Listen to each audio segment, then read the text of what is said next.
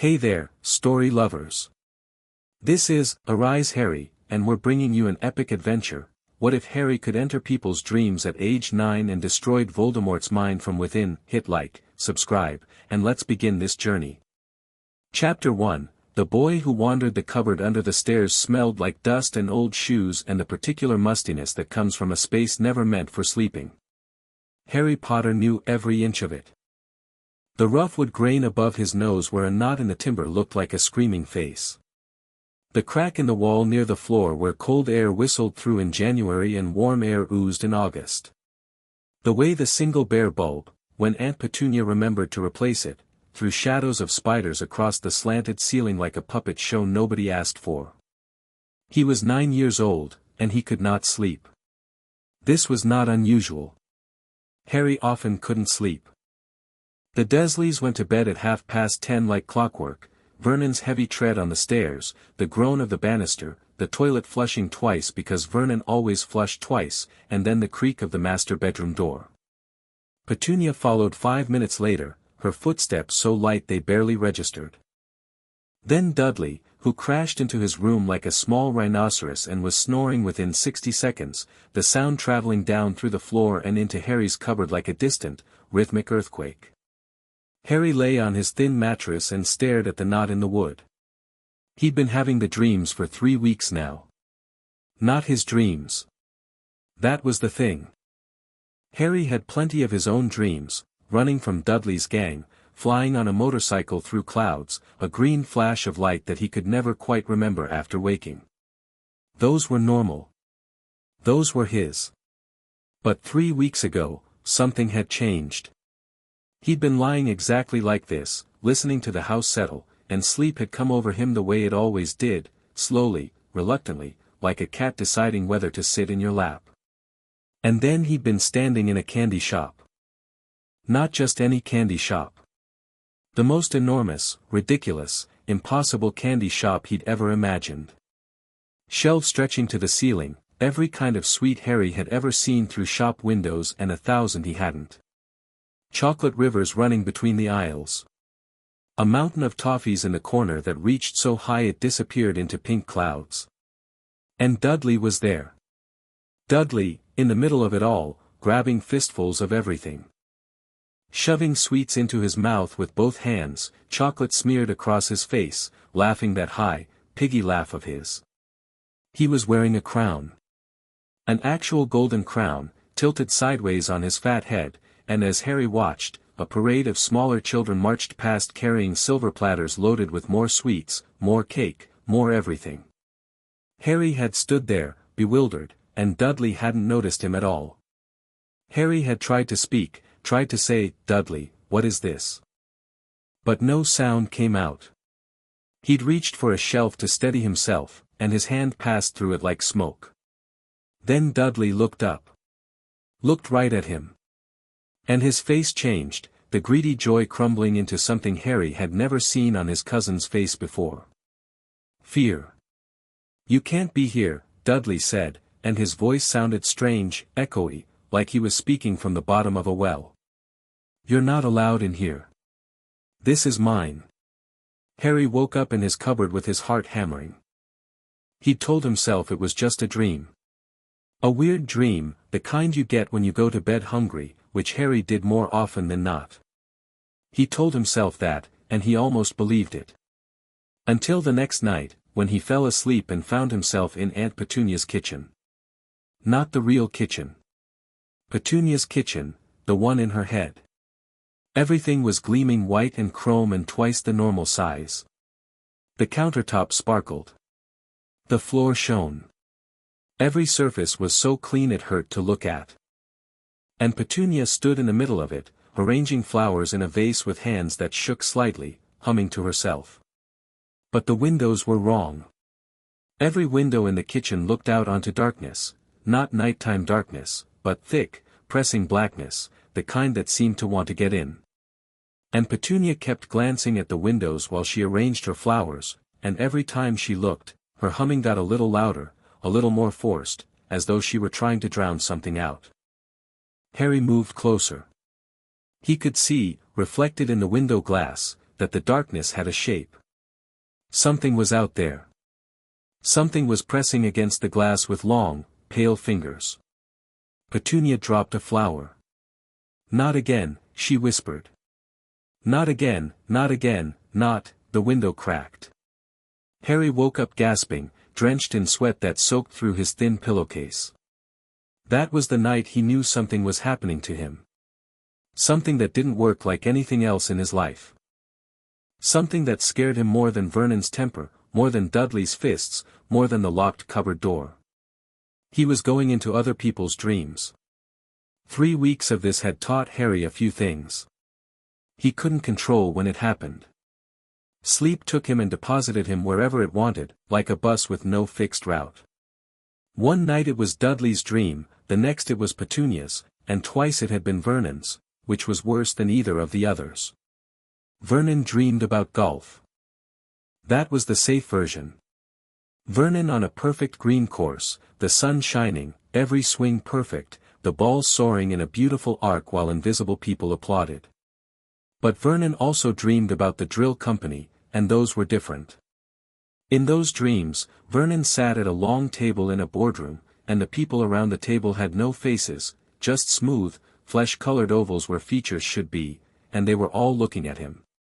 Judging him. And Vernon would talk faster and louder, trying to impress them, but his voice kept getting smaller, and the faceless people leaned closer, and the room got darker, and Vernon shrank in his chair like a balloon deflating. Harry had watched this twice. Both times, he'd felt something he didn't want to feel. He'd felt sorry for Vernon Dursley. That was wrong. Vernon was a bully. Vernon locked him in the cupboard and shouted at him, and once, when Harry was 7, had grabbed him by the arm hard enough to leave finger-shaped bruises that lasted a week. Feeling sorry for Vernon was like feeling sorry for a brick wall that had fallen on you. But in the dream, Vernon was small. Vernon was afraid. Vernon was a man who thought, every single night, that the people around him were about to discover he was a fraud. Harry didn't know what to do with that information. So he shoved it into the same mental cupboard where he kept all the other things he couldn't deal with: why the Dursleys hated him, why strange things happened when he got upset, why he sometimes heard whispers in a language he almost understood, and he went on with his life. He went to school. He avoided Dudley's gang. He did his chores. He ate what he was given, when he was given it, and tried not to think about the dreams. But the dreams kept coming. The first Tuesday of June was hot. Surrey baked under a white sky, and the pavement on Privet Drive shimmered like water. Harry had spent the morning weeding the garden under Petunia's supervision, which meant Petunia stood at the kitchen window with a glass of iced lemonade and rapped on the glass whenever Harry paused to wipe sweat from his forehead. By noon, the garden was done. Harry sat in the shade of the fence, drinking from the garden hose because he hadn't been offered water, and watched Mrs. Next door, he'd never learned her real name, hanging laundry on her line. The sheets billowed like sails. Her cat, an enormous orange thing, lay in a patch of sun and stared at Harry with the unblinking contempt that only cats can manage. "Boy!" Harry flinched. Vernon was home early. The front door slammed, and heavy footsteps crossed the hall. "Boy, get in here." Harry coiled the hose, wiped his hands on his oversized jeans, and went inside. Vernon stood in the living room with a face like a thunderstorm. He was holding a letter, crumpled in his fist, the paper already damp from his sweating hands. "Did you?" Vernon stopped. Started again. "Have you been?" Another stop. His mustache twitched. Harry could practically see the gears turning behind Vernon's small, watery eyes, trying to frame a question he didn't have words for. "Did you do something to Dudley?" Vernon finally managed. Harry's stomach dropped. "No, sir." "Then why has he been having nightmares?" The word hit Harry like a slap. "I don't know. 3 weeks of nightmares." Vernon's voice was climbing. 3 weeks of my boy waking up screaming that someone's watching him in his sleep. He says," Vernon's jaw worked. "He says he sees you." In his dreams. Standing there, watching him. Harry's mouth went dry. I don't know what kind of freakishness this is, Vernon said, and the word came out like he was spitting poison, but you will stop it. Do you understand me? Whatever you're doing, you will stop. I'm not doing anything, don't lie to me. Vernon's hand shot out and seized Harry's shoulder, fingers digging in hard enough that Harry saw white at the edges of his vision. He didn't cry out. He'd learned years ago that crying out made it worse. You listen to me, Vernon said, very low now, his breath hot and sour against Harry's face. I've put a roof over your head. I've fed you. I've kept you out of an orphanage. And this is how you repay us. Tormenting my son with your abnormality. He shoved Harry backward. Harry stumbled, caught himself on the doorframe. Get in your cupboard. No supper. Harry went. The cupboard door locked behind him. He sat in the dark and pressed his hands against his face, and he tried very hard not to think about what Vernon had said, because if he thought about it, he'd have to admit that Vernon was right. He was doing something. He just didn't know how to stop. Harry didn't sleep that night. He lay awake until 3 in the morning, rigid on his mattress, fighting off every wave of drowsiness like it was an enemy. His eyes burned. His head throbbed.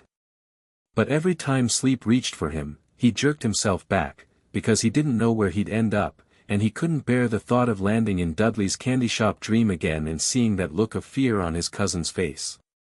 It was strange to feel guilty about Dudley. Dudley, who'd made Harry's life miserable since before either of them could talk. Dudley, who played Harry hunting with his friends and punched Harry in the stomach and ate Harry's birthday cake right in front of him with a smile. But dreams were different. In dreams, people were naked, not literally, but in some deeper way. Their walls were down. Their pretenses were gone. In Dudley's candy shop dream, Harry had seen something underneath the greed and the cruelty, a boy who was terrified that someone would come along and take his things away. A boy who ate and ate because filling his stomach was the only way he knew to fill the hollow feeling inside him. Harry didn't want to see that. He wanted Dudley to be a bully, simple and uncomplicated, because then Harry could hate him cleanly. The dreams were ruining that. At 3:30, sleep won. Harry's eyes closed, and the cupboard dissolved around him like sugar in water, and he was somewhere else. Not Dudley's dream. Not Petunia's. Not Vernon's. He was standing in a hallway. Long, narrow. Lit by candles that burned with a strange, greenish light. The walls were paneled in dark wood, and the wood was rotting, soft and spongy, the kind of rot that happens when water gets in and is never let out. The carpet underfoot had been fine once, an intricate pattern of serpents and vines, but now it was threadbare and stained. Harry turned slowly. Behind him, the hallway ended in a door. Ahead, it stretched into darkness. This wasn't like the other dreams. The other dreams had a quality of belonging to someone. Dudley's dreams were loud and bright and excessive, like Dudley himself. Petunia's were rigid and controlled. Vernon's were stuffy and self-important. You could feel the personality of the dreamer in every detail, like a signature written in light and shadow. This hallway didn't feel like anyone Harry knew. It felt old. It felt cold. And underneath the cold, there was something else, a hum, a vibration, like a wasp trapped behind glass. Something alive and angry and aware. Harry should have turned around. Every instinct told him to turn around, to will himself awake, to flee. He was 9 years old and standing in a rotting corridor that belonged to no one in number 4 Privet Drive, and the green-lit candles were flickering as if something was moving through the air toward him. He took a step forward. The carpet squelched under his bare foot. The candles guttered. Ahead, in the darkness, something shifted. Another step. The hallway was getting colder. Harry's breath came out in white plumes, and his scar, the thin, lightning-shaped scar on his forehead, the one Petunia said he'd gotten in the car crash that killed his parents, had begun to ache. Not the dull ache of a healing wound. This was sharp, electric, a wire of pain that ran from the scar down through his skull and into the base of his spine. He should stop. He should. The hallway opened into a room. A study, once. A fireplace on the far wall, dead and cold, ashes spilling onto the hearth. An armchair with its stuffing erupting through slashes in the leather. A desk covered in papers that were covered in dust. And everywhere, on every surface, on the walls and the ceiling and the floor, words. Words carved into the wood. Words scrawled in what might have been ink and might have been something else. Words in a language Harry didn't recognize, angular, vicious-looking characters that seemed to writhe when he looked at them too long. In the armchair, something sat. Harry's scar screamed. He clapped his hand to his forehead and doubled over. Through watering eyes, through the lightning storm of pain, he saw it, a figure, hunched in the ruined chair, wrapped in what looked like a cloak made of smoke. It was thin. Horribly thin. The bones of its hands were visible through skin that looked like wet parchment, and its fingers were very long, and they were gripping the arms of the chair with a tension that spoke of fury held in check by exhaustion. The figure's head turned.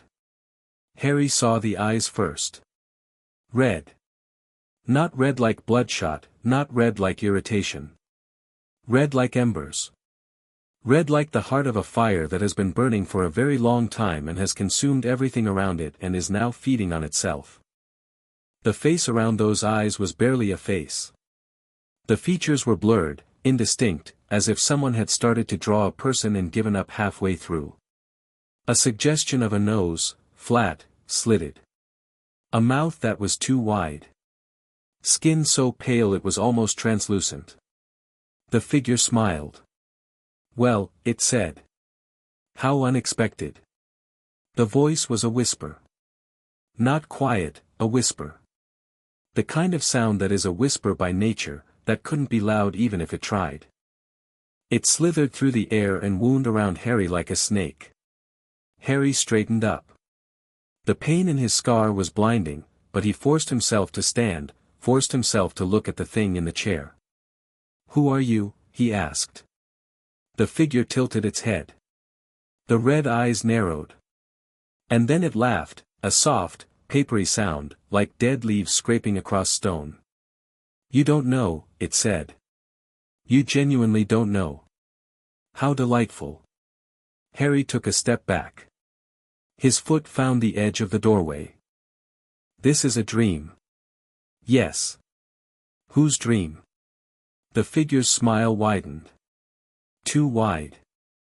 The mouth stretched past where a mouth should stop, and the teeth behind it were sharp and very white. Ours, it said. Harry ran. He turned and bolted down the hallway, his bare feet slapping against the rotten carpet, and the green candles blew out one by one as he passed them, darkness chasing him like a living thing. Behind him, the whisper followed, not words now, just a hiss, a long, sibilant exhalation that filled the corridor like steam. The door. The door at the end of the hall. Harry slammed into it, grabbed the handle, twisted, locked. There's nowhere to go, the whisper said, right behind him. There's never been anywhere to go. You've been carrying me for 8 years, child. Where could you possibly run? Harry's hand was shaking on the door handle. The pain in his scar was so intense that his vision had gone white at the edges. He could feel the thing behind him like heat from an open oven, and he could smell it, cold stone and something chemical, something that burned the back of his throat. Let me out, Harry whispered. You came to me. Let me out. The door exploded. Not opened, exploded. The wood blew outward in a shower of splinters and green light, and Harry fell through the gap into his cupboard. His mattress.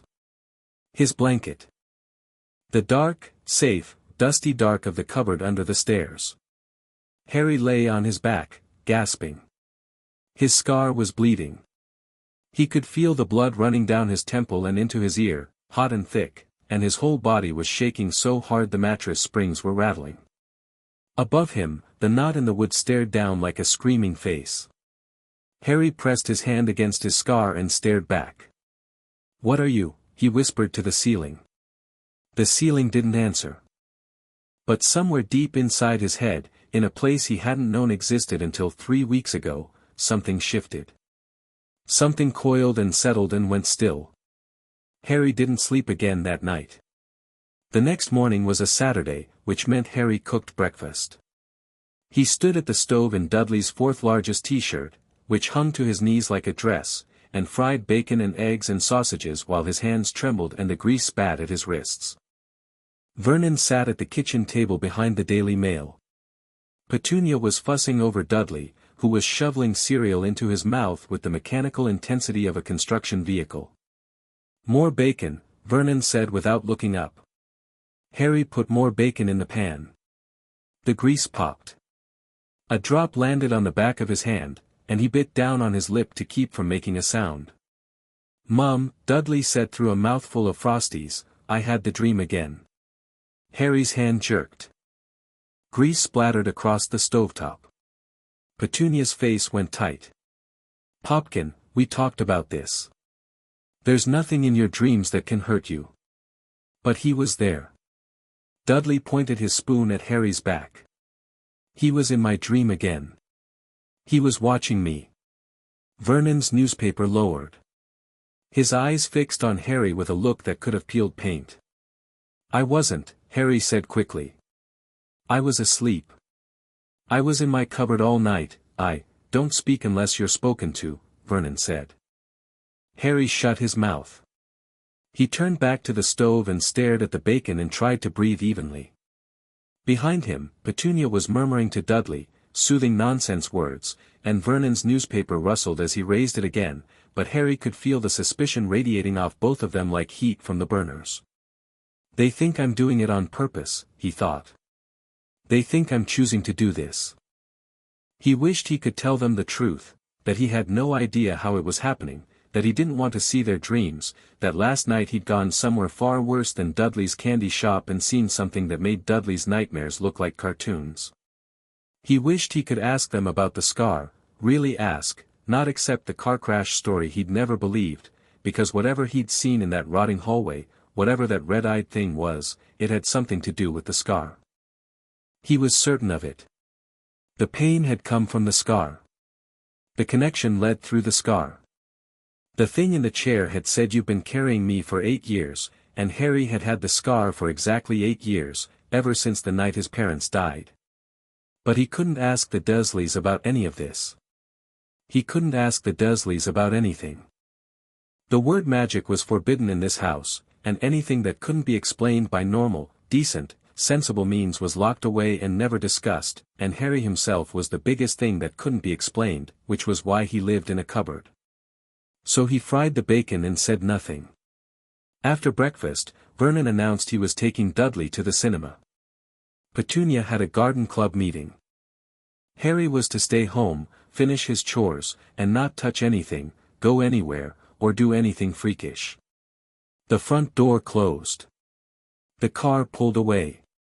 The house went quiet. Harry stood in the empty kitchen and looked at his hands. They were still trembling. The burn from the grease was an angry red welt across his right wrist. He went to the bathroom and ran cold water over the burn. In the mirror, his reflection stared back at him, thin face, messy black hair, round glasses held together with tape. And the scar. The lightning bolt, livid against his pale forehead, still faintly pink along its edges as if it had been recently irritated. Harry touched it.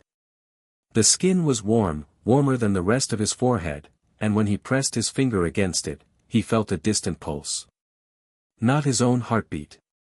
Something else. Something that beat to a different rhythm. "What are you?" he asked his reflection. He thought about the thing in the chair. The red eyes. The whisper voice. "You've been carrying me for 8 years. 8 years. Since he was a baby. Since the night his parents died in a car crash, except they hadn't died in a car crash, had they? Harry had known this, in a vague, unformed way, for years. The story didn't hold together. A car crash didn't explain the scar. What kind of car crash left a perfect lightning bolt? It didn't explain the strange things that happened around him, the teacher's wig turning blue, the time he'd ended up on the school roof when Dudley's gang was chasing him, the way Glass had vanished from a snake enclosure at the zoo. And it didn't explain why the Dursleys were so afraid of him, because they were afraid. Harry had always known that. Their cruelty came from fear, the way a dog bites because it's cornered. The dreams had shown him that. In Petunia's dream, the thing pressing against the windows, Harry hadn't recognized it at first, but now, thinking back, he saw it clearly. A woman's face. A woman with red hair and green eyes. A woman who looked like the vague, watercolored memory Harry had of his mother. Petunia was afraid of her dead sister. And in Vernon's boardroom dream, the faceless judges who made Vernon shrink in his chair, they weren't Vernon's colleagues. They were his fears made manifest. The fear that he was ordinary, that he was nobody, that despite all his bluster and his drills and his perfectly normal life, he was a small man in a big chair. These were private things. Secret things. Things Harry should never have seen. He looked at the scar in the mirror and pressed his finger against it again. The pulse answered. Harry spent the rest of the day cleaning the house, vacuuming, dusting, scrubbing the bathroom, mopping the kitchen floor. Mindless work that let his thoughts churn. By the time he finished, the house smelled of lemon cleaner and the afternoon sun was slanting through the windows in long golden bars. He sat on the bottom stair, not in his cupboard, because the cupboard felt too small today, too much like a coffin, and tried to think it through. Fact, he could enter people's dreams. Fact, he couldn't control it. Fact, last night, he'd entered a dream that didn't belong to anyone in the house. A dream connected to his scar. A dream inhabited by something that knew him, that had been inside him since he was a baby. Fact, the thing in the dream was not human. Or if it had been human once, it wasn't anymore. Fact, he was 9 years old, and no one in the world would believe him about any of this. Harry put his head in his hands. The stair was hard under his bony backside, and the house was so quiet he could hear the clock in the living room ticking away the seconds. He could just, not sleep. Stay awake forever. People did that, didn't they? In films, soldiers stayed awake for days. But even as he thought it, he knew it was stupid.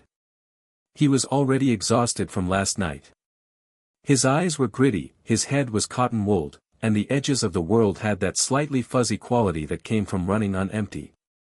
He couldn't stay awake forever. Sooner or later, sleep would take him, and he'd be back in the hallway with the green candles, and the thing in the chair would be waiting. Unless... Harry lifted his head. Unless he went there on purpose.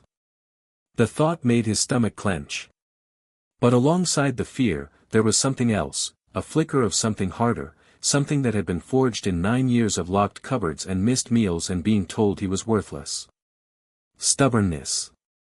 If the thing was inside him, living in him, feeding on him, then it was in his house. Not the other way around. Harry didn't choose this. Harry didn't ask for any of it. But if the thing in the chair thought it could sit there in the dark and whisper at him and make his scar bleed and scare him into never sleeping again, no. Harry Potter had spent his entire life being pushed around by people bigger than him. The Dursleys. Dudley's gang. Teachers who believed Dudley's lies. He'd learned to be small, to be quiet, to take up as little space as possible. But in the dreams, he wasn't small. In the dreams, Dudley was afraid of him. In the dreams, he could walk through walls and move without being seen and go places no one could follow. In the dreams, he had power. Right, Harry said to the empty house.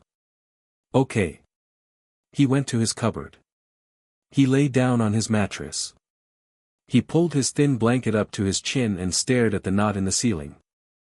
His heart was beating very fast. Right, he said again. He closed his eyes. Sleep came differently this time. Instead of the slow, reluctant approach, it came quickly, as if it had been waiting for him to decide, as if all it needed was his permission. The cupboard dissolved. The sounds of the house faded. Harry felt himself falling, but gently, like sinking into warm water. And then he was in Dudley's dream. He recognized it immediately, the candy shop, the towering shelves, the chocolate rivers. But it was daytime now, in the dream, and the shop was different. Brighter. Louder. There was music playing, tinny and cheerful, and Dudley was behind the counter in a shop apron, carefully arranging sweets in a display case. Harry watched from the doorway. Dudley hadn't seen him. His cousin's face was different. Concentrating. Focused. There was none of the manic greed of the nighttime candy shop dreams. This was a different dream, a different version of Dudley's desire, and in this one, Dudley wasn't devouring the sweets. He was curating them. Harry felt that twinge of unwelcome empathy. Dudley, arranging his little kingdom. Dudley, who in waking life was given everything and appreciated nothing, but who in sleep dreamed of actually working at something, of building something that was his. Harry didn't want to be here. He needed to get to the hallway. He thought about the green candles. The rotten carpet. The cold, pressing dark. He held the image in his mind, and felt a pull. Like a hook behind his navel. Like a hand on his shoulder. The candy shop blurred, Dudley's figure smeared like a watercolor painting left in the rain, and Harry was moving, sideways, through, between, the hallway materialized around him. Same as before. Green candles. Dark wood. Rot. But Harry was standing at the far end now, near the door to the study, and he could see the firelight, no, not firelight, the red glow of those eyes, spilling through the doorway. Harry's scar pulsed. The pain was there, but distant, muffled, as if his decision to come here willingly had turned down the volume. He walked forward. The study was unchanged. The dead fireplace. The ruined chair. The words carved into every surface. And the figure, hunched and waiting, its red eyes tracking Harry as he stepped through the doorway. "You came back," it whispered. It sounded surprised. "You came back on purpose." "Yeah," Harry said. His voice sounded steadier than he felt. "I did." The figure's head tilted. Those ember eyes studied him with an intensity that made Harry's skin crawl.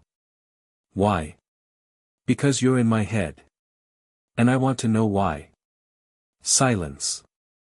The green candles flickered. On the desk, the dust stirred as if something had breathed on it. Then the figure laughed again, that papery, dead-leaf sound. "In your head," it repeated. "Is that what you think this is?" "That's what you said last night. You said I've been carrying you." "So I did." The figure shifted in its chair. The smoke cloak rippled. "And you've been thinking about it all day, haven't you?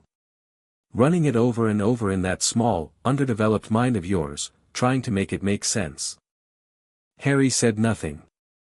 "You won't," the figure continued. "You can't. You don't have the framework. You don't even know what you are, child. You don't know what I am. You're fumbling in the dark, and you've stumbled into a room that could swallow you whole." "Then tell me," Harry said. The eyes narrowed. "Why would I do that?" "Because you're stuck in a chair in a rotting room, and I'm the first person you've talked to in 8 years. The silence that followed was absolute. Not quiet, absolute. The candles stopped flickering. The dust stopped drifting. Even the hum of the room, that angry wasp vibration, went still. The figure stared at Harry. Harry stared back. He wasn't sure where the words had come from. Somewhere deep, somewhere instinctive. The same place that told him when to duck before Dudley threw a punch. The same place that had let him talk his way out of trouble with Mrs. Finch at school. Harry had always been good at reading people, at sensing the cracks in them, the soft spots, the things they didn't want you to see. And this thing, this red-eyed shadow in its ruined study, it was lonely. He couldn't have said how he knew. The room told him. The carved words on every surface, words with no one to read them. The dead fireplace that had once been warm. The desk covered in papers that no hands ever touched. This was a mind that had been alone for a very long time, and solitude had made it vicious, but underneath the viciousness was the raw, aching fact of isolation. "What's your name?" Harry asked. The figure's mouth worked. The too-wide smile was gone. In its place was something uncertain, an expression that looked alien on those inhuman features, like it had forgotten how to make it. "I have had many names," it whispered. And then, very softly, "I don't remember all of them." Harry's chest tightened. He didn't want to feel sympathy for this thing. He didn't. But the voice had changed, just for a moment, just for that sentence, from a whisper to something almost human, and in that almost human sound, Harry heard something that he recognized. The sound of someone who'd been alone too long. "I'm Harry," he said. The figure's hands tightened on the chair arms. The red eyes flared brighter, then dimmed. "I know who you are, Harry Potter. I have always known. I was there when you got that scar." Harry's hand went to his forehead. Enough." The whisper was sharp now. Cutting. The moment of vulnerability closed like a door slamming shut. "You are a child. An ignorant, powerless child, blundering into something beyond your comprehension. Go back to your cupboard. Go back to your pathetic relatives and your small, wasted life. Forget this room. Forget me. I am not a pet to be visited." "No," Harry said. "I don't think I will." The figure surged forward in its chair. The smoke cloak billowed. The room trembled, the carved words on the walls pulsing with sick green light, and Harry felt the pain in his scar spike like a nail being driven into his skull, but he didn't move. He stood in the doorway with his fists clenched and his legs shaking and his scar howling, and he did not move. "You can make it hurt," Harry said through gritted teeth. "But you can't make me leave. I got out last time on my own. I blew the door open. That was me, not you. You're stuck in that chair and I can walk out whenever I want." The figure settled back. The green light faded. The pain ebbed. Those red eyes regarded Harry with something new. Not amusement. Not contempt. Wariness.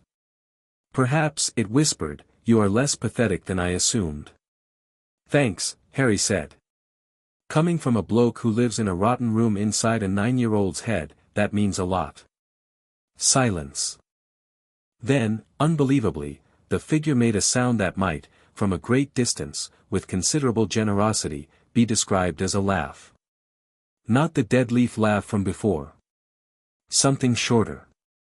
Sharper. Surprised out of it. "Go away, Harry Potter," it said, but the venom had drained from the words. "Go away and rest. You look terrible. I live in a cupboard and I haven't eaten since yesterday lunch." "Yes," the figure whispered. "I know. I see everything you see. I feel everything you feel. I have been trapped behind your eyes since you were an infant, and I have watched those repulsive muggles starve you and beat you and lock you away like an animal." Harry's breath caught. Muggles? The red eyes blinked. Something shifted behind them, a flicker of what might have been annoyance, as if the figure had said more than it intended. "Non-magical people," it said, and then pressed its thin lips together as if trying to stop more words from escaping. "Non-magical," Harry repeated. "So there are magical people." The figure said nothing. "And I'm one of them." "Nothing. And you're one of them." The red eyes closed. When they opened again, they were dimmer than before, tired, Harry realized. Whatever this thing was, the confrontation was costing it. "You will learn," it whispered. In time. You will learn everything, and you will wish you hadn't. But I will not be your teacher, child. I am not here to help you. Then what are you here for? The figure's mouth twisted. I am here, it said, because I had nowhere else to go. The words hung in the air between them. Harry looked at the ruined study, the dead fireplace, the carved walls, the decay of a mind that had been folded into a scar and left to rot for 8 years, and he understood, with the clear, uncomplicated logic of a 9-year-old, that whatever this thing was, it was broken. Not dangerous in the way Vernon was dangerous, all bluster and fists. This was something that had once been powerful and was now diminished. A king in exile. A fire burning down to embers. I'll come back, Harry said. Don't. I'll come back tomorrow night. The figure's eyes opened fully.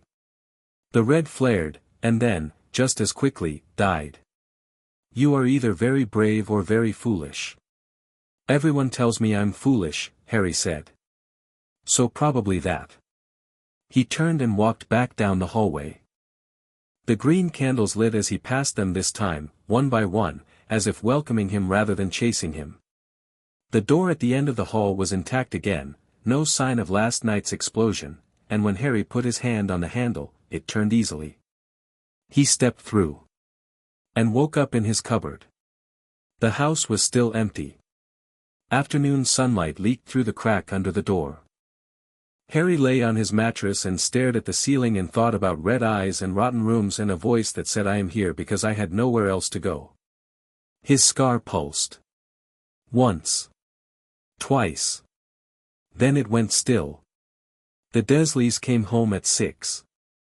Dudley was in a foul mood because the cinema had been out of the large popcorn and he'd had to settle for medium. Vernon was in a foul mood because Dudley was in a foul mood. Petunia was in a foul mood because everyone else was. Harry heated up a casserole from the freezer and set the table and stayed out of the way. He ate a slice of bread and a piece of cheese standing at the kitchen counter while the Dursleys ate casserole in the dining room, and he listened to Vernon complaining about the government and Petunia complaining about the neighbors and Dudley complaining about everything. Normal. Ordinary. A perfectly mundane evening in the Dursley household. Harry washed the dishes. He dried the dishes. He put the dishes away. Petunia inspected the house and found dust on the mantelpiece. There was always dust on the mantelpiece, even when there wasn't, and Harry dusted it again while she watched. Cupboard, Vernon said at 8:30, which was an hour before the Dursleys' bedtime but well past what Vernon considered Harry's. Harry went. The lock clicked. The dark settled in. He lay on his mattress and waited. At 10:30, Vernon's heavy tread. The toilet. The bedroom door. Petunia's lighter steps. Dudley's rhinoceros crash. The snoring. Harry closed his eyes. This time, he tried to choose. Not Dudley's dream. Not Petunia's or Vernon's.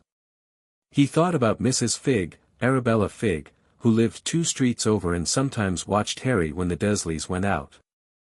She smelled like cats and cabbage and she made Harry look at photographs of every cat she'd ever owned, and she was dull as dishwater, but she was never cruel. Harry thought about her, held her image in his mind, the wrinkled face, the hairnet, the slippers, and felt the pull. He was standing in a garden. But not Mrs. Figg's garden. This garden was enormous, wild and overgrown, with hedges that towered overhead and flowers that were colors Harry had never seen. A cat sat on a stone wall, watching him, and it was one of Mrs. Figg's cats, Mr. Tibbles, the big brown one, but in the dream, Mr. Tibbles was the size of a horse. Mrs. Figg was there, kneeling in a flower bed, digging in the earth with her bare hands. She was younger in the dream, not young, but younger, with fewer wrinkles and brighter eyes. She was humming. The garden was warm and bright and smelled like summer. Harry watched her for a moment. She didn't see him. In her dream, she was happy, purely, simply happy, in a way that Harry had never seen her in waking life. The sadness that always hung around Mrs. Fig like a shawl was gone, and in its place was this, a garden, a cat, sunshine, peace. Harry stepped back. He didn't want to intrude on this. He thought about the hallway. The pull came, and he was there. Green candles. Dark wood. Rot. But something was different tonight. The hallway was slightly wider. The carpet was slightly less threadbare. The candles burned a fraction brighter. As if Harry's presence, or perhaps his decision to return, had improved something. Fed something. The study door was open. Harry walked through it. The figure was in the chair, but its posture had changed. Last time, it had been hunched and defensive. Now it sat straighter. The red eyes were alert. It looked, Harry searched for the word, expectant. "You came back," it said. "I said I would. People say many things." Harry sat down on the floor. There was nowhere else to sit, the study had only the one chair, and he wasn't going to fight for it. The floor was cold and hard, but Harry had slept on worse. "I have questions," he said. "I have no obligation to answer them. You said, muggles, yesterday. Non-magical people. So I'm magical." The figure's mouth twitched. "You made glass vanish at a zoo. You made yourself appear on a rooftop. You turned a woman's hair blue. What do you think?" "I think I'm magical. But I don't know what kind. The wizarding kind." "You are a wizard, Harry Potter. You come from a long line of wizards and witches." The words came out clipped, reluctant, as if each one was being dragged from the figure against its will. "Your father was a pure-blood wizard. Your mother was a muggle-born witch, a witch born to non-magical parents." Harry's heart was hammering. "My mum was a witch." Something moved in the red eyes. A flicker. A shadow. "Yes. And they didn't die in a car crash." "No. How did they die?" The figure went very still. The candles dimmed. The room contracted, walls pressing inward, ceiling lowering, and Harry felt the temperature drop. "That," the figure whispered, "is a question you are not ready for." "Says who?" "Says the thing that killed them." The words fell like stones into water. Harry heard them, understood them, and felt the bottom drop out of his world. The figure watched him with those ember eyes. It didn't look away. It didn't soften. It simply sat and watched while Harry processed the fact that the thing living inside his scar, the thing he'd come back to visit, the thing he'd felt sorry for, had murdered his parents. Harry's hands were shaking. His whole body was shaking.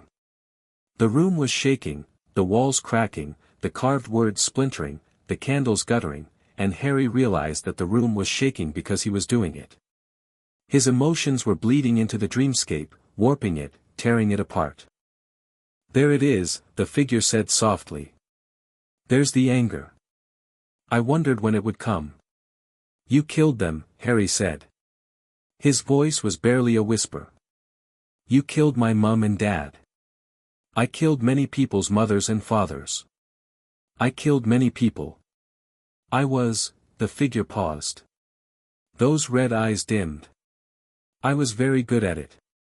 Harry stood up. The room lurched. Cracks raced across the ceiling. A chunk of plaster fell and shattered on the floor. "I should destroy you," Harry said, and he was surprised by how calm the words sounded, how flat, how certain. The figure looked at him. And in those ruined, ember eyes, Harry saw something he hadn't expected. Agreement. "Yes," the figure whispered. "You probably should." The room crumbled. The walls dissolved. The floor cracked and fell away into darkness, and Harry was standing on nothing, in nothing, the dreamscape shredding itself around him, and then hands. Small hands, grabbing his shoulders. A voice, faint and far away, "Wake up. Wake up." Harry crashed back into his body like a stone thrown through a window. His cupboard. His mattress. The dark. The lock. Everything solid, everything real, everything mundane. His scar was bleeding again. Blood on his pillow, blood on his hand, blood in his mouth where he'd bitten his tongue. And beneath the pain, beneath the shock, beneath the crawling, seething rage, a thought, cold and clear, it's inside me. The thing that killed my parents is inside me. And it told me the truth. Harry lay in the dark and bled and shook and thought about what he was going to do next. He didn't know yet. He was 9 years old, and he lived in a cupboard, and the most powerful dark wizard in history was nested in his scar like a wasp in a wall, and no one in the world knew or would believe him if he told them. But Harry had learned something tonight. 2 things, actually. The first was that the figure, the fragment, the parasite, whatever it was, could be hurt. When Harry's emotions had surged, the room had come apart. The dreamscape had shattered under the force of his anger. The thing in the chair hadn't been able to stop it. It hadn't even tried. It was weaker than it pretended. The second thing Harry had learned was harder to articulate. It was something about the way the figure had said yes, you probably should. Not defiant. Not afraid. Just, tired. Honest. As if some small, buried part of it knew what it was and what it had done and was too exhausted to argue about it anymore. I am here because I had nowhere else to go. Harry closed his eyes. His scar pulsed, slow and steady, like a second heartbeat. Tomorrow night, he'd go back. Not because he forgave it. Not because he pitied it. Not because he understood it. Because it was in his head, and his head was his, and he was going to take it back. Whatever that took. Whatever it cost. Harry Potter, 9 years old, lying in a cupboard under the stairs with blood drying on his face, made a decision. He was going to learn everything the thing in the chair could teach him. He was going to map the territory of his own mind. He was going to understand this power, the dreamwalking, the magic, all of it. And then he was going to finish what his mother started when she stepped between her son and a monster.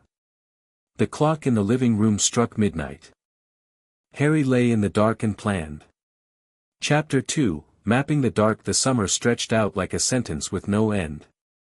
June bled into July, July into August, and Harry Potter learned to live 2 lives. The daytime life was the same as it had always been. Chores, silence, invisibility. He weeded the garden and painted the fence and cleaned the gutters and cooked the meals and stayed out of Dudley's way and said, yes, Uncle Vernon, and, no, Aunt Petunia, and made himself small enough to fit inside the shape they'd carved out for him. This life was gray and grinding and familiar, and Harry moved through it on autopilot, his body going through the motions while his mind was somewhere else entirely.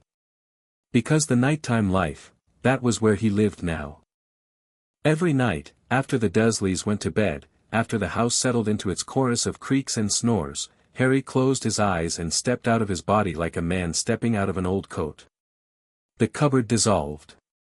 The world dissolved. And Harry went walking. He'd started with the neighbors. The first week after his confrontation with the thing in the scar, he'd started calling it the fragment, because it felt less terrifying to name it something clinical. Harry had avoided the hallway entirely. He wasn't ready to go back. The rage was too fresh, too hot, and he was afraid of what would happen if he entered that rotting study with murder on his mind. Not afraid for the fragment. Afraid for himself. The way the dreamscape had shattered around him, the way the walls had cracked and the floor had dropped away, that was his power, uncontrolled, and Harry had seen enough of what uncontrolled power could do. Vernon's hand on his arm. Dudley's fist in his stomach. The teacher who grabbed kids by the ear. Power without control was just violence. So instead, Harry practiced. Mrs. Figg's garden was his starting point. He went there 3 nights running, moving through the enormous hedges and the horse-sized cats, testing the boundaries of the dream. He discovered he could touch things if he concentrated, running his hand along a hedge and feeling the leaves scratch his palm, picking up a stone and weighing it. He discovered he could make himself invisible simply by wanting to be unseen, and he could make himself visible by stepping forward with intent, though he never did this in Mrs. Fig's dream. Her garden was too peaceful to disturb.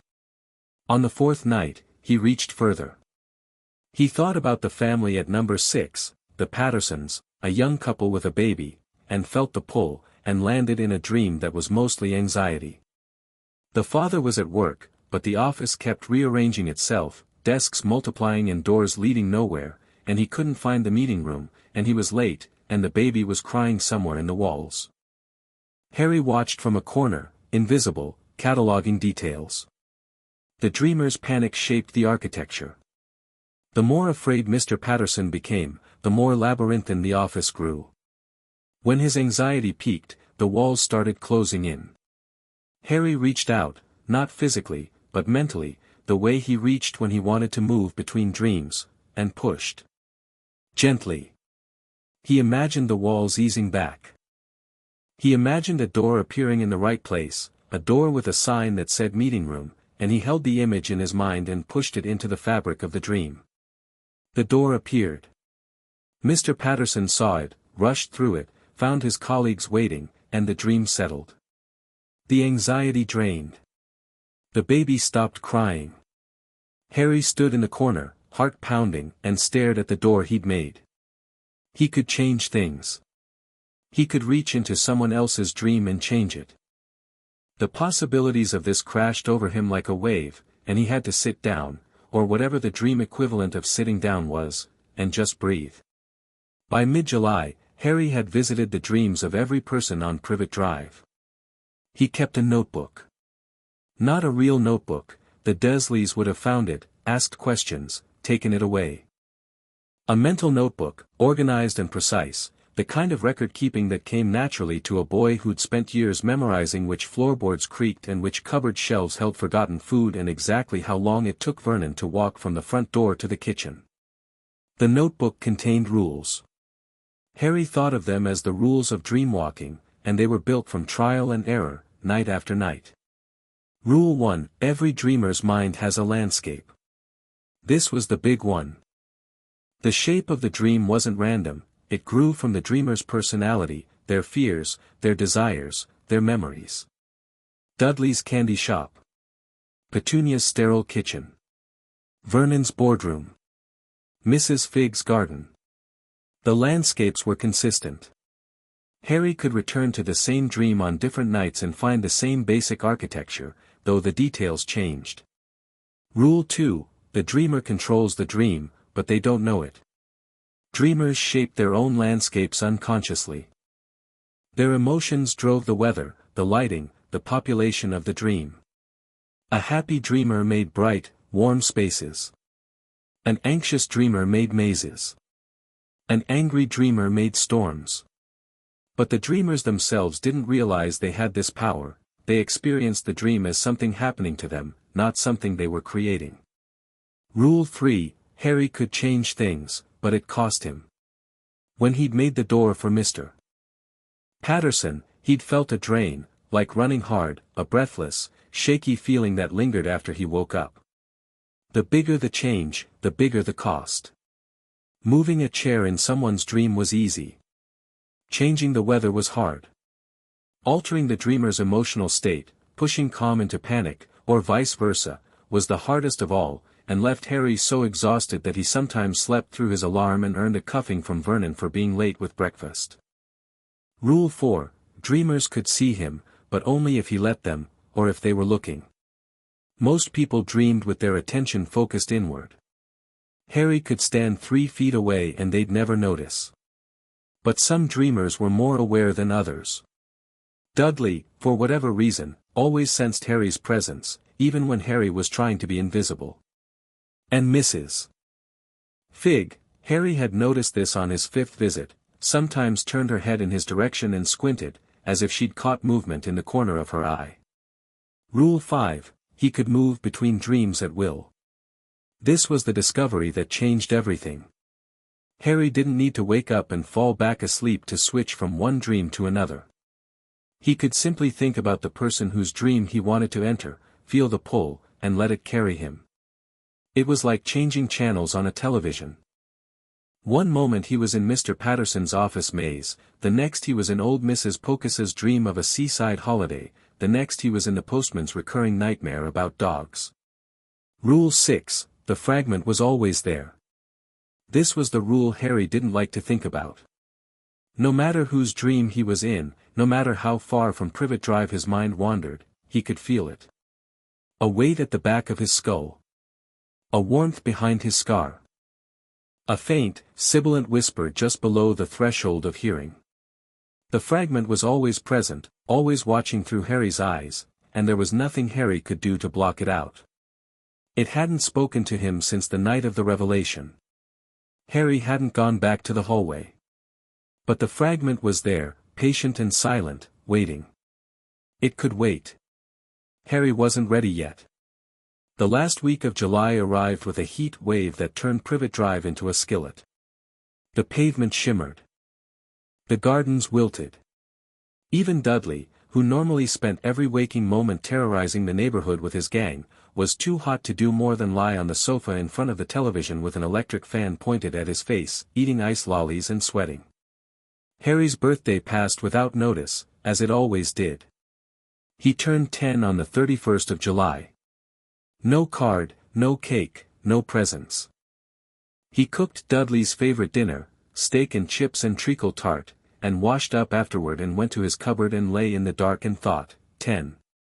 One more year until he was 11. He didn't know why 11 felt important, but it did. Something was coming. He could feel it the way you feel a storm building, a change in pressure, a heaviness in the air, a sense of the world leaning forward on the balls of its feet. The fragment knew. Harry could feel its attention sharpen whenever he thought about the future, feel the whisper behind his scar intensify, as though the thing in the rotten study was pressing its face against a window, trying to see what Harry was seeing. Harry ignored it. He had more immediate concerns. The problem was sleep. 2 months of nightly dreamwalking were taking their toll. Harry was thin, thinner than usual, which was saying something. His skin had a grayish cast. His hands trembled when he wasn't concentrating on keeping them still. Dark circles ringed his eyes like bruises, so deep and persistent that even Petunia noticed. "You look dreadful," she said one morning, watching him scrub the kitchen floor. Her voice held no concern, only distaste, the same tone she used when discussing mold or vermin. "Are you ill?" "No, Aunt Petunia. Don't you dare bring something into this house. If you're ill, you'll stay in that cupboard until you're better. I won't have Dudley catching whatever you've got." "I'm not ill." She stared at him a moment longer, then went back to her magazine. Harry scrubbed the floor and tried to ignore the way the kitchen tilted when he moved too fast. He wasn't ill, not exactly. The dreamwalking was draining him. Each night he spent in other people's heads was a night his body didn't truly rest, and the cumulative sleep debt was becoming a physical weight, a stone tied to his ankles that got heavier every day. He needed to cut back. He knew this. But cutting back meant giving up the only part of his life that mattered, the only hours in which he felt powerful and free and real, and every time he told himself tonight I'll just sleep normally, the cupboard walls pressed in and the lock clicked and the dark settled over him like a shroud, and the pull came, and he went. He couldn't stop. But he could be smarter about it. That night, Harry tried something new. Instead of leaving his body entirely, instead of the full dissolution that carried him into someone else's dreamscape, he went inward. He lay on his mattress and closed his eyes and thought, me. Not Dudley, not Mrs. Figg, not anyone else. Just Harry. The pull came differently this time. Not a hook behind the navel, but a settling. A sinking. Like dropping through the surface of a lake into still, deep water. Harry opened his eyes. He was standing in a room. Small. Dim, familiar. It took him a moment to realize what he was looking at, and then his stomach clenched. It was the cupboard. But not the real cupboard, cramped and dusty and miserable. This cupboard was bigger, taller, the walls lined with shelves that stretched upward into shadow. And the shelves were full. Books. Hundreds of books. Thousands, maybe.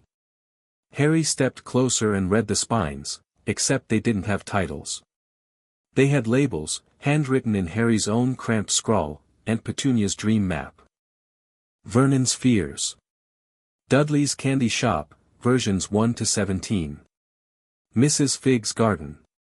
Patterson Office Maze. Rules of Dreamwalking. His Mental Notebook. Made Manifest. The inside of his own mind, organized and shelved like a library. Harry touched one of the books, Rules of Dreamwalking, and it fell open in his hands, and the words were there, all 6 rules, written in light on pages that hummed faintly under his fingers. "Oh," Harry said softly. This was his space. His dreamscape. The place his mind built for itself when it turned inward. And it was a library in a cupboard, because of course it was. Harry's entire life was a cupboard, and his entire escape was knowledge. He explored. The shelves went up, and as he climbed, there was a ladder, rickety but serviceable. The books changed. Lower shelves held his dreamwalking notes, organized and accessible. Higher shelves held memories, not books so much as windows, small panes of glass that showed scenes from his life when he looked through them. Harry climbing the school roof. Harry at the zoo, talking to the snake. Harry, very small, lying in a crib while green light flashed and a woman screamed. He flinched away from that one. Higher still, the shelves grew darker. The books here were bound in black leather and chained to the wood, and they radiated cold. Harry reached for one and pulled his hand back. The chain was ice cold, burning his fingers. He didn't need to open them. He knew what they were. The fragments shelf. The place where the parasite had burrowed into his mind, the roots it had put down over 9 years of cohabitation. These were the books of Tom Riddle's memories, leaking through the scar, contaminating Harry's library. Harry stood on the ladder and looked at the chained books and thought carefully. Then he climbed back down. At the bottom of the cupboard library, directly beneath the ladder, there was a door. Not the cupboard door, that was behind him, the exit back to the waking world. This door was in the floor, a trapdoor with an iron ring, and when Harry knelt and pressed his ear against it, he could hear something. Breathing. Slow, steady, patient. The hallway was down there. The fragments domain. Connected to Harry's mind by a trapdoor in the floor of his most private space. Harry sat back on his heels and stared at the ring. Not tonight. He spent the rest of the night in his library, organizing. Moving books, creating new shelves, building the architecture of his inner world. He discovered that the more clearly he organized his thoughts, the easier it was to think, as if the mental library wasn't just a metaphor but an actual tool, a way of structuring his mind that made him sharper, faster, more precise. By the time he woke, Harry felt more rested than he had in weeks. He'd found the trick. He didn't need to stop dreamwalking. He just needed to spend time in his own head, building and maintaining the library, instead of burning himself out in other people's dreams every single night. Balance. Rest. A base camp to return to between expeditions. Harry ate his meager breakfast with steady hands and clear eyes, and Petunia didn't comment on his appearance, and the day rolled on. 3 nights later, Harry went back down the trapdoor. He'd spent the intervening time strengthening his library. New shelves, new organization, a reading desk with a lamp that burned without heat. He'd even added a window, looking out onto nothing, just a square of warm golden light set into the wall, because the cupboard without a window felt too much like the real one. But now it was time. Harry knelt in front of the trapdoor, curled his fingers around the iron ring, and pulled. The hinges groaned. Cold air rushed up, carrying the smell of rot and candle wax. Below, a wooden staircase descended into green-tinged darkness. Harry went down. The staircase led to the hallway. Same as before, green candles, dark wood, serpent and vine carpet. But Harry noticed changes. The rot was slightly worse. The carpet was more threadbare. One of the candles had gone out entirely, leaving a gap in the line of flickering lights like a missing tooth. The fragment was deteriorating. Without Harry's visits, without the interaction and the emotional energy that came with them, it was decaying. Harry felt a complicated twist of emotion, satisfaction and guilt and something darker that he didn't want to examine, and walked toward the study. The door was closed this time. Harry raised his hand to knock, caught himself, and almost laughed. Knocking. On a door inside his own head. As if this were a social call. He opened the door. The fragment was in the chair. It looked worse than before, thinner, more translucent, the bones of its face showing through the parchment skin like scaffolding beneath a canvas. The red eyes were dimmer. Embers cooling to ash. 3 weeks, it whispered. You let me sit here for 3 weeks. I needed time. You needed time. The fragment's lips curled. How human of you.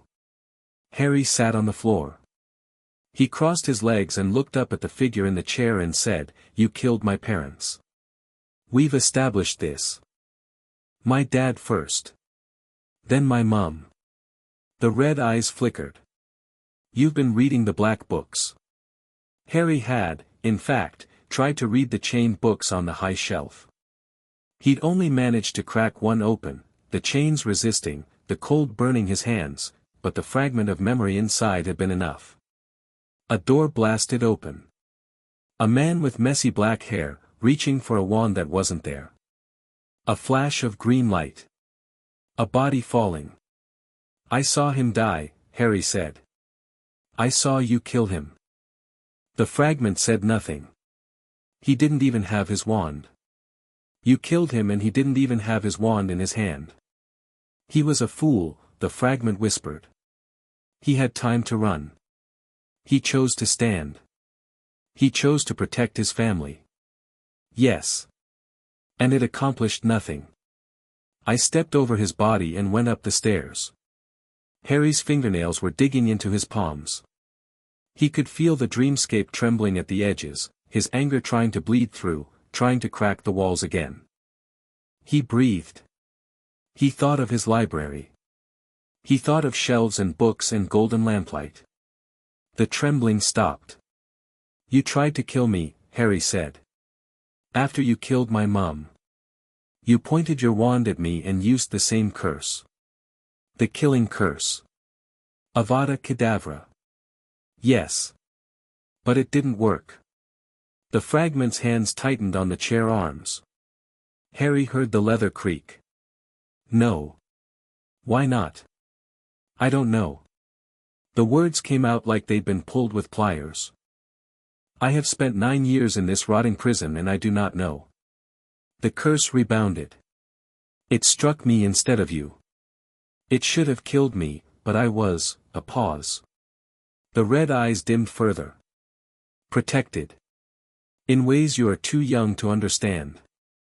The curse destroyed my body but could not destroy me entirely, and a piece of me, the smallest piece, the ragged edge of a torn soul, lodged itself in the only living thing in the room.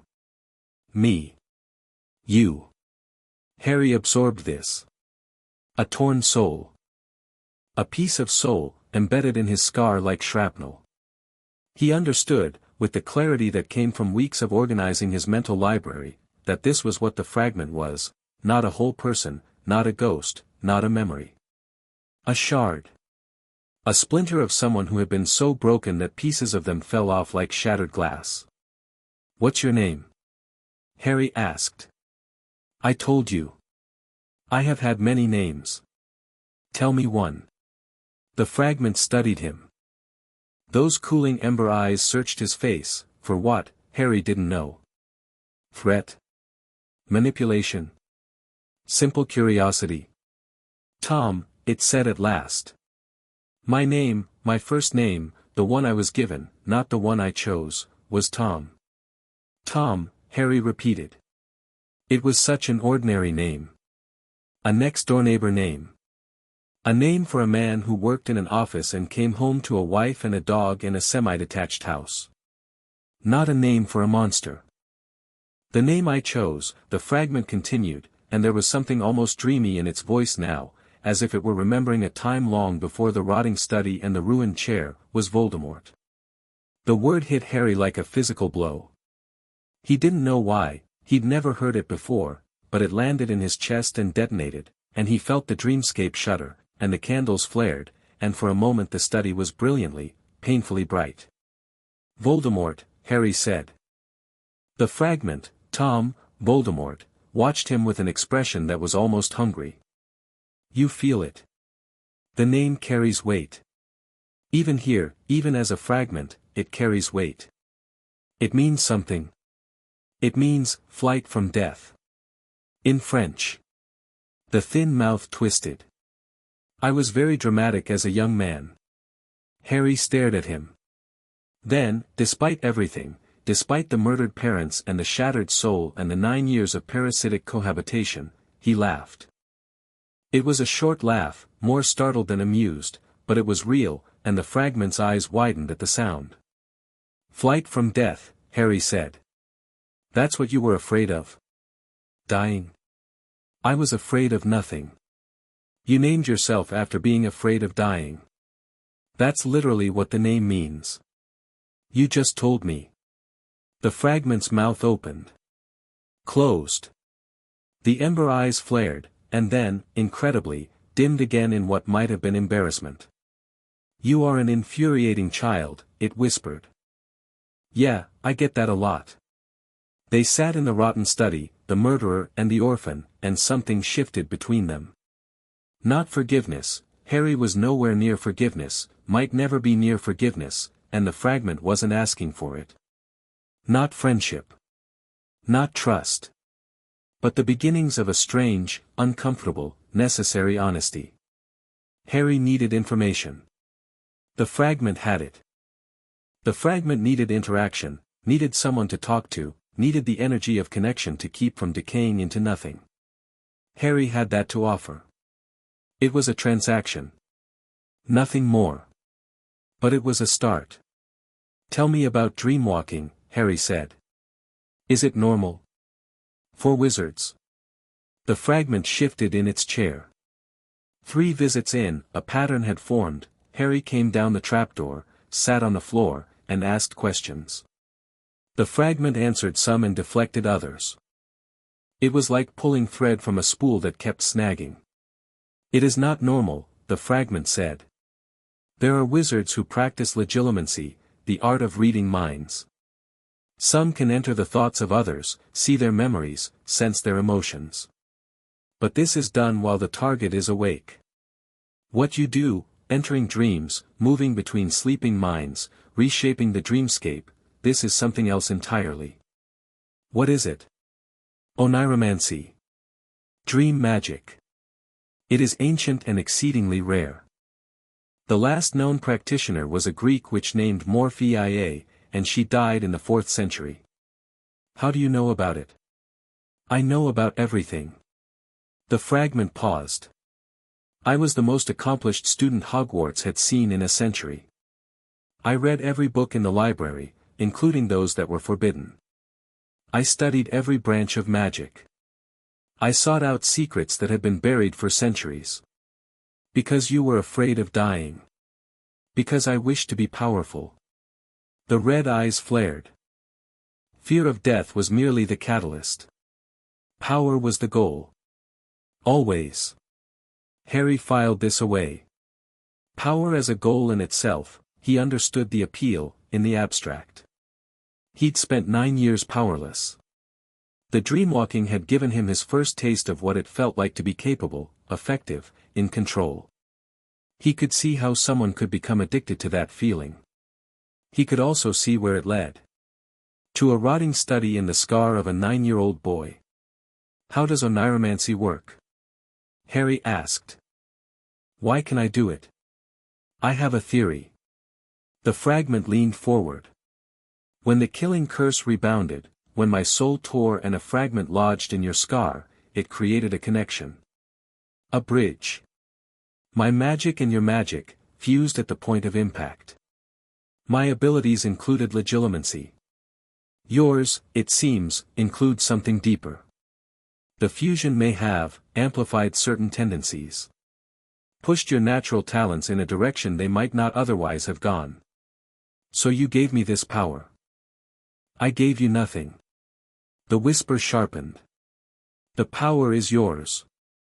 The scar merely unlocked it. Harry nodded. He'd suspected something like this, the scar as a key, not a gift. The fragment wasn't being generous. It was being accurate. Can I do it better? Harry asked.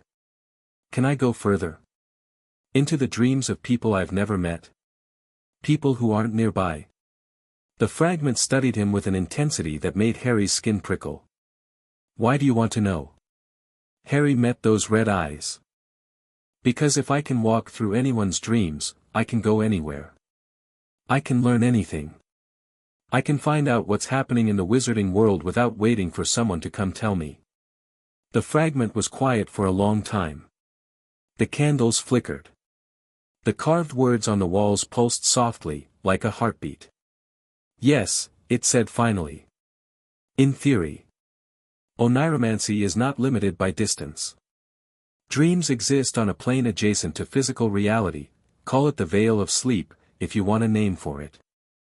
Every sleeping mind is a point of light on this plane, and a skilled dreamwalker can move between them regardless of physical proximity. But you would need an anchor, something that connects you to the target. A name. A face. An object they've touched. Something. A name is enough. For a powerful dreamwalker, a name should be sufficient. Harry's mind was racing. Names. He had names. The fragment had given him names over the past few visits, names dropped casually, almost carelessly, as if testing whether Harry would catch them. Dumbledore. Hogwarts. The Ministry of Magic. Death Eaters. Dumbledore, Harry said. Could I find him? The fragment went rigid. The chair creaked. The temperature in the study dropped so sharply that frost formed on the carved words. No, it hissed. Why not? Albus Dumbledore is the most accomplished legilimens alive. If you enter his dreams, he will know. He will feel you. And he will trace the connection back to its source, and he will find me, and he will. The fragment stopped. The frost was spreading across the floor now, reaching for Harry's crossed legs. He'll what? He will destroy me. The words were barely audible. He is perhaps the only wizard alive with the knowledge and the power to excise a soul fragment, and if he discovers what I am, what you carry, he will not hesitate. Harry looked at the fragment, at Tom, at this shattered remnant of Voldemort, sitting in his rotten chair, decaying by the day, terrified of a man named Dumbledore. Good, Harry said quietly. The red eyes snapped to his face. Maybe he should destroy you, Harry continued. Maybe that's the right thing to happen. You killed my parents. You killed other people. You said so yourself. If he destroys me, he may destroy you as well. The fragment's voice was razor-thin. The soul fragment is embedded in your scar. In your mind. In your magic. We are fused, Harry Potter. Removing me could kill you. The words landed like cold water. Harry sat very still. Could, he said. Not would. Do you want to gamble your life on the distinction? Harry thought about this. Really thought about it, the way he'd learned to think in his library, carefully, precisely, from multiple angles. No, he said. Not yet. Not until I understand more. The fragment settled back. The frost receded. Then stay away from Dumbledore. For now, Harry said. I'll stay away from Dumbledore for now. The fragment's eyes narrowed, but it said nothing. The negotiation was clear. Harry would keep the fragment secret, not out of loyalty or sympathy, but because destroying it might mean destroying himself. And the fragment would keep teaching Harry, not out of kindness or guilt, but because Harry's visits were the only thing keeping it from dissolving into nothing. Mutual dependence. Mutual suspicion. A partnership built on the thinnest possible ice. Harry climbed back up the staircase and closed the trapdoor and sat in his library and thought about everything he'd learned, and the golden lamp burned steadily on his reading desk, and outside the window that looked on nothing, a faint light was beginning to glow, as if somewhere on the other side, something was waking up. Harry reached beyond Privet Drive for the first time on a Thursday night in August. He was in his library, sitting at his desk, the trapdoor firmly closed beneath him. He'd been practicing visualization, holding a name in his mind, building a picture around it, reaching out through the veil of sleep for the corresponding point of light. He started small. He thought of Piers Polkiss, Dudley's best friend, who lived 4 streets away.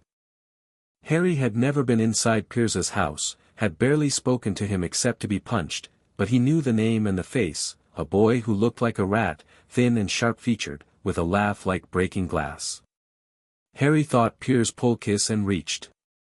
The pull came. Stronger than when he walked into the dreams of people sleeping in the same house, more like a tug than a nudge, a hook that yanked rather than guided. Harry let it take him. Piers Polkiss dreamed about dogs. Specifically, he dreamed about being chased by a pack of enormous black dogs through a forest that looked like something from a fairy tale, dark trees, glowing eyes, the sound of baying in the distance. Piers was running flat out, his rat face stretched in terror, his skinny legs pumping. Harry watched from behind a tree. The dream was vivid, Piers's fear made everything sharp and hyperreal, the bark of the trees rough and detailed, the dog's breath steaming in the cold air. Harry could smell pine needles and wet earth and the metallic tang of adrenaline. He didn't interfere. He was here to test the range, not to help Piers Polkiss sleep better. After a few minutes, he let go of the dream and felt himself pulled back to his library. It worked. Distance was not a barrier. He tried again. This time, a teacher, Miss Hargreaves, who taught Year 5 at Harry's school. Harry didn't know where she lived, but he had her name and her face, a young woman with a kind smile who always seemed slightly overwhelmed by 30 children. Miss Hargreaves. Pull. Yank. And he was in a classroom that was also a garden, desks sprouting from the earth like plants, children growing from the chairs like flowers. Miss Hargreaves stood at the front, watering them with a watering can, and she was smiling, and the sun was warm, and the children bloomed. Harry smiled despite himself. Miss Hargreaves dreamed about nurturing things. Of course she did. Back to the library. Again. Further this time. He thought about a name the fragment had mentioned once, Rubeus Hagrid. A man who worked at Hogwarts. Harry didn't know what he looked like, didn't know where Hogwarts was, had nothing but a name and a context. Rubeus Hagrid. The pull was different. Distant, vast, like reaching across an ocean. Harry strained toward it. The library blurred. The golden lamp flickered. And then he was standing in a forest. Not Piers's fairy tale forest. A real forest, ancient, dense, alive. Trees the size of cathedrals, their branches woven into a canopy so thick that the sky was invisible. The ground was covered in moss and fallen leaves and the occasional mushroom that glowed faintly blue. Something moved in the underbrush, something large, with scales. And there, in a clearing, was the biggest man Harry had ever seen. He must have been 12 feet tall. His hands were the size of dustbin lids. A wild mane of black hair and a beard that could have housed a family of birds framed a face that was, despite its enormity, remarkably kind. He was sitting on a log, and in his lap, cradled as gently as a kitten, was a dragon. A dragon. A real, actual, fire-breathing dragon, about the size of a large dog. It was curled up in the giant man's lap, its wings folded, its snout resting on its tail, and the giant man was stroking its scales and humming a lullaby. "There's a good boy," the man murmured. His voice was like a bass drum, deep and resonant, vibrating in Harry's chest. "There's a good lad.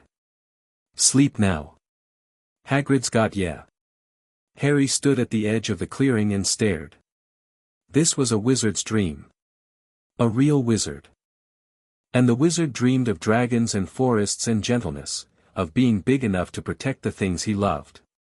Harry felt something crack open in his chest. An emotion he couldn't quite name. Not envy, exactly. Not longing, exactly. Something closer to recognition, the feeling of seeing, for the first time, a life that looked like something he might want. The dragon stirred. Opened one golden eye. Looked directly at Harry. Harry held his breath. The dragon's eye closed. It nuzzled deeper into Hagrid's lap. Hagrid hummed. Harry left. Back in his library, he sat at his desk and put his face in his hands and breathed. His heart was hammering. Not from fear. From wonder. The wizarding world was real. It was out there. And the people in it dreamed of dragons. August wore on. Harry pushed his range further every night. He found Hogwarts by following the thread from Hagrid's dream, not entering the school directly, but feeling its presence on the Veil of Sleep, an enormous constellation of sleeping minds clustered together like stars in a nebula. Even during the summer, when most students were gone, the castle hummed with dreams. Teachers, ghosts, could ghosts sleep, house elves, and something vast and slow and ancient that Harry thought might be the castle itself. He didn't enter any of those dreams. The fragment's warning about Dumbledore echoed in his mind, "He will feel you. He will trace the connection." Harry kept his distance, circling the constellation the way a moth circles a flame, close enough to feel the warmth, far enough to avoid being burned. But he found other things. On the Veil of Sleep, dreaming minds appeared as points of light, but not all points were equal. Most people's dreams were soft, warm, yellow-white, like candle flames. A wizard's dream burned brighter, hotter, with colors that shifted and danced. And some dreams were dark. Not dark like nightmares. Those were still made of light, dim, flickering, sputtering light, but light nonetheless. The dark dreams were something else. Cold. Dense. Like black holes on the dreamscape, pulling at the fabric of the veil rather than illuminating it. Harry found the first one in late August. He was ranging far that night, stretching his reach across the length of England, touching dream after dream like a pianist running fingers across keys. Most he passed over, a note struck and released, a life glimpsed and forgotten. He was getting better at this, faster, more precise. The drain was still there, but his library gave him a reservoir, a well of mental energy that he could draw on and replenish. And then he felt it. A cold spot. A point where the Veil of Sleep dipped inward, like a tablecloth dragged down by a weight placed on top of it. Harry approached cautiously. He didn't enter the dark dream, instinct screamed at him to stay back, but he got close enough to sense its shape. It was hard. Rigid. A mind locked down like a fortress, all walls and gates and razor wire. Inside, something burned with a cold, silver-blue flame that was nothing like the warm lights of normal dreams. And the scar pulsed. Harry recoiled. The scar pulse was the same rhythm he felt when the fragment was active, that second heartbeat, that alien presence, but this was different. Stronger. Closer to the surface, as if whatever was inside that dark dream was resonating with the thing inside Harry's head. He fled back to his library and slammed the trapdoor shut and sat on it, breathing hard, his scar throbbing. Below the trapdoor, muffled but audible, the fragment was laughing. Harry opened the trapdoor the next night. What was that? He demanded, halfway down the staircase. The fragment was sitting up straighter in its chair. Its eyes were brighter than they'd been in weeks, not ember red but flame red, vital and keen. You felt it, it said. You found one. One what? A piece of me. Harry stopped on the bottom step. The hallway stretched before him, green and cold, and the fragment's words hung in the air like smoke. A piece, Harry repeated. I told you the killing curse tore my soul. I did not tell you it was already torn. The fragment leaned forward. The smoke cloak billowed. I split my soul deliberately, Harry Potter. Multiple times. I created anchors, objects into which I placed pieces of myself, so that even if my body was destroyed, I could not truly die. Harry's mouth went dry. How many? When I came to your parents' house, I had made 5. The 6th, the fragment gestured at itself, was unintentional. A ragged piece, torn loose by the killing curse's rebound, lodged in your scar. 6 pieces of your soul. 7, counting what remained in my body. I intended to make the 7th separately, but your mother, a pause, intervened. Harry sank down to sit on the step. His mind was reeling. 7 pieces. This thing in his head, this fragment, was one of 7. And the dark dream he'd found on the veil, the cold, rigid, fortress-like mind, was another. The one I found, Harry said. What is it? An object. I placed pieces of my soul in objects of significance, a diary, a ring, a locket, a cup, a diadem. The objects carry a form of consciousness. A shadow of me. In sleep, when the boundaries between mind and matter thin, they dream. Objects dream. Objects containing fragments of a human soul dream. The fragment's mouth twisted. It is not a pleasant existence. The consciousness inside is limited, a loop of memories and impulses, unable to grow or change, repeating the same patterns endlessly. Imagine being trapped in a single room with no doors, replaying the same day forever. Harry looked at the rotting study. The fragment looked back at him. Neither of them commented on the parallel. You made these things on purpose, Harry said. You tore your soul apart on purpose. To live forever. To conquer death. And it worked. I am alive. The fragment's voice was flat. After a fashion. The body I lost that night in Godric's Hollow is gone. But the pieces of my soul persist. Somewhere in the world, what remains of Lord Voldemort exists, a wraith, a shade, barely conscious, sustained by the anchors I created. The anchors. Harry thought about the cold spot on the veil. If the anchors were destroyed, then the wraith would have nothing to sustain it. And the next time it encountered death, it would be final. Harry looked at the fragment. The fragment looked at Harry. You're telling me this, Harry said slowly. You're telling me how to destroy Voldemort. I am telling you how to destroy him. The wraith. The remnant. The thing that still haunts the world. The fragment's eyes burned. I am not him, Harry Potter. I am a piece that was torn away 9 years ago. I have sat in this room and decayed while he, whatever he has become, persists. I have had 9 years to think, and I have had nothing to think about except what I did and what I am, and the fragment stopped. The fire in its eyes guttered. It looked away, the first time Harry had ever seen it break eye contact.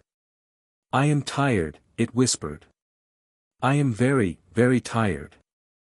Harry sat on the step and looked at this broken thing, this splinter of a monster, worn down by solitude and regret into something that was not quite repentant but was no longer proud, and he felt the ice inside his chest crack a little further.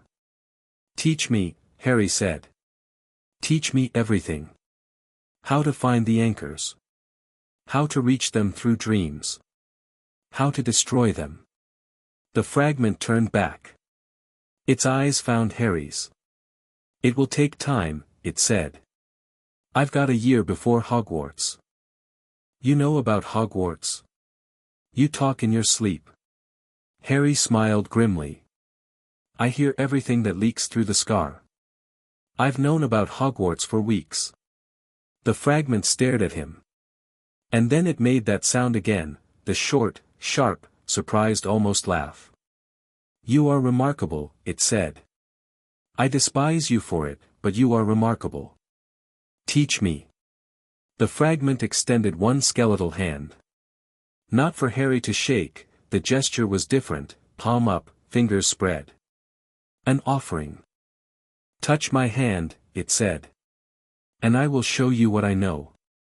Harry looked at the hand. Translucent skin over sharp bones. The hand that had held the wand that killed his parents. He reached out and took it. The room exploded. Not into destruction, into information.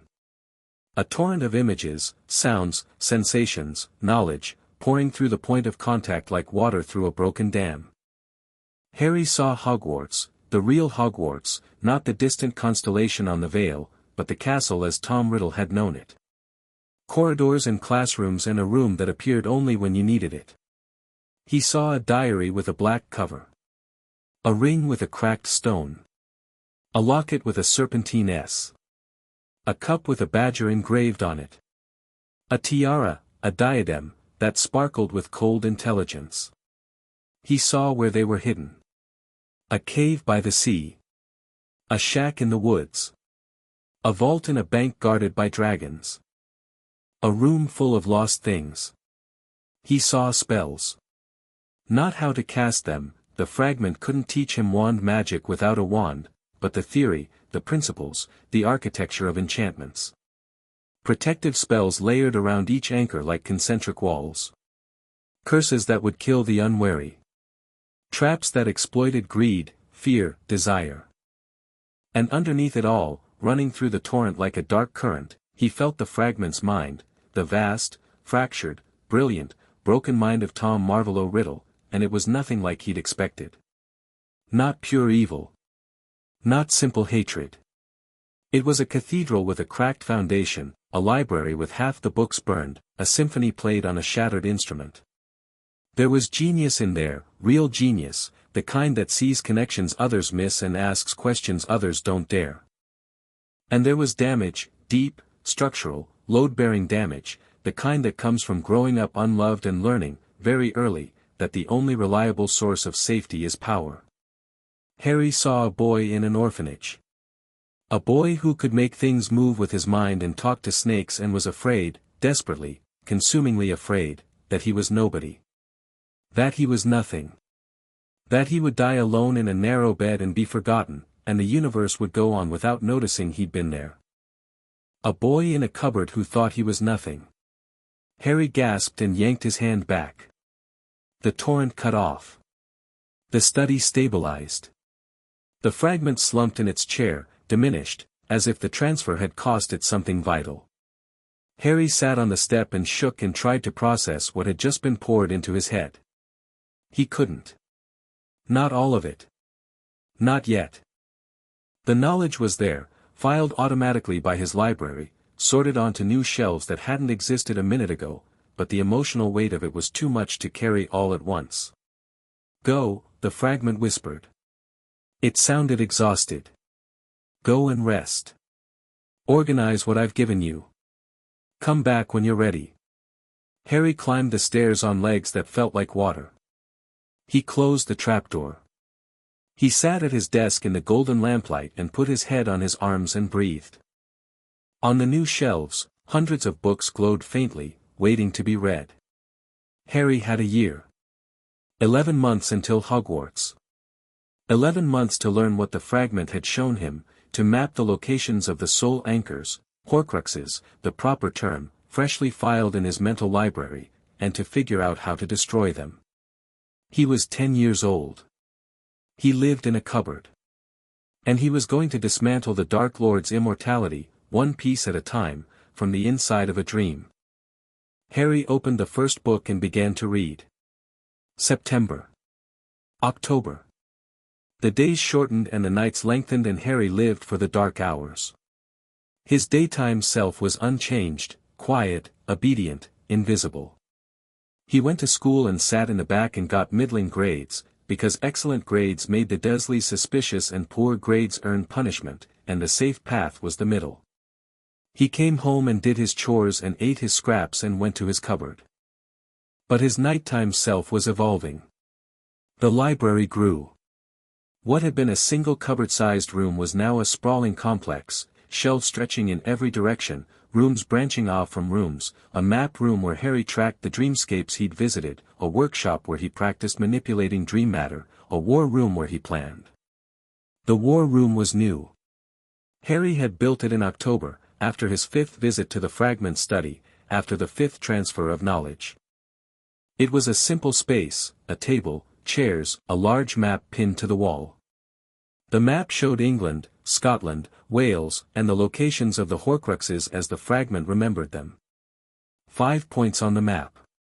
5 pieces of Voldemort's soul, hidden in 5 locations, protected by 5 sets of defenses. The diary was the closest. According to the fragment's memories, it had been given to a man named Lucius Malfoy, a follower, a Death Eater, for safekeeping. Malfoy lived in Wiltshire. Harry found Malfoy's dream on the first try. It was not a pleasant dream. Malfoy's dreamscape was a manor house, vast, cold, dripping with wealth and cruelty. Marble floors. Peacock feathers. Portraits that sneered from the walls. And at the center of it, Lucius Malfoy himself, tall, blonde, aristocratic, sitting at a desk and writing letters in handwriting so precise it looked mechanical. Harry didn't enter the dream. He observed from outside, circling the point of light on the veil, getting a sense of its texture and defenses. Malfoy's mind was disciplined, not as rigid as the Horcrux he'd sensed in August, but well organized, with clear boundaries. This was a man who practiced occlumency, the fragment told him later. The art of defending the mind against intrusion. Can he feel me? Harry asked. Not if you stay outside. Occlumency shields the conscious mind, but dreams are a different layer. He might sense something if you enter, a vague unease, a feeling of being watched, but he won't be able to trace it. And the diary? It will be in his home. Hidden. Malfoy is arrogant but not stupid. He'll have it under lock and ward. Harry spent 3 nights circling Malfoy's dreamscape. On the 4th, he slipped inside. It was like diving into cold water. The manor dream closed around him, heavy and suffocating, and Harry had to fight the urge to gasp. The wealth was oppressive, gold on every surface, silk and velvet and crystal, all of it gleaming with a cold, hard light that had nothing to do with warmth. This was a man who defined himself by what he owned. Harry moved through the manor like a shadow, invisible, silent, cataloging the layout. The Dream Manor was built from Malfoy's memories of his real home, which meant the architecture was roughly accurate, rooms in the right places, corridors connecting where they should. Harry mapped it. The library. The drawing room. The cellar. The study where Malfoy sat writing his endless letters. And beneath the study, hidden behind a dream wall that was slightly colder than the rest, a dark spot. A familiar cold spot. A point where the veil dipped inward. The diary. Harry could feel it through the dream wall, the same rigid, fortress-like consciousness he'd sensed in August, but smaller, tighter, more compressed. A soul fragment trapped in paper and ink, dreaming its endless looped dreams. He didn't touch it. Not yet. He wasn't ready. The fragment had warned him, the Horcruxes were defended, and approaching one without preparation was suicide. Even in a dream, the soul inside the diary would fight back, would try to possess him, manipulate him, drag him into its loop and trap him there. Harry needed weapons. Tools. More practice, more knowledge, more strength. He withdrew from Malfoy's dream and returned to his library and added a new pin to the war room map. Diary, Malfoy Manor, Wiltshire. Confirmed. 1 down. 4 to go. Winter came. Harry found the others. The locket was the hardest, hidden in a cave on the coast, a place so drenched in dark magic that the veil of sleep warped around it like heat shimmer over asphalt. Harry couldn't get close without his scar screaming. He marked its location and moved on. The ring was in a shack, Little Hangleton, the fragment told him, the village where Tom Riddle Sr. had lived. where Voldemort's Muggle father had lived. The shack belonged to the Gaunt family, Voldemort's maternal line, and it was buried under layers of curses so thick they showed up on the veil as a knot of black thorns. The cup was in Gringotts, the wizarding bank, in a vault belonging to a woman named Bellatrix Lestrange. Harry couldn't even approach Gringotts on the veil. The goblin's magic was old and strange and completely opaque to dreamwalking. The diadem was at Hogwarts. Hidden in a room that appeared only when you needed it, the room of requirement, the fragment called it, with something almost like fondness. This one was closest to accessible, but it was also inside a castle full of wizards, including Albus Dumbledore, and the fragment's warning about Dumbledore had not expired. Harry stood in his war room and looked at the map and felt the weight of what he was planning. 5 Horcruxes. 5 pieces of an immortal dark wizard's soul. Hidden behind curses and wards and guards and goblins and one of the most powerful wizards alive. And he was 10 years old. You can't do it alone, the fragment said during their next session. It had been getting better, or at least, less worse. Harry's regular visits seemed to slow its decay, and the study, while still rotten, had stabilized. The candles burned steadily. The carpet was threadbare but intact. You know this. I know. Hogwarts. When you go to Hogwarts, you'll have resources. A wand. Teachers. Knowledge. And, others. Others? The fragment's mouth twisted. Friends. Allies. Whatever you want to call them. You cannot do this alone. No one can. Believe me, and here the voice dropped, the red eyes dimming. I learned that lesson, in my own way, far too late. Harry looked at the fragment, at this broken, decaying splinter of the man who had believed he needed no one, who had torn his own soul apart rather than accept the vulnerability of connection, and he understood the warning. I'll find people, Harry said. When I get to Hogwarts. I'll find people I can trust. Trust carefully. Trust carefully, Harry agreed. The fragment nodded. Then it did something unexpected. It reached out and tapped the arm of its chair, and the wood shifted, reshaping itself into a small, flat surface. A chessboard. Pieces appeared, black and white, carved from dream matter, each one detailed and distinct. While we wait, the fragment said, shall we play? Harry looked at the board. Looked at the fragment. You play chess. I play everything. I have had 9 years with nothing to do. Harry sat down across from the board. I don't really know how.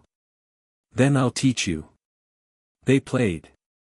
The fragment was brutally good, aggressive, strategic, 3 moves ahead at every turn. Harry lost the first game in 11 moves and the second in 15 and the third in 22. By the 4th game, he was lasting long enough to see the patterns, the feints, the sacrifices that set up the killing blow. You're getting better, the fragment said, capturing Harry's queen. You're letting me. I never let anyone do anything. You're learning. The red eyes met Harry's over the board. You learn very quickly, Harry Potter. It is, I confess, somewhat alarming. Harry moved a knight. Check. The fragment looked at the board. Looked at Harry. And smiled, not the too wide, inhuman grin from their first meeting, but something smaller, something that almost reached the eyes. Well, it whispered. Indeed. January. February. March. The chess games became a fixture, a strange, uncomfortable ritual that neither of them acknowledged as anything other than strategy practice. But the games taught Harry more than tactics. They taught him how the fragment thought. The aggressive openings, the willingness to sacrifice, the long-term planning that made short-term losses irrelevant. Harry absorbed it all and filed it away in his library, alongside the knowledge of Horcruxes and the maps of dreamscapes and the growing understanding of a mind that had once belonged to the most dangerous wizard in the world. And Harry grew. Not physically, the Dursleys' diet ensured that he remained small and thin. But mentally, Psychologically, in the architecture of his inner world, Harry Potter at 10 and a half was a fundamentally different creature than Harry Potter at 9. His library was a fortress now. His dreamwalking range covered all of Britain. He could enter and leave dreams with the precision of a surgeon, slipping in, observing, altering, withdrawing, leaving no trace. He'd also learned to fight. The fragment had insisted on this. The Horcruxes will defend themselves. When you approach one on the dreamscape, the soul inside will attack. You need to be able to defend your mind. So they sparred. In the dreamscape between the study and the library, in the neutral ground of the staircase, they fought, mental combat, dream against dream, will against will. The fragment threw nightmares at Harry like grenades, darkness, isolation, the green flash, the woman's scream. Harry learned to catch them, dismantle them, turn them back. He built walls and tore them down. He created illusions and saw through the fragments. He practiced shaping the dreamscape under pressure, turning the hallway into a maze when the fragment attacked, collapsing it into an open field when he needed room to maneuver. It was brutal. It was exhausting. Some nights, Harry woke with his scar bleeding and his whole body shaking, so drained that he could barely stand. But he was getting stronger. And the fragment, paradoxically, was getting weaker. Each sparring session cost it more than it cost Harry. Each transfer of knowledge diminished it further. The study was decaying faster now, the ceiling sagging, the walls bowing inward, the candles going out one by one. Harry noticed. "You're dying," he said one night, after a sparring session that had left the fragment slumped in its chair, barely visible beneath its smoke cloak.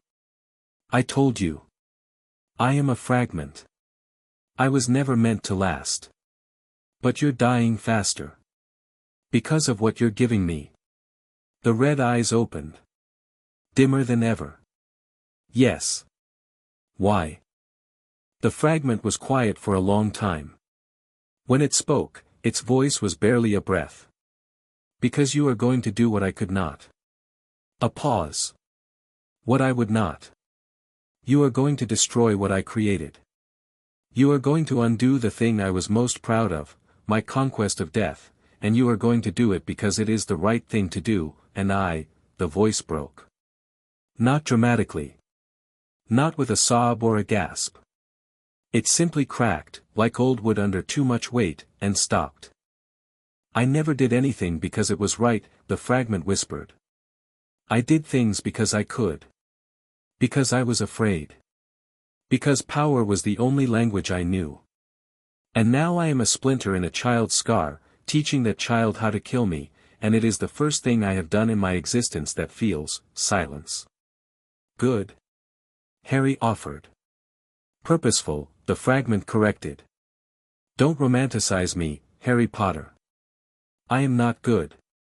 I will never be good.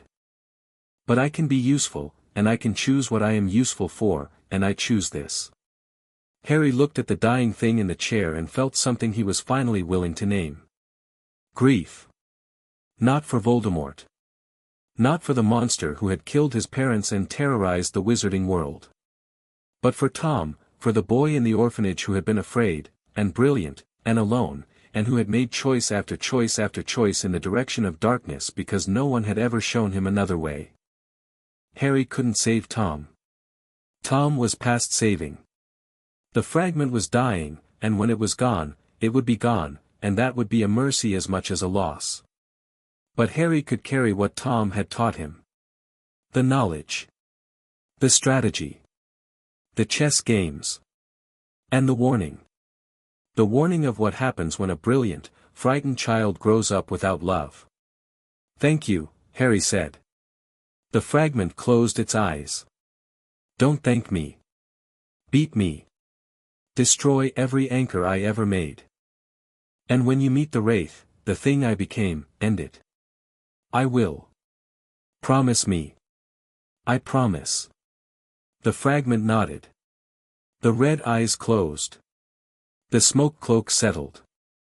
Harry climbed the stairs and closed the trapdoor and sat in his library surrounded by everything the fragment had given him, and he made a plan. 11 months had passed. His birthday was in 4 months. Hogwarts was in 5. He had the locations, the knowledge, the skills. He wasn't ready yet. Not for the Horcruxes, not for Voldemort, not for any of it. But he was closer than anyone knew. And when the letter came, when the owl arrived and the ink-green envelope landed on the doormat of number 4, Privet Drive, Harry Potter would not be the bewildered orphan the wizarding world expected. He would be something else entirely. In the war room, pinned to the map, 5 red dots glowed like embers. Harry studied them and waited for the letter. Spring came gently that year. Daffodils pushed through the manicured lawns of Privet Drive, and the air softened, and the days grew long enough that Harry could feel the season turning in his bones. He was spending less time in other people's dreams now. The nightly expeditions had tapered into weekly check-ins, a quick circuit of the Horcrux locations, confirming they hadn't moved, noting any changes in their dreamscape signatures. The diary still pulsed coldly in Malfoy Manor. The ring still bristled with thorns in Little Hangleton. The locket still warped the veil from its seaside cave. The cup still sat impenetrable behind goblin wards. The diadem still hummed quietly in the room of requirement. Unchanged. Waiting. Harry spent most of his dream time in the library now, reading through the knowledge the fragment had given him. There was more than he'd initially realized, layers upon layers, some of it locked away in books he couldn't yet open, some of it encoded in patterns he was only beginning to recognize. The fragment had given him a lifetime's worth of magical theory, and Harry was absorbing it at a pace that would have astonished any teacher, but he was still 10 years old, and some concepts simply required more maturity to grasp. He was patient. He had time. The fragment was not patient. It was fading. Harry visited the study every few days, and each time, the deterioration was worse. The hallway was down to half its candles. The carpet had holes you could fall through. The study walls were bowing inward so severely that the room was now half its original size, the carved words overlapping, merging, becoming unreadable. And the fragment itself was translucent. Harry could see the back of the chair through its torso. The red eyes were pale pink now, washed out, diluted. The voice was a whisper of a whisper. Not long now, it said, during what would turn out to be one of their last chess games. It moved a bishop with a hand that flickered like a candle in wind. Harry captured the bishop. How long? Months. Perhaps less. Can I do anything? You can stop feeding me your energy. Every visit sustains me, and sustaining me drains you. When I'm gone, you'll have more power than you know what to do with. I'm not going to stop visiting. The fragment made a sound that might have been a sigh. Sentimental. Just like your mother. Harry looked up sharply. The fragment met his gaze, and for a moment, just a moment, the pink eyes flickered red. She was brilliant, you know, it said. Your mother. I don't say that lightly. I have known many brilliant witches and wizards, and most of them were brilliant in predictable ways. Lily Potter was brilliant in a way I did not understand until it was too late. Harry's throat was tight. What way? She understood something I didn't. That love is not weakness. That choosing to die for someone else is not surrender. That the magic of sacrifice, real sacrifice, given freely, without expectation of return, is older and deeper than any spell I ever learned. The fragment's hand trembled over the board. A pawn fell. Neither of them picked it up. That's why the killing curse rebounded, Harry said. It wasn't a question. Yes. She chose to die for you, and the choice created a protection I could not penetrate. My curse struck that protection and shattered against it, and the rebound destroyed me. The fragment's mouth twisted. Defeated by love. The most powerful Dark Lord in history, brought down by a mother's love for her child. It would be humiliating if it weren't so. It stopped. The pink eyes glistened. Beautiful, it finished, very quietly. If it weren't so beautiful. Harry reached across the board and rested his hand on the fragments. The skin was cold, not ice cold, like before, but the cold of something losing heat. Fading. I won't forget, Harry said. Any of it. The lessons, the warnings, the chess. I won't forget. See that you don't. The fragment's hand turned under Harry's and squeezed once, a faint, barely there pressure. And Harry? Yeah. When you get to Hogwarts, find the room of requirement. 7th floor, left corridor, opposite the tapestry of Barnabas the Barmy. Walk past it 3 times, thinking about what you need. The room will appear. I know. You told me. I'm telling you again. The diadem is there. It's the most accessible Horcrux, the one with the fewest external defenses. But the soul inside it is, the fragment hesitated. It's me. A piece of me, from a time when I was young and arrogant and utterly without mercy. It will try to seduce you. It will show you everything you want and promise you everything you need. Do not listen to it. I know how to deal with pieces of you, Harry said. I've been practicing for a year. The fragment's mouth twitched. So you have. They sat in the crumbling study, hand in hand over the fallen chess pieces, and neither of them spoke for a while.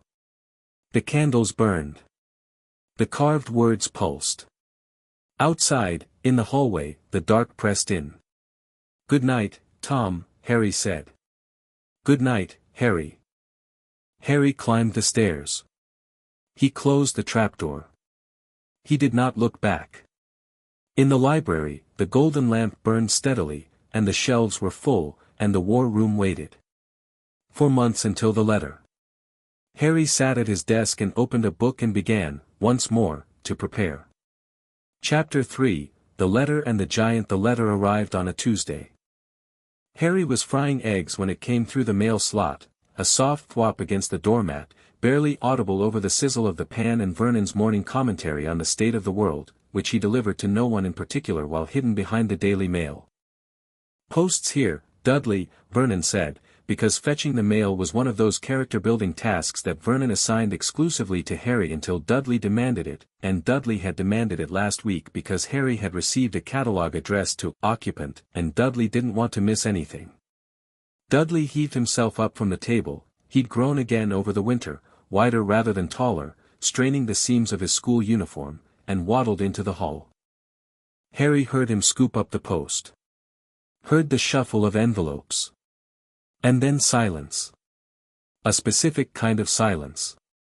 The kind that has weight. Dad, Dudley said. Vernon lowered the paper. Petunia looked up from her grapefruit. Dudley walked back into the kitchen holding a single envelope, his small eyes round with confusion. The envelope was made of thick, yellowish parchment. The address was written in emerald green ink. There was no stamp. Mr. H. Potter. The cupboard under the stairs 4, Privet Drive. Little whinging Surrey. Harry turned from the stove. He didn't reach for it. He didn't need to, he'd known this was coming for months. He'd seen the letter in the fragment's memories, the envelope, the wax seal stamped with a coat of arms, the 4 animals representing the 4 houses of Hogwarts. Lion, eagle, badger, serpent. But knowing it was coming and actually seeing Dudley holding it in his fat fingers were 2 different things. Vernon snatched the letter from Dudley's hand. His eyes bulged. His face went through a rapid sequence of colors, white, pink, red, purple, like a traffic light stuck on fast forward. Petunia, he said. Petunia leaned over. Read the address. And went very, very still. The kitchen was silent except for the eggs, which were starting to burn. Harry turned back to the stove and moved them off the heat and waited. No, Vernon said. The word came out flat and final, like a judge's gavel. He crumpled the envelope in his fist. Uncle Vernon, N.O. That's my letter. Vernon's head swiveled.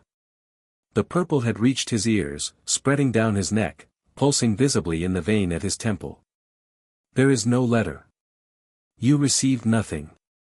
It's from Hogwarts, Harry said. The word landed like a grenade. Petunia flinched. Vernon recoiled. Even Dudley, who had no idea what Hogwarts was, sensed the explosion in the room and stopped chewing. How do you know that name?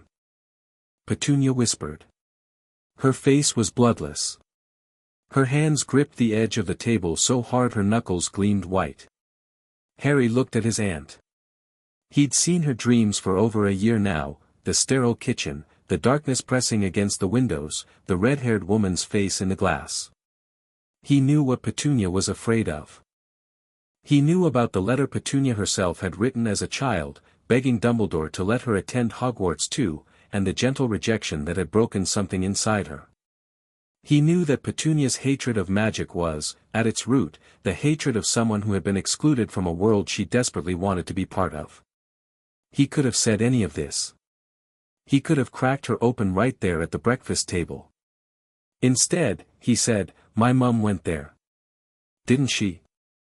The silence that followed was so complete that Harry could hear the clock in the living room ticking. Petunia's mouth opened. Closed. Opened again. Her eyes were glassy. "You will not speak about her in this house," Vernon began, but Petunia put her hand on his arm, the first time Harry had ever seen her restrain him, and Vernon stopped. "Who told you?" Petunia asked. Her voice was barely above a murmur. "Who told you about that place?" Harry held her gaze. "Nobody told me. I worked it out on my own." This was technically true. The fragment had given him pieces, but Harry had assembled them himself, night after night in his library, building the picture from fragments of transferred memory and overheard whispers and the dreams of strangers. "I know what I am," Harry said. "I know I'm a wizard. I know my parents were a witch and a wizard. I know they didn't die in a car crash. And I know that letter is my acceptance to Hogwarts School of Witchcraft and Wizardry, and I know it's been sent to every magical child in Britain since the school was founded 1,000 years ago, and I know you can't stop it by crumpling it up." Vernon's hand tightened on the letter. The parchment crackled. "Because they'll send another one," Harry continued. "And another. And if you don't respond, they'll send someone to deliver it in person. They always do." Petunia made a sound, small, choked, involuntary. The sound of someone hearing a truth they've spent 16 years trying to bury. "How can you possibly know that?" she breathed. "Because I'm not the boy you think I am, Aunt Petunia." Harry looked at her steadily. "I haven't been for a long time." Vernon stood up. His chair scraped back with a shriek that made Dudley jump. "Now listen here, I don't care what you think you know, I don't care what sort of freakish nonsense has been filling your head, you are not going to that school," Harry said. "School, and that is final, and if you say one more word about it, so help me, I will, Vernon," Petunia said. Vernon stopped. He looked at his wife. Something passed between them, a look Harry couldn't read, dense with years of shared secrets and suppressed terrors. "Vernon, sit down," Petunia said. Vernon sat down. His face was still purple, but the bluster had drained out of him, and he looked suddenly deflated, like a balloon that had been pricked. Petunia turned to Harry. Her eyes were dry. Petunia never cried, not where anyone could see, but there was something in them that Harry had never seen before. Not fear. Not anger. Resignation. "Your mother got the same letter," she said. "When she was 11. An owl brought it. She was so excited she screamed. She'd been waiting for it, she and that awful boy from Spinner's End, they'd been talking about Hogwarts all summer, and when the letter came, Petunia stopped. Swallowed. She left, Petunia said. She went to that school, and she learned those things, and she came back different every summer, more and more different, until I barely recognized her. Until she wasn't my sister anymore. She was one of them. The bitterness in the word them was old and deep and poisonous, the kind that seeps into the groundwater and contaminates everything. And then she married one of them. And had you. And they came for her. Petunia's voice cracked. Just once. She sealed it immediately, plastering over the fracture with the cold, rigid composure that was her armor. I told Dumbledore I didn't want you. I told him you'd be better off somewhere else, anywhere else. He said we were the only option. He said there were protections tied to blood, and I was her only living relative, and if I took you in, the protections would keep you safe. Harry knew all of this. He'd seen it in the fragment's memories, in Petunia's dreams, in the gaps between what the Dursleys said and what they didn't. But hearing Petunia say it, hearing the words come out of that thin, pursed mouth, raw and unvarnished for the first time, was different. So I took you, Petunia said. And I put you in that cupboard, and I told myself it was enough. That keeping you alive was enough. That I didn't owe you anything more than a roof and food and, a roof and not much food, Harry said quietly. Petunia flinched. We gave you what you gave me Dudley's old clothes and cold soup and a mattress in a cupboard, and you told me my parents were drunks who died in a car crash. Harry's voice was steady. He'd rehearsed this, not the words, but the steadiness. He'd practiced in his library, standing in front of the window that looked on nothing, speaking to the golden light, teaching himself to say these things without rage. I'm not blaming you, Aunt Petunia. I'm just telling you the truth. The same way you're telling me. The kitchen was silent. Vernon was staring at Harry with his mouth open, lost, marooned on the unfamiliar shore of a conversation that had gone far beyond his navigational abilities. Dudley was looking between his parents and Harry with an expression of baffled alarm, like a dog at a dinner party. I'm going to Hogwarts, Harry said. I'm going because it's where I belong, and because there are things I need to do there, things that matter more than you know. I'm not asking for your permission. But I am asking you to give me my letter. Vernon's fist tightened on the crumpled parchment. Then, slowly, like a man letting go of a rope that's been burning his hands, he opened his fingers. The letter dropped to the table. Harry picked it up. Smoothed it flat. Broke the wax seal and pulled out the heavy parchment sheet and read the words he already knew by heart: Hogwarts School of Witchcraft and Wizardry Headmaster, Albus Dumbledore, Order of Merlin, First Class, Grand Source, CHF, Warlock, Supreme Mugwump, International Confede, of Wizards, Dear Mr. Potter, we are pleased to inform you that you have been accepted at Hogwarts School of Witchcraft and Wizardry. Please find enclosed a list of all necessary books and equipment. Term begins on September 1st. We await your owl by no later than July 31st. Yours sincerely, Minerva McGonagall. Deputy Headmistress. Harry folded the letter and put it in his pocket. Thank you, he said. He went to his cupboard and closed the door and sat in the dark and pressed his hand against the letter through the thin fabric of his jeans, and he felt the parchment warm against his leg, solid and real and undeniable. Outside, in the kitchen, Petunia began to cry. They didn't speak about the letter for 3 days. Harry went to school. He came home. He did his chores. The letter sat in his pocket like a heartbeat, and the Dursleys pretended it didn't exist, and the house held its breath. On Friday evening, someone knocked on the door. The knock was enormous. Not loud, enormous. The sound of something very large striking something comparatively small, a knock that rattled the pictures on the walls and made the china cabinet hum. Vernon went pale. Petunia clutched Dudley's arm. Harry stood up from the kitchen table where he'd been pretending to do homework. I'll get it, he said. He walked to the front door and opened it, and Rubeus Hagrid filled the doorframe like a mountain filling a valley. He was exactly as Harry had seen him in the dream, 12 feet of wild hair and beard and hands like dustbin lids, dressed in an enormous moleskin overcoat with pockets that bulged with mysterious shapes. His face was weather-beaten and deeply creased, and his eyes, small, black, and bright as beetles, were shining with an emotion that Harry recognized immediately from the dragon dream. Tenderness. Harry, Hagrid said. His voice was even deeper in person than in the dream, a seismic rumble that Harry felt in his ribcage. Last time I saw ya was only a baby. Ya look a lot like your dad, but ye've got your mum's eyes. Harry looked up at the giant man and felt something give way inside him, some wall, some defense, some piece of the armor he'd built over a year of dreamwalking and warplanning and carrying secrets too heavy for a 10-year-old's shoulders. He felt it crack, and behind the crack, something warm rushed in. "Hello, Hagrid," Harry said. Hagrid blinked. "Ya know who I am?" Harry caught himself. He couldn't explain how he knew. "Couldn't say I've been visiting your dreams for months or I watched you cradle a dragon and sing it a lullaby. I've heard your name. Somewhere. I can't remember where." It was a clumsy lie, but Hagrid was not a suspicious man. His face split into a grin so wide it nearly disappeared into his beard. "Well, come on then, I've come to take ya to get your school things. Dumbledore sent me. It's all arranged."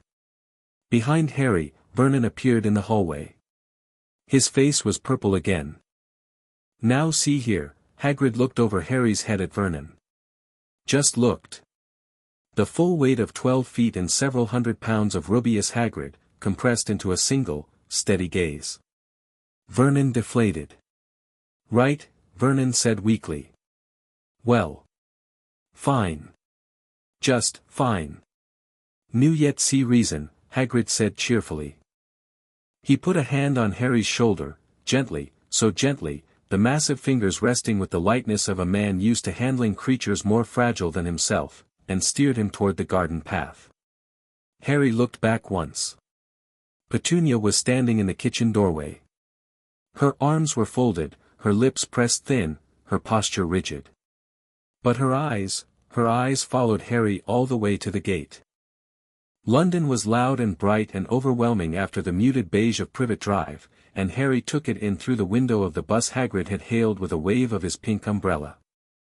Hagrid sat beside him, taking up approximately 2.5 seats, and talked. Hagrid, Harry discovered, was an excellent talker. The words poured out of him like water from a tap, stories about Hogwarts, about Dumbledore, about the wizarding world, about Harry's parents. He talked with his whole body, gesturing so expansively that the woman in the seat across the aisle had to duck twice. Harry listened. He already knew most of it, the fragments' memories covered the broad strokes of wizarding history, and Harry had filled in the gaps through dreamwalking, but hearing it from Hagrid was different. Hagrid loved this world. It came through in every word, every gesture, every shining-eyed description of Hogwarts towers and the Forbidden Forest and the giant squid in the lake. Where the fragment had given Harry information, Hagrid gave him feeling. "Hagrid," Harry said during a lull, "what do people in the wizarding world know about me?" Hagrid's face did something complicated. "Well, Harry, you're famous, aren't ya?" "Famous. Everyone knows your name. The boy who lived. The night you know who," Hagrid shuddered. "The night he came to your parents' house, the night he killed Harry, I'm sorry to say it's so blunt, that night, he turned his wand on you, and the curse bounced back. Destroyed him. And you survived with nothing but that scar." Harry touched his forehead. The scar was warm, as always. The fragment's pulse beat steadily behind it, fainter now than it had been months ago, fading by the week. "People think I destroyed Voldemort," Harry said. Hagrid flinched violently. "Don't say the name." "Sorry. People think I destroyed, you know who." "Yeah, did, Harry. You was the only one who ever survived the killing curse. No one knows how. Some say ya must have had some power, something special. It was my mum," Harry said. Hagrid went quiet. His enormous hands, which had been gesturing in the air, settled into his lap. "She died protecting me," Harry said. "That's what did it. Not me. Her." Hagrid stared at him for a long, long moment. His beetle-bright eyes glistened. How d'ye know that, Harry? Harry looked out the window. London flashed by, red buses, grey buildings, people walking with their heads down. A normal world, oblivious to the magical one hidden inside it. I just know, he said. Hagrid was quiet for a while after that. Then his massive hand came down on Harry's shoulder again, that impossibly gentle touch, and squeezed once. Your mum was the best person I ever knew, Hagrid said. And, if what ye say is true, if it was her that saved ye, then that makes all the sense in the world. Harry leaned, just slightly, into the warmth of Hagrid's hand.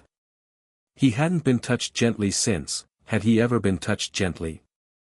He must have been, as a baby. Before.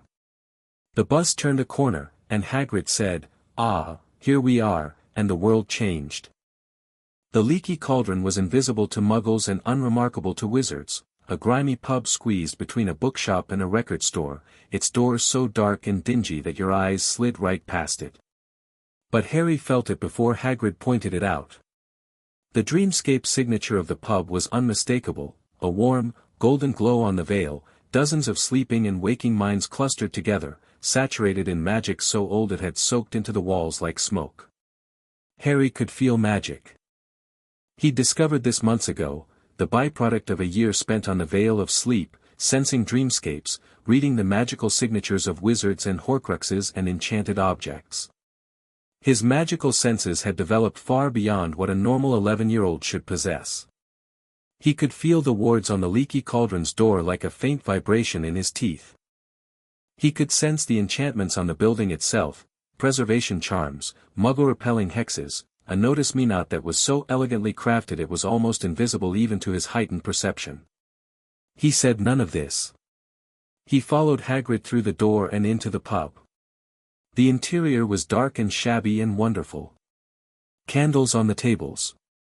A bar polished smooth by centuries of elbows. Witches and wizards in robes of every color, drinking from tankards and eating from plates and talking in voices that ranged from whisper to roar. The air smelled like pipe smoke and butterbeer and something indefinably magical, a scent Harry had never encountered in the waking world but recognized instantly from the fragment's memories. "Bless my soul," said the barman, looking up. "It's Harry Potter." The pub went quiet. Every eye turned to Harry. Every conversation stopped. And then, like a dam breaking, they surged forward, hands outstretched, faces shining, voices tumbling over each other. "Mr. Potter, it's an honor, welcome back, Doris Crockford, Mr. Potter, I can't believe I'm meeting you." Harry shook hands. He smiled. He said, "Thank you, and nice to meet you," and performed the role of the boy who lived with a composure that startled even Hagrid, who kept glancing down at him with a faintly puzzled expression, as if he'd expected a different child. Harry had spent a year in other people's dreams. He'd felt their hopes and fears and desires. He'd sparred with a fragment of the Dark Lord. Shaking hands with strangers in a pub was, by comparison, not particularly challenging. But one handshake was different. A pale young man in a purple turban pushed through the crowd, twitching nervously. "P.P. Potter," he stammered. "See, can't tell you how pleased I am to meet you. Professor Quirrell." Hagrid beamed. "Harry, Professor Quirrell be one of your teachers at Hogwarts. Teaches defense against the dark arts." Harry took Quirrell's hand. The scar detonated. Not the slow pulse, not the warm throb. A spike of white-hot agony that drove straight through Harry's skull like a railroad spike, and behind the agony, a presence, vast, cold, familiar. Not the fragment. Something else. Something bigger. Something that the fragment was a splinter of, the original, the source, the thing that had survived the destruction of its body and existed now as a wraith, a parasite, clinging to the living. Clinging to Quirrell. Harry yanked his hand back. The pain receded, but the awareness didn't. He could feel it now, had already been feeling it, he realized, since the moment Quirrell walked up, but the background noise of the pub had masked it. A dark spot in the dreamscape. A cold, dense, familiar point of malevolence, lodged in the back of Quirrell's skull like a tumor. Voldemort. The real Voldemort. Not a fragment, not a splinter, but the main trunk of a shattered soul, riding on the back of a stuttering professor's head. Harry looked at Quirrell and saw, beneath the nervous twitch and the ridiculous turban, the truth. "Nice to meet you, Professor," he said.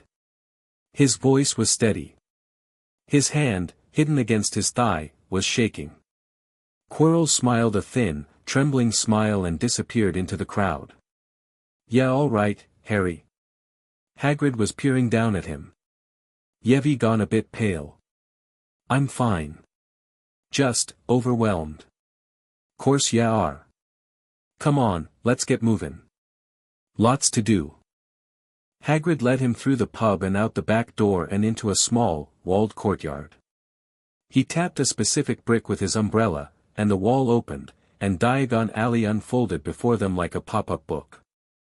Harry barely saw it. His mind was racing. Voldemort was at Hogwarts.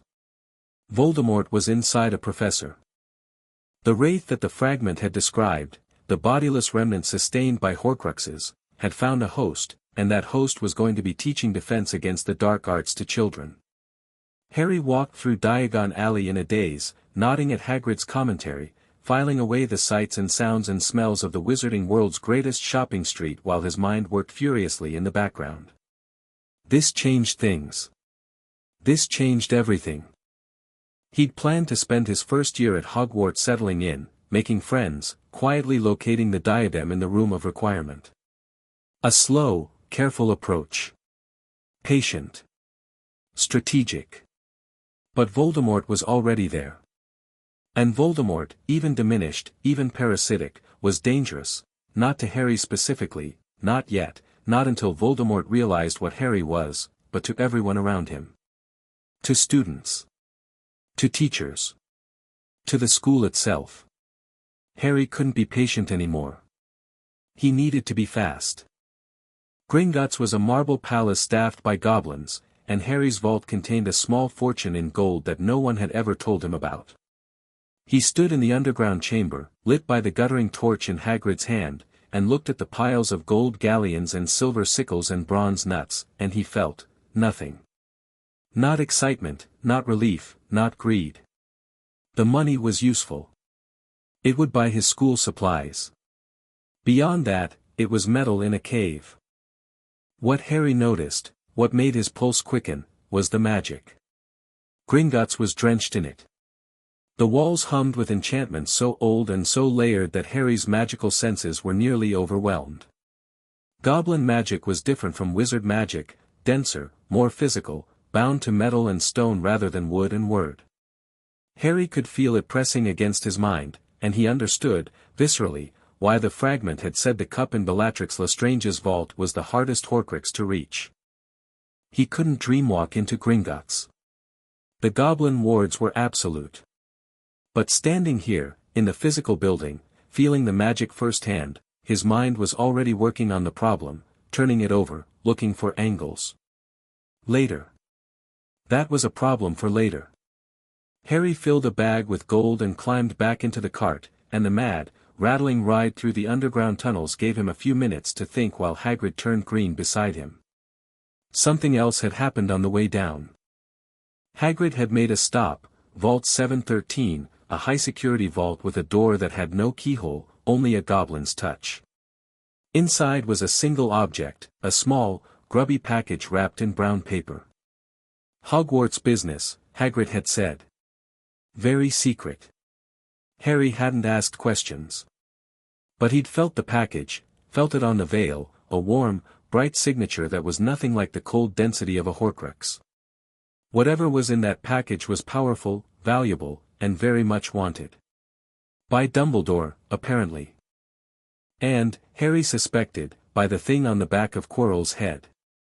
Ollivander's was narrow and dusty and saturated in magic so thick it was almost visible, a golden haze in the air, like dust motes in sunlight.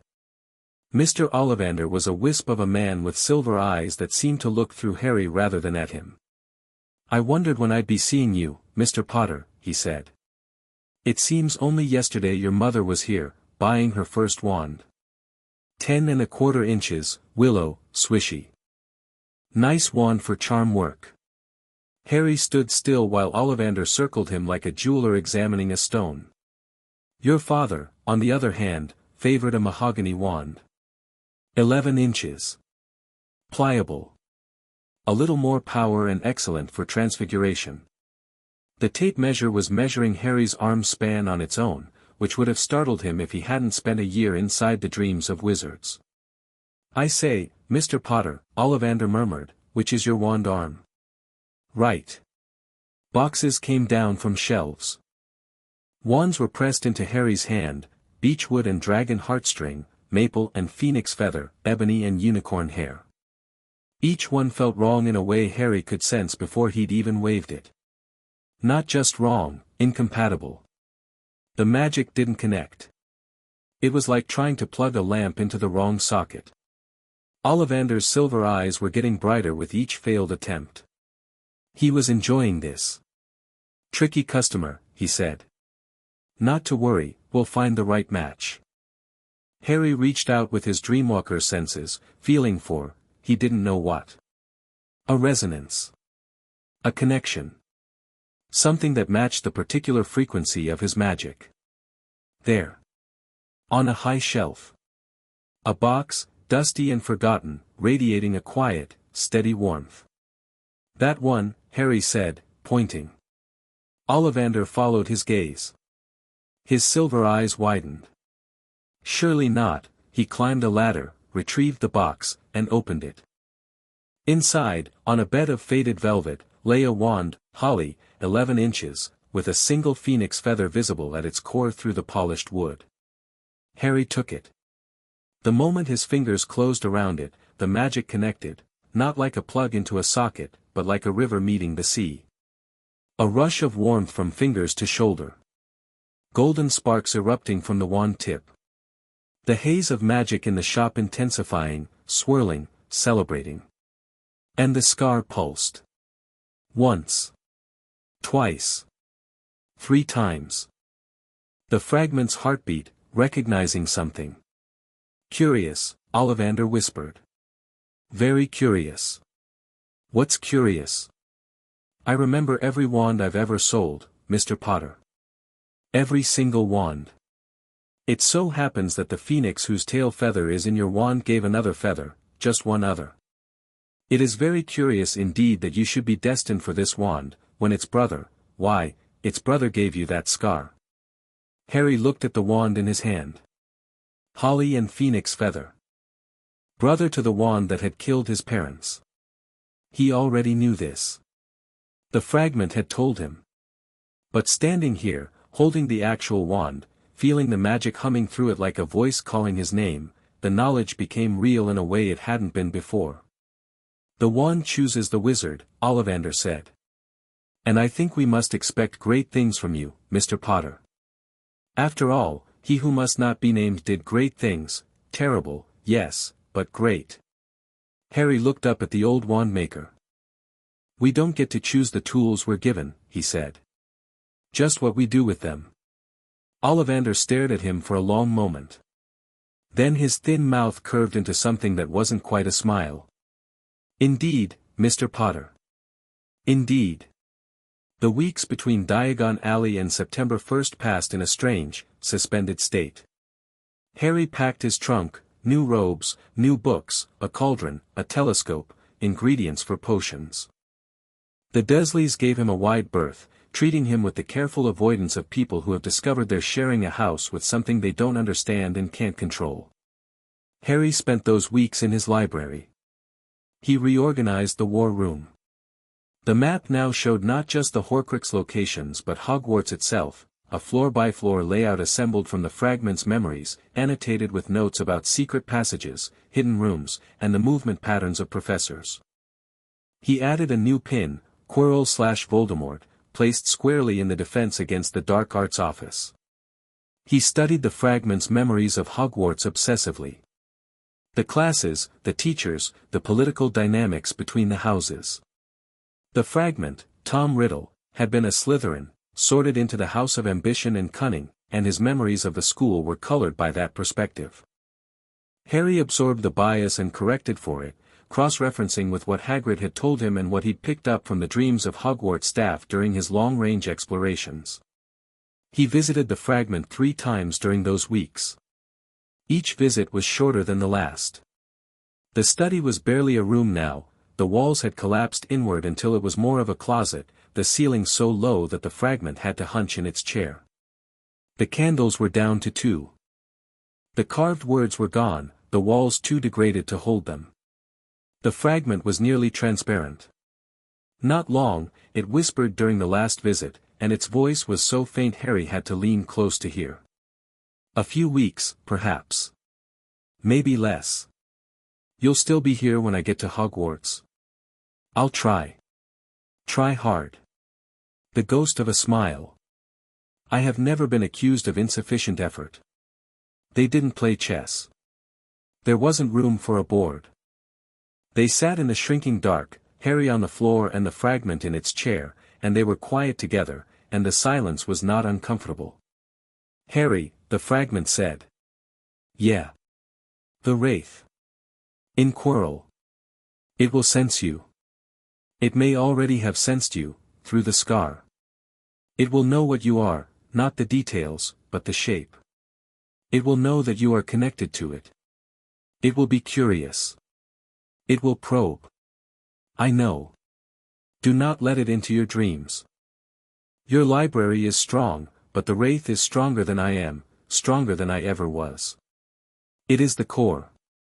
I am a fragment. If it enters your dreamscape, it will find the library, and the war room, and everything you know. I won't let it in. Swear it. I swear. The fragment nodded.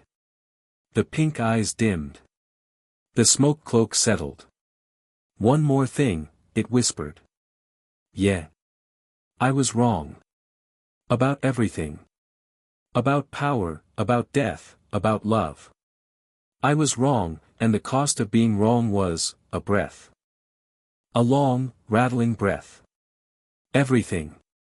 Don't be wrong the way I was, Harry. You'll be tempted. The power you have, the knowledge, it's intoxicating. It will whisper to you. It will tell you that you're special, that the rules don't apply to you, that you can do whatever you want because you're strong enough. I know. You don't know. Not yet. You will. The fragment's eyes found Harry's. When the whisper comes, remember the cupboard. Remember what it felt like to be small and powerless and alone. Remember that every person you meet feels that way sometimes, even the ones who seem strong. Especially the ones who seem strong. Harry's throat was tight. I'll remember. Good. The fragment settled back. Now go away. You've got a train to catch in the morning. Harry climbed the stairs. At the top, he looked back. The fragment was barely visible, a wisp of smoke, a suggestion of red light, a fading echo of the most dangerous wizard who had ever lived. Goodbye, Tom, Harry said. The red light pulsed. Once. Faintly. Harry closed the trapdoor. Platform 9 3/4 was chaos. Harry stood at the barrier between platforms 9 and 10 at King's Cross Station, his trunk on a trolley, his new owl, a snowy owl he'd named Hedwig, bought from Elop's Owl Emporium, the only birthday present he'd ever received, perched on top in her cage, regarding the bustling station with regal disdain. Hagrid had given him the ticket and instructions, run at the barrier between platforms 9 and 10, don't stop, don't hesitate. Harry felt the magic in the barrier, a shimmering, invitation-like warmth, and pushed through. The other side was noise and steam and color. A scarlet locomotive, the Hogwarts Express, sat at the platform, breathing plumes of white steam into the vaulted ceiling. Families swarmed the platform, witches and wizards in various states of muggle and magical dress, children in robes, owls hooting, cats yowling, trunks thudding. The air smelled like coal smoke and magic and the particular excited anxiety of 100 children heading to school. Harry maneuvered his trolley through the crowd. He was loading his trunk onto the train when he heard a voice, "Excuse me, do you mind? Everywhere else is full." Harry looked up. A boy his age stood in the corridor of the train, tall and gangly, with a long nose and red hair and more freckles than Harry had ever seen on a single face. He was carrying a battered trunk and looking faintly desperate. "Sure," Harry said. "Go ahead." The boy heaved his trunk into the compartment with a grunt and collapsed onto the seat opposite Harry. "Thanks. I'm Ron. Ron Weasley. Harry Potter." Ron's eyes went wide. His mouth opened. Closed. Opened again. "Are you really?" he breathed. "Have you really got the... Harry lifted his fringe. The scar was there, the lightning bolt, still faintly pink, still warm. "Wicked," Ron said, then immediately looked embarrassed. "Sorry. Everyone told me about you. My brothers said they thought you might be on the train." "How many brothers have you got?" "5. 6 including Ginny, but she's my sister. I've got 5 older brothers, and every single one of them was brilliant at school, and I'm going to be the one who's rubbish at everything." He said it cheerfully, with the resigned acceptance of someone who'd had a long time to make peace with his position. But Harry heard the undercurrent, the same insecurity he'd felt in Vernon's boardroom dream, the same fear of not measuring up. "You'll be fine," Harry said. "Easy for you to say. You're Harry Potter. And you're Ron Weasley. We're both starting at the same school knowing nothing about what to expect.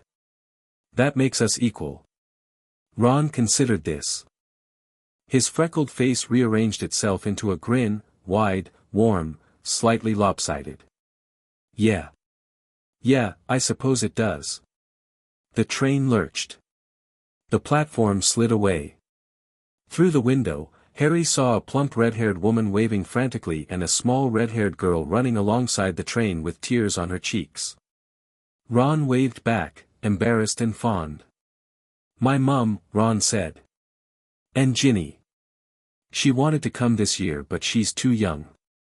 Harry watched the platform disappear and felt a strange ache in his chest. He'd never had anyone wave him off. Never had anyone run alongside a train, crying because he was leaving. The ache wasn't self-pity. It was recognition. The recognition that he wanted this, not just Hogwarts, not just magic, but this. People who cared. People who waved goodbye and meant it. Ron pulled out sandwiches. Harry bought half the trolley when the witch came around with the snack cart. They ate together and talked, and Ron told him about Quidditch and chocolate frogs and the ghoul in his attic, and Harry listened and laughed and asked questions, and it was easy. So easy. Like breathing. Ron Weasley was the first person Harry's age who treated him like a normal kid. Not the boy who lived. Not the freak in the cupboard. Just Harry. "Got something on your nose," Harry said, pointing at a smear of chocolate. Ron wiped it with his sleeve and grinned. "Can I ask you something?" "Yeah. Do you really not remember anything? About you-know-who?" Harry looked out the window. The countryside was rolling past, green fields, distant hills, the occasional village. Beautiful. Ordinary. "I remember a green light," he said. "And I remember my mum screaming." Ron's grin faded. "I'm sorry. I shouldn't have asked." "It's fine. Everyone's going to ask." Harry looked back at Ron. "I'd rather you ask than some stranger." Ron's ears went red. "We've known each other for about 2 hours. So that makes you my friend, doesn't it?" Harry smiled. It felt unfamiliar on his face, not the polite smile he'd given the strangers in the leaky cauldron, not the grim smile he wore in his library. A real smile. The kind that happens when something cracks open and warmth gets in. "Yeah," Harry said. "I think it does." The compartment door slid open. A girl with enormous bushy hair and a bossy expression stood in the doorway. Has anyone seen a toad? A boy named Neville's lost one.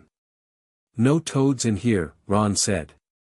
The girl's eyes swept the compartment, the sweet wrappers, the half-eaten sandwiches, Ron's rat sleeping on the seat, and her nose wrinkled slightly, but not with disgust.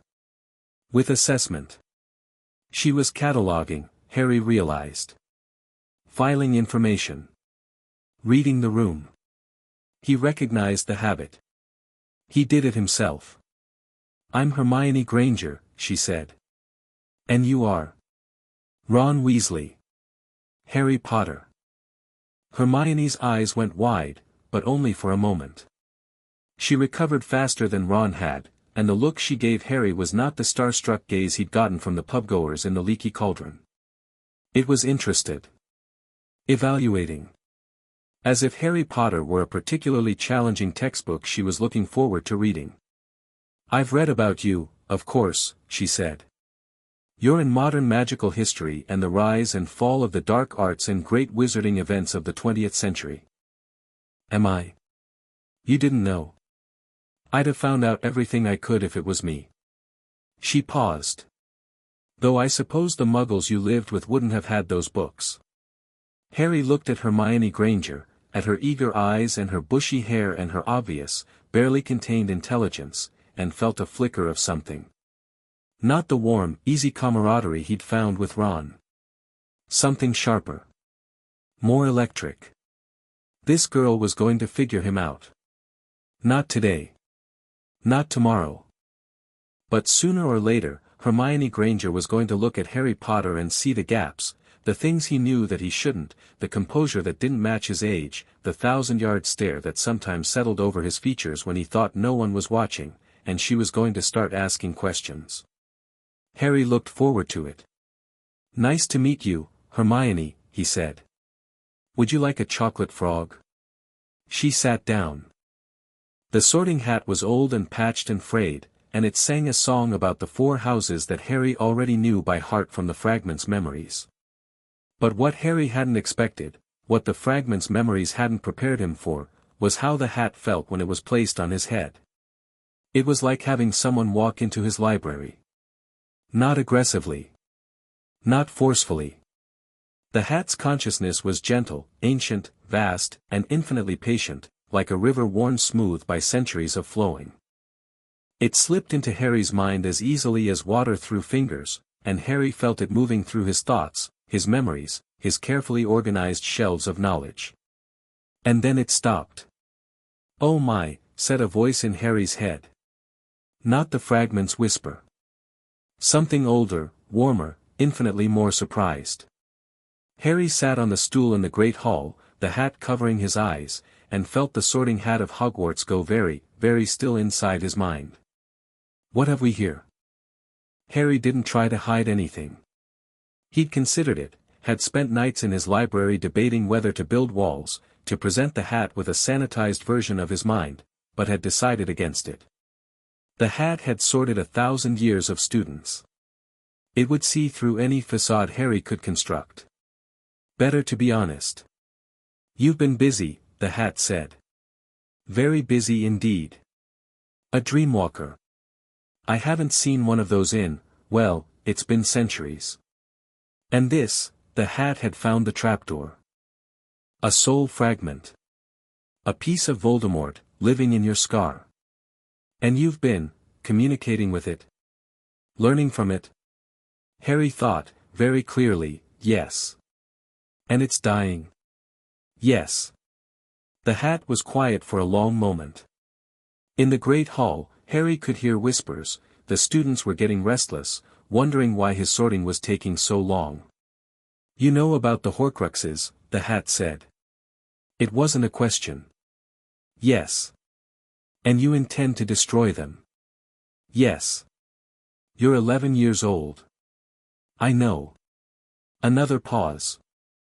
Harry felt the hat's consciousness moving through his war room, examining the map, the pins, the plans. He felt it find the memory of Quirrell in the Leaky Cauldron, the cold, dark presence on the back of a stuttering professor's head. You know about Quirrell, the hat said. Yes. Voldemort is possessing him. The real Voldemort, the Wraith. It's here, at Hogwarts. The Hat's consciousness trembled. Not with fear, with something more complex.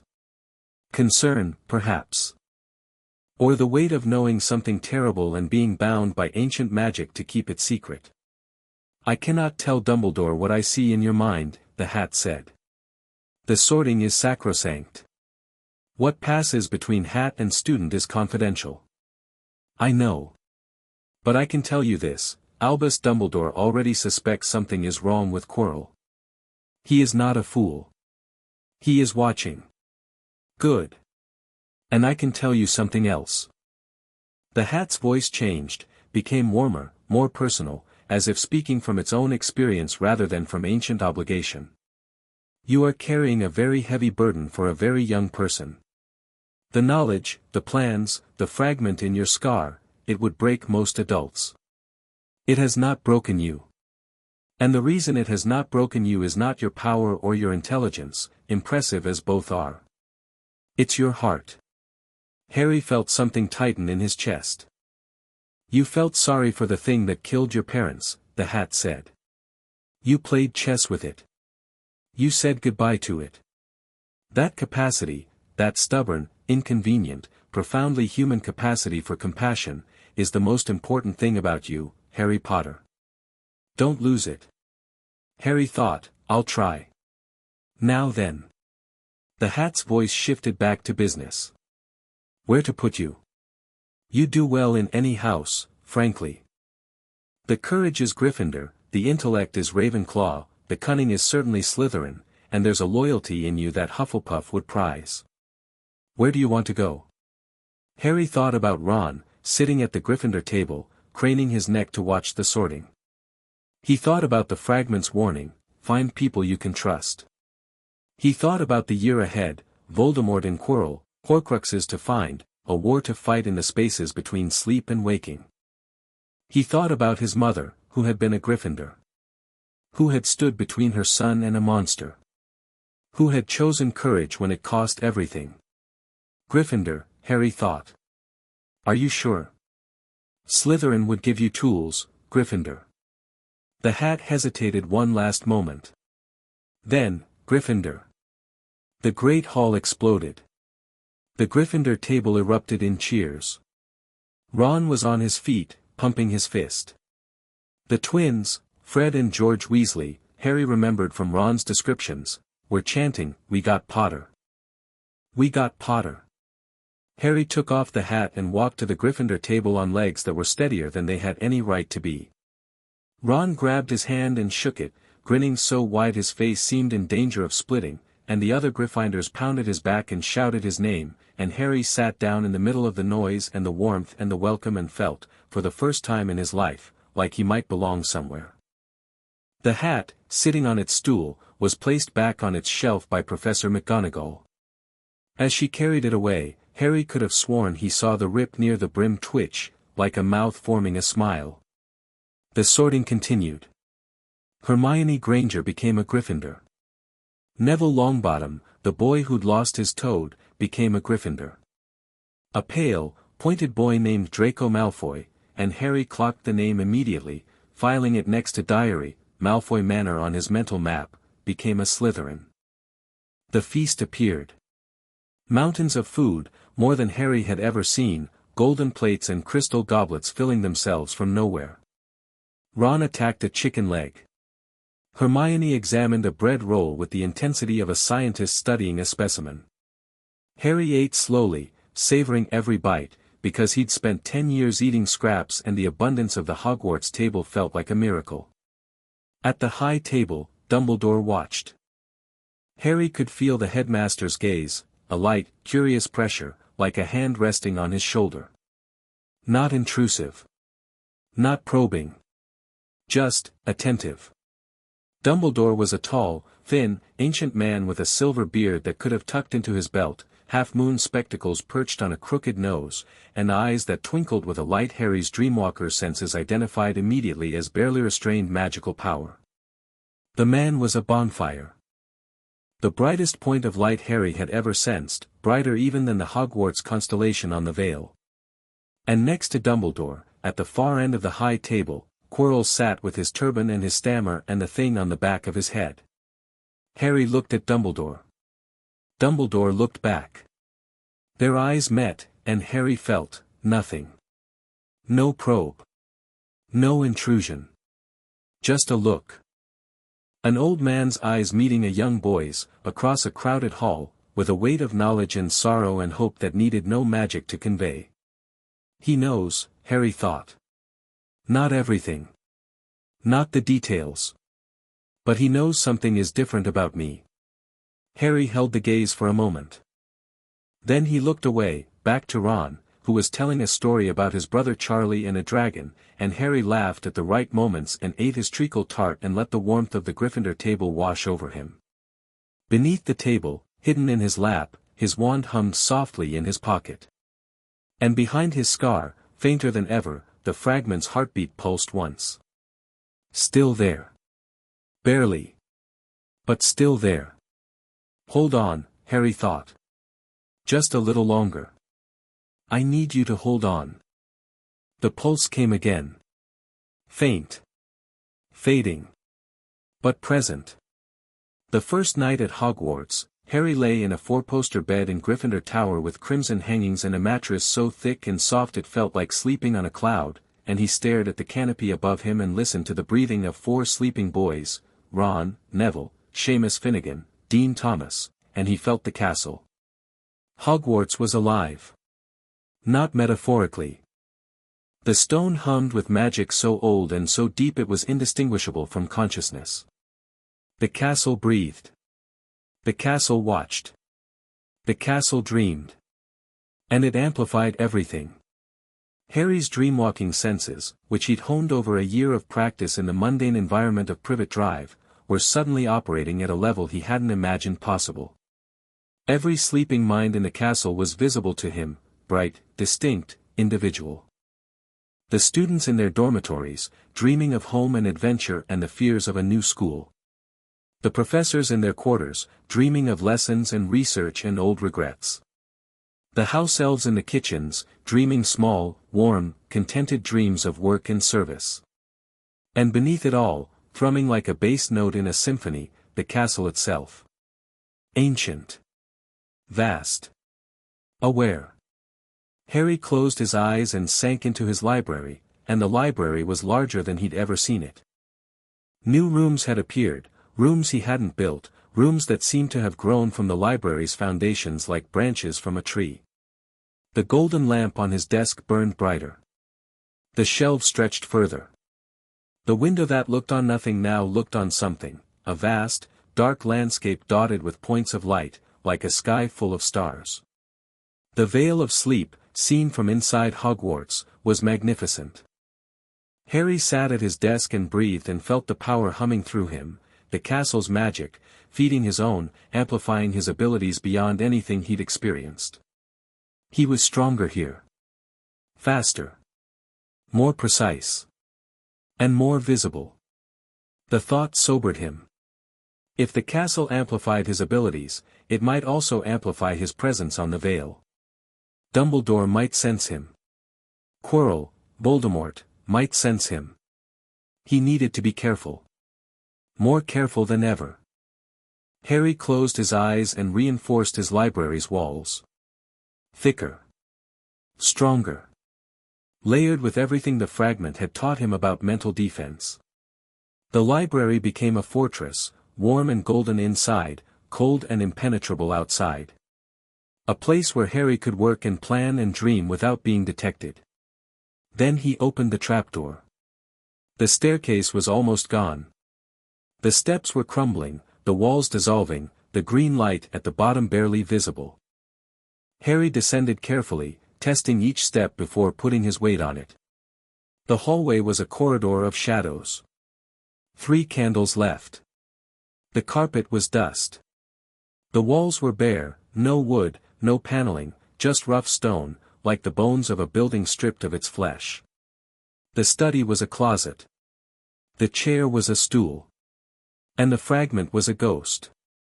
Not invisible, not yet, but so transparent that Harry could see the wall behind it, the cracks in the stone, the faint green glow of the last candle reflected in wet rock.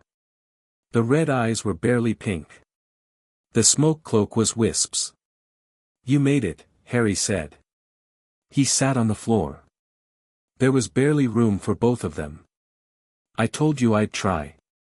The voice was a breath. A memory of a voice. "You're at Hogwarts." "I'm at Hogwarts. The castle is, it's incredible. I can feel everything. I remember." A pause. A long, trembling pause, as if the fragment were gathering the strength for words. "The castle liked me, once. I was its best student. It opened doors for me that it opened for no one else. The room of requirement. Yes. Among others." Harry leaned forward. "Tom. Voldemort is here. In Quirrell. I felt him. I know. I can feel him too. Faintly. The way you feel an earthquake in the next country. What's he after?" "The Philosopher's Stone. That's what was in the vault, the package Hagrid collected. Nicholas Flamel's Philosopher's Stone. It produces the elixir of life. Voldemort wants it to rebuild his body." Harry filed this away. The Philosopher's Stone. A path back to physical form for the Wraith. If he gets it, then he returns. Fully. Bodily. And the Horcruxes become irrelevant, because he'll be alive and powerful and able to protect them himself, and your war ends before it begins. Harry looked at the dying fragment in its crumbling closet. "I won't let that happen." "I know you won't." The breath voice wavered. "Harry. I need to tell you something." "What?" "When I'm gone, when this space collapses, the trapdoor will seal. The connection between your mind and mine will close. You'll lose the Scarpels. You'll lose the ability to sense the Horcruxes through me." Harry's chest tightened. "But I'll keep everything else. The knowledge. The skills. Everything I've given you is yours. It lives in your library now, not in me.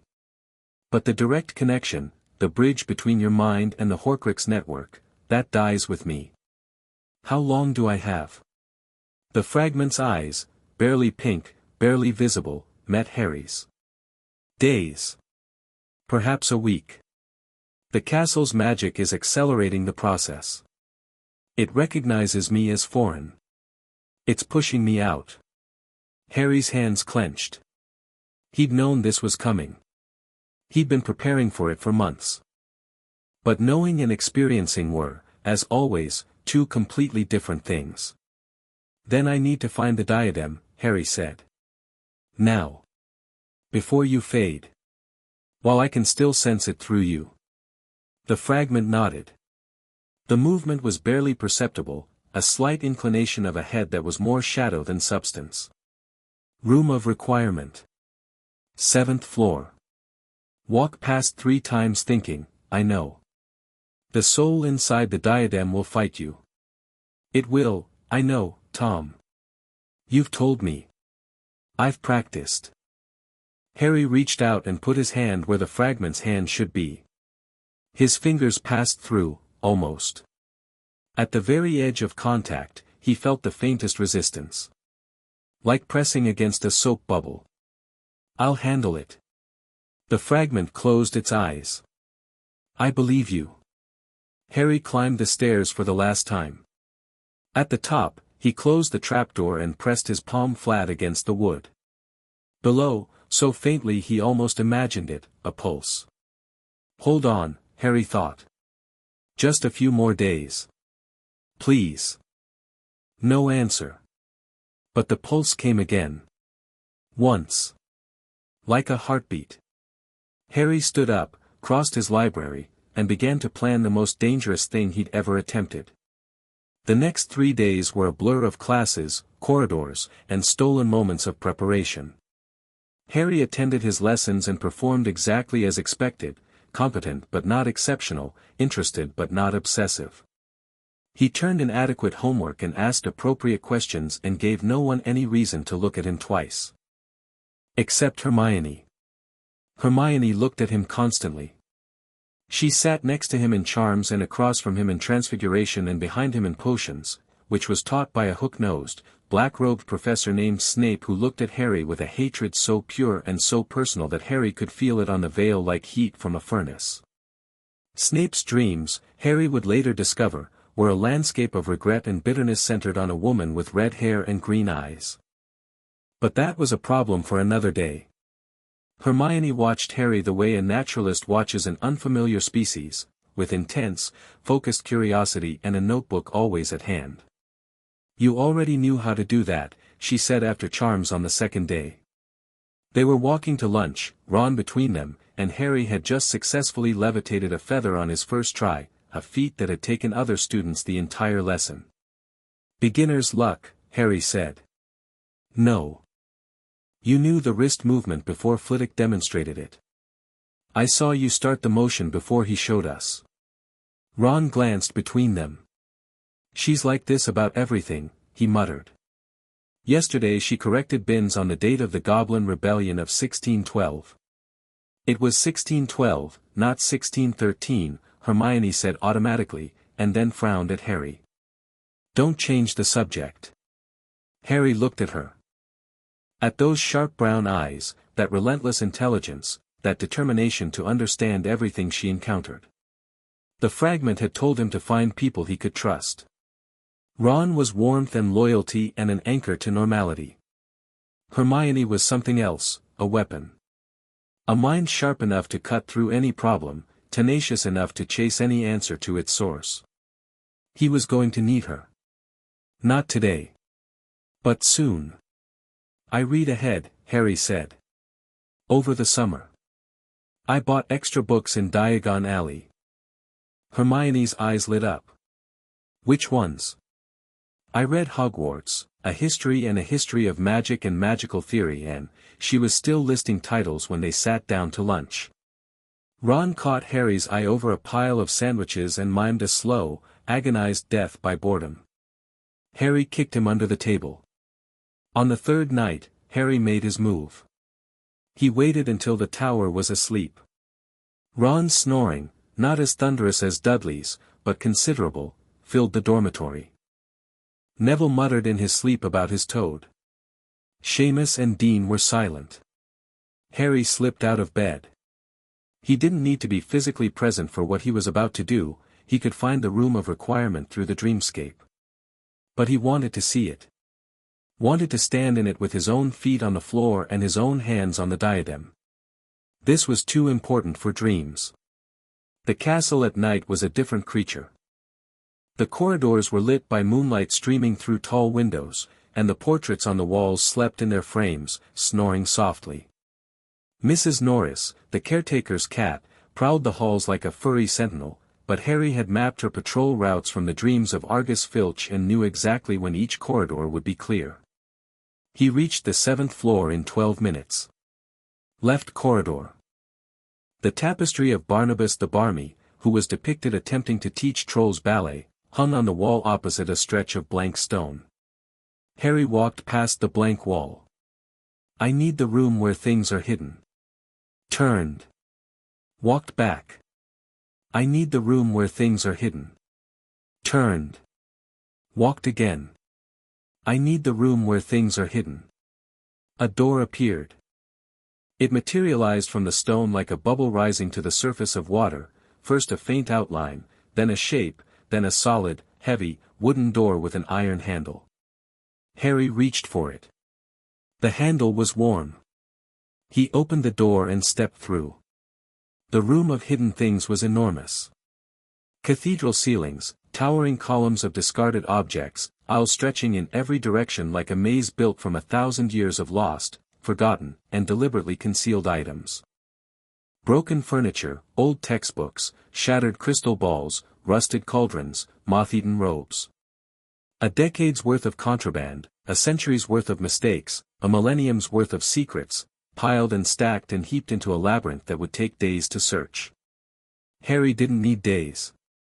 He closed his eyes and reached through the scar. The fragment's pulse answered. Faint. Fading. But there, and through it, like a thread through a needle, the connection to the Horcrux network. Harry followed the thread. It led him deeper into the room, past a cabinet that hummed with dark magic, past a bust of an ugly warlock wearing a dusty wig, past a cage of dead pixies and a collection of cracked chamber pots. There. On a high shelf, half hidden behind a box of tarnished trophies, a tiara glinted. Silver and sapphires, delicate as lace, beautiful in the way that a poisonous flower is beautiful, the beauty that says look but don't touch, admire but don't approach. Rowena Ravenclaw's diadem. Lost for 1,000 years. Found by Tom Riddle, filled with a piece of his soul, hidden in the room that he thought only he had ever discovered. Harry could feel it. The cold, dense signature on the veil, the same rigid, fortress-like consciousness he'd sensed from miles away in his bedroom at Privet Drive. Up close, it was overwhelming. The diadem radiated malevolence the way a stove radiates heat, not directed, not targeted, just a constant, ambient emission of darkness. Harry reached up and took it off the shelf. The moment his fingers touched the silver, the world tilted. Not physically. Mentally. The room of hidden things blurred, the piles of objects dissolving into fog, and Harry felt himself pulled, not by the familiar tug of dreamwalking, but by something stronger, more aggressive. The diadem was dragging him in. He didn't resist. He let it take him. And he was standing in a study. Not the fragment's rotting study. This one was immaculate, polished dark wood, gleaming candles, every surface pristine. The bookshelves were full and ordered. The fireplace crackled with real flames. The carpet was thick and unblemished.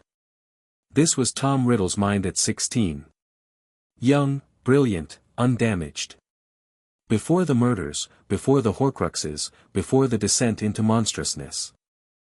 This was the version of Tom that had hidden the diadem, arrogant and cruel, yes, but still whole. Still capable of being charmed, of charming. Still wearing the mask of the perfect student. And there he was, sitting behind the desk. Young. Handsome. Dark-haired, dark-eyed, with the kind of face that teachers trusted and classmates admired. A prefect's badge gleamed on his robes. He looked up as Harry appeared, and his expression was, surprised. Genuinely surprised. And then, quickly, masked behind a smile. Well, said 16-year-old Tom Riddle. This is unexpected. His voice was nothing like the fragment's whisper. It was smooth, warm, confident, the voice of a boy who had learned, very early, exactly how to make people like him. Harry stood in the pristine study and looked at the young Dark Lord and felt a chill run through him that had nothing to do with temperature. The fragment had warned him. It will try to seduce you. This was the seduction, not sex, not romance, but something more insidious. The offer of understanding. The promise of kinship. I am like you, this Tom Riddle would say. We are the same. You must be Harry Potter, young Tom said. He stood, gracefully, every movement controlled, and came around the desk. I've been aware of you for some time. A presence at the edge of my consciousness. I thought you might come eventually. You know what I am. A dreamwalker. An oniromancer. The first in centuries. Tom tilted his head. And you know what I am. A Horcrux. A piece of Voldemort's soul. Such an ugly way to put it. Tom smiled. I prefer to think of myself as, an insurance policy. A contingency. A piece of genius preserved for posterity. You're a piece of a murderer's soul stuffed into a tiara. The smile faltered. Just a flicker, a crack in the charming mask. Then it was back, wider than before. You've been talking to the scar fragment. I can feel its fingerprints on you. It's been filling your head with, what? Regret? Remorse? Truth? It's truth.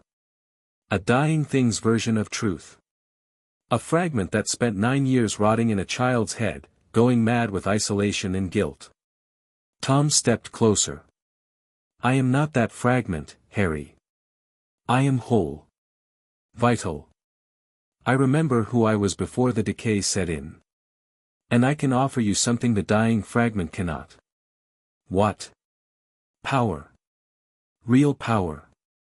Not the theoretical knowledge of a fading ghost, but the living magic of a genius at his peak. Tom spread his hands.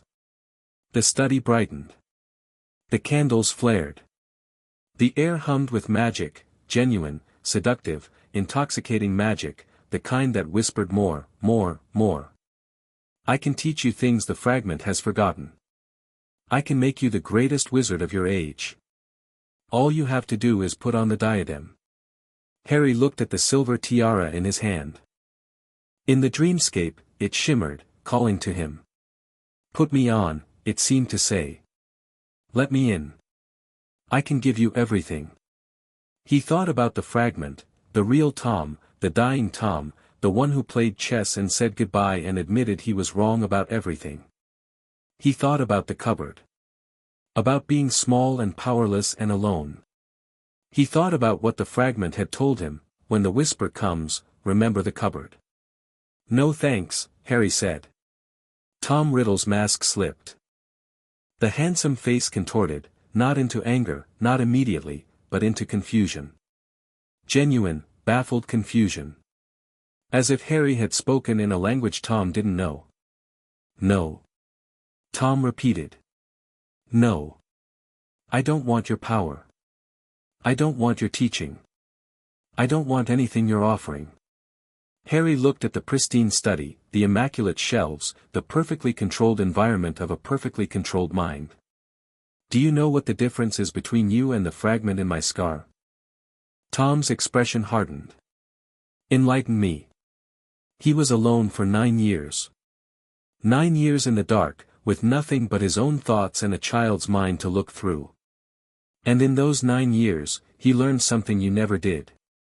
He learned what it feels like to be powerless. To be trapped. To need someone and have no one come. Harry stepped forward. Tom stepped back. The study flickered. He learned empathy, Harry said. The hard way, the worst way, from the inside of a prison he built for himself. And when I came to him, when a 9-year-old kid walked into his study and said, "What's your name?" He could have lied to me. He could have manipulated me. He had months before I found out the truth. He could have turned me into a weapon. I can make you a weapon, he didn't. Harry's voice was quiet, steady. He told me the truth. He told me he killed my parents. He told me about the Horcruxes. He taught me everything he knew and asked for nothing in return except that I finish what he couldn't. Tom's study was cracking. The pristine walls were developing lines, the polished wood dulling, the candles flickering. Tom himself was changing, the handsome mask slipping, something rawer showing through. Younger. More frightened. That's sentiment, Tom spat. Weakness. The same weakness that killed my mother. Harry said. Her love is the reason you're a piece of soul in a tiara instead of the most powerful wizard alive. Her weakness destroyed you. And the fragment's weakness, his 9 years of isolation and regret and learning to be human, gave me everything I need to do this. Harry raised the diadem. Tom lunged. The study shattered. The dreamscape exploded into chaos, walls collapsing, ceiling falling, the immaculate shelves spewing their books into a whirlwind of paper and rage. Tom Riddle's mask was gone entirely, and what was underneath was feral, desperate, a soul fragment fighting for its existence with everything it had. Harry had practiced for this. He didn't build walls. He didn't fight force with force. He did what the fragment had taught him in their final sparring sessions, he opened up. He let Tom Riddle in. Not into his mind, into his heart. He dropped every defense, every wall, every shield, and he let the Horcrux see him. All of him. The cupboard and the hunger and the loneliness and the bruises. The first time Ron smiled at him. The way Hermione's eyes lit up when she talked about books. Hagrid's gentle hand on his shoulder. The fragment's dying pulse, beating in time with his own. Love. Not romantic love, not abstract love, but the specific, concrete, unbearable love of a boy who had been given nothing and cherished everything. Tom Riddle screamed. The sound was not human. It was the sound of a soul fragment meeting the one thing it could not comprehend, the one force that had no place in its architecture, the one weapon against which it had no defense. Tom Riddle, young, brilliant, whole, vital, had never been loved and had never loved, and the sudden, overwhelming flood of it was not warmth to him but acid. The diadem burned in Harry's hand. He felt the metal sear his skin, real pain, physical pain, the dreamscape and the waking world colliding. In the room of hidden things, his body was standing with a white-hot tiara in his grip, and in the dreamscape, a 16-year-old boy was dissolving, screaming, coming apart like a painting left in the rain.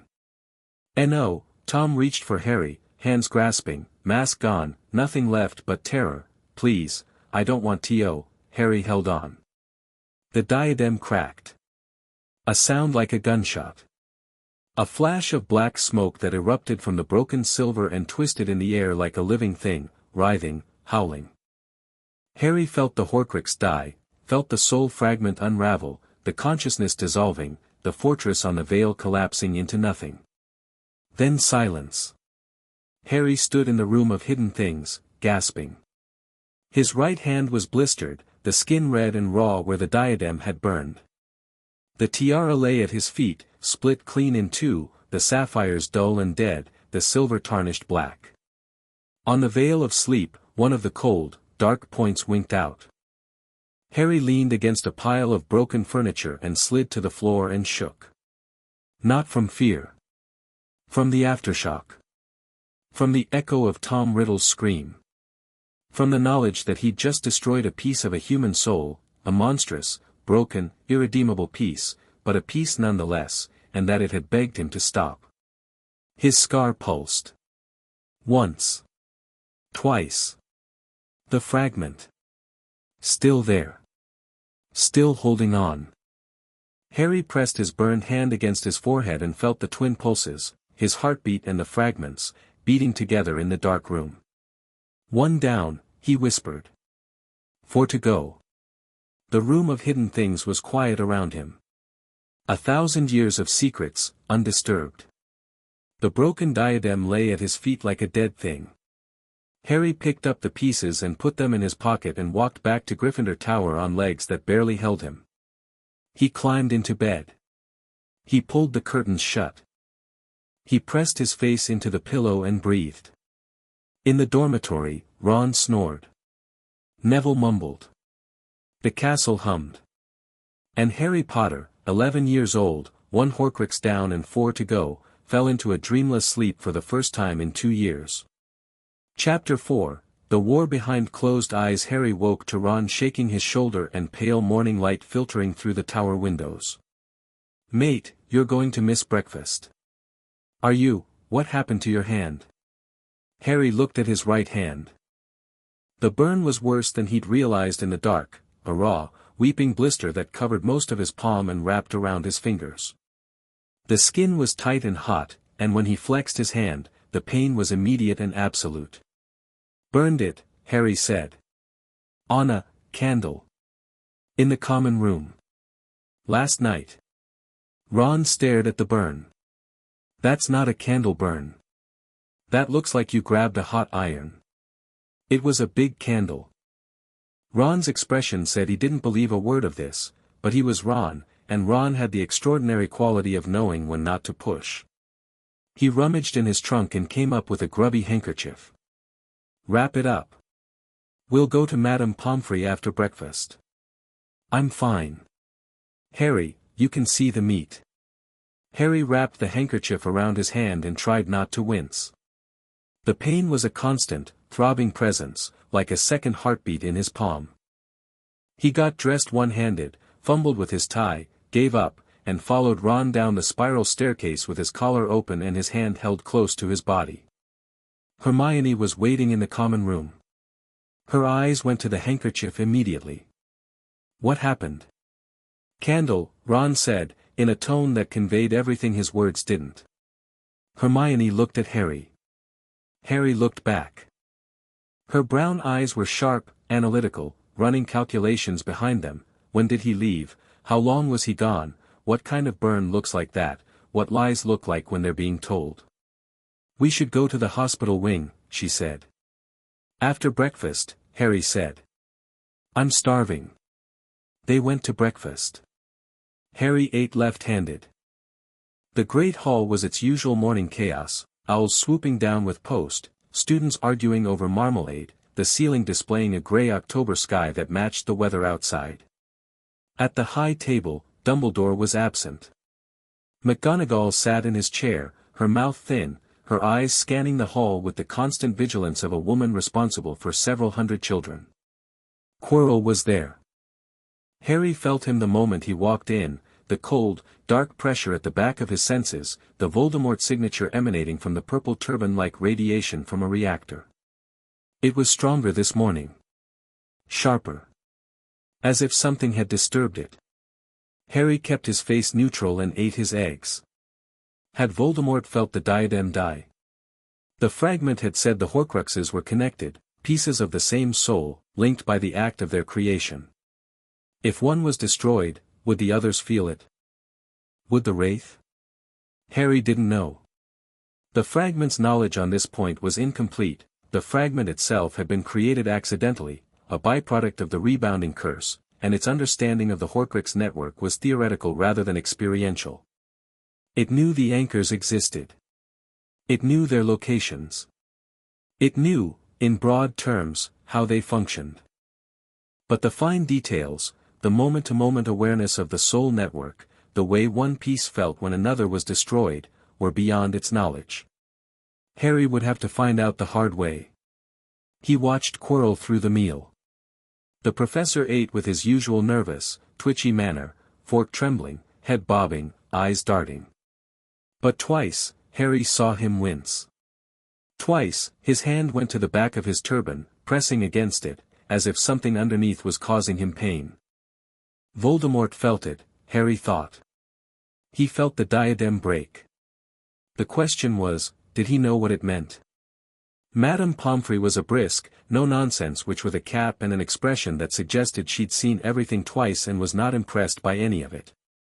She took one look at Harry's hand, sucked air through her teeth, and sat him down on a hospital bed. "Magical burn," she said, unwrapping the handkerchief. "Not a candle, Mr. Potter. This is a curse burn." "What did you touch?" "I don't know what it was. Something in the castle. I was exploring and I picked something up and it burned me." Exploring. The word was flat with disbelief. "At night. I couldn't sleep." Pomfrey gave him a look that could have etched glass. Then she turned to a cabinet, selected a jar of thick orange paste, and began spreading it over the burn with efficient, practiced strokes. The pain vanished instantly, replaced by a cool, tingling relief that made Harry's shoulders drop. "This is essence of murtlap mixed with dittany," she said. "It will heal the surface damage, but a curse burn goes deeper than skin. You may have scarring. And you," she pointed a finger at his face, "will not go wandering the castle at night picking up unknown magical objects. Is that clear?" "Yes, Madame Pomfrey. I've heard that before." She wrapped his hand in clean bandages, proper medical ones, not Ron's handkerchief, and sent him on his way with a final glare that was, Harry suspected, the witch's version of concern. Hermione was waiting outside the hospital wing. "Ron went to herbology," she said. "I told Professor Sprout you'd been to see Madame Pomfrey. She said that was fine." A pause. "Curse burn. I heard her say it. Through the door." "Were you listening at the door?" "I was standing near the door." "There's a difference." Hermione fell into step beside him as they walked toward the greenhouses. Harry, what's going on? Nothing. You've been at Hogwarts for 3 days. You already knew how to do half the spells before they were taught. You come back in the middle of the night with a magical burn on your hand. And sometimes, when you think no one's watching, you get this look on your face. What look? Like you're fighting a war no one else can see. The words hit Harry harder than he expected. He stopped walking. They were in a corridor on the second floor, near a tapestry of a wizard being clubbed by trolls, and the morning sunlight came through the windows at an angle that made the dust motes glow. Hermione had stopped too. She was watching him with those sharp, patient eyes, and there was no judgment in them, just the relentless, compassionate curiosity of a girl who needed to understand things the way other people needed to breathe. Harry looked at her and made a decision. Not the full truth. Not yet. But a piece of it. A corner lifted, just enough to let air in. I know things I shouldn't know, he said. About magic. About the wizarding world. About Voldemort. Hermione flinched at the name but held her ground. I can't tell you how I know. Not yet. But I need you to trust me that I'm not doing anything dangerous for fun. I'm doing something important, and I'm doing it alone because I don't have a choice. Everyone has a choice about being alone, Hermione said. That's sort of the point of friends. Harry stared at her. She stared back. Let me help, she said. I don't need to know everything. I don't need to know anything you're not ready to tell me. But let me help. Harry thought about the fragment's words, find people you can trust. He thought about the 4 remaining Horcruxes, the wraith on the back of Quirrell's head, the war that no one else knew was being fought. He thought about the diadem, broken in his pocket, and the burn on his hand, and the scream of a 16-year-old soul fragment dissolving into nothing. He thought about how tired he was.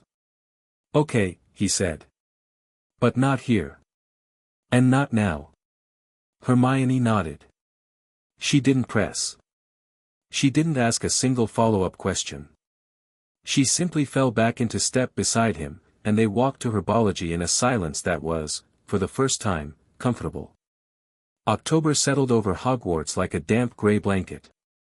The days shortened, the castle grew colder, and Harry established a routine that allowed him to function on 2 fronts, the visible front of student life, and the invisible front of his private war. During the day, he went to classes. He studied with Ron and Hermione in the common room. He practiced wand magic, legitimate, curriculum-appropriate wand magic, and discovered that his year of theoretical study in the Fragments library translated into an ease with spellwork that startled his professors. McGonagall raised an eyebrow when he transfigured a match into a needle on his second attempt. Flitwick actually squeaked when Harry produced a perfectly controlled lumos that he could dim and brighten at will. Snape hated him. This was apparent from the first potions lesson, when Snape had peppered Harry with questions designed to humiliate and Harry had answered every single one correctly, not with defiance, not with smugness, but with the quiet, measured precision of a student who genuinely knew the material. Snape's expression had gone from contemptuous to furious to something almost frightened, and he'd taken 20 points from Gryffindor for what he called Harry's insufferable arrogance. Harry didn't fight it. Snape's hostility was, in the Fragment's memories, rooted in something deep and personal, a decades-old hatred of Harry's father, tangled with a decades-old love for Harry's mother. It was ugly and unfair and directed at a child who'd done nothing to deserve it, and Harry could have exposed it with a few well-chosen words. But he didn't, because Snape's inner turmoil was Snape's business, and Harry had more important things to worry about. Like Quirrell. Harry watched Quirrell the way a naturalist watches a predator, with careful, constant, concealed attention. In defense against the dark arts, Quirrell stuttered and fumbled and made the subject seem as threatening as a damp sponge. He was terrible at the role, which was, Harry understood, the point.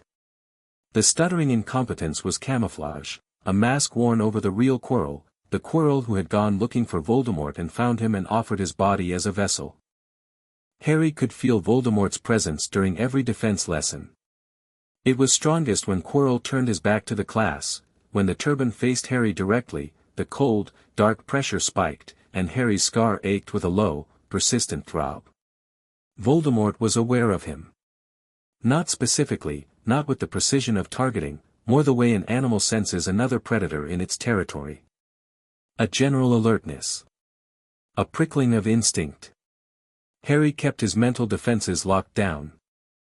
The library was a fortress, warm inside, invisible outside.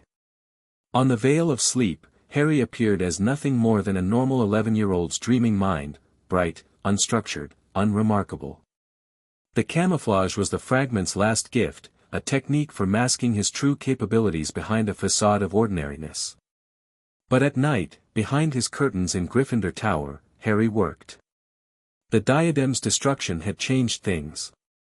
One Horcrux down meant the network was weaker, and it meant Harry needed to move faster, because if Voldemort figured out what was happening, he'd move to protect the remaining anchors. Harry sat at his war room table and studied the map. 4 pins remaining. The diary in Malfoy Manor. The ring in the Gaunt Shack. The locket in the seaside cave. The cup in Gringotts. Each one presented unique challenges. Each one required a different approach. And Harry, despite a year of preparation and a destroyed Horcrux already under his belt, was still an 11-year-old boy at a boarding school with no way to physically reach any of these locations. He didn't need to reach them physically. Harry had destroyed the diadem by entering its dreamscape, by touching the object and being pulled into the soul fragment's inner world. Physical contact had made it easier, faster, more direct. But the diadem was inside Hogwarts. The other Horcruxes were scattered across the country. Could he reach them through the veil alone? Could he enter a Horcrux's dreamscape from a distance, the way he entered a person's dream? The fragment had been uncertain. In theory, yes.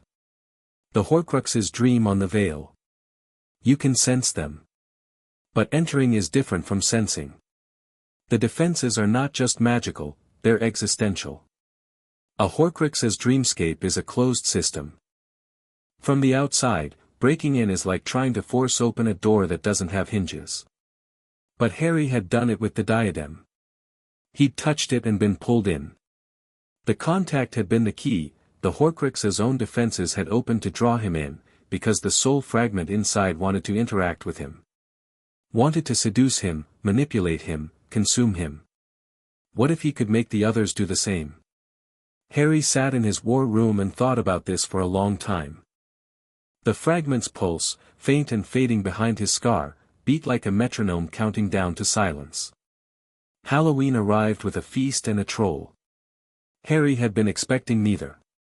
The feast was announced by Dumbledore at breakfast, pumpkins and bats and floating candles, the Wizarding World's take on a Muggle holiday that involved considerably more actual magic. The troll was announced by Quirrell.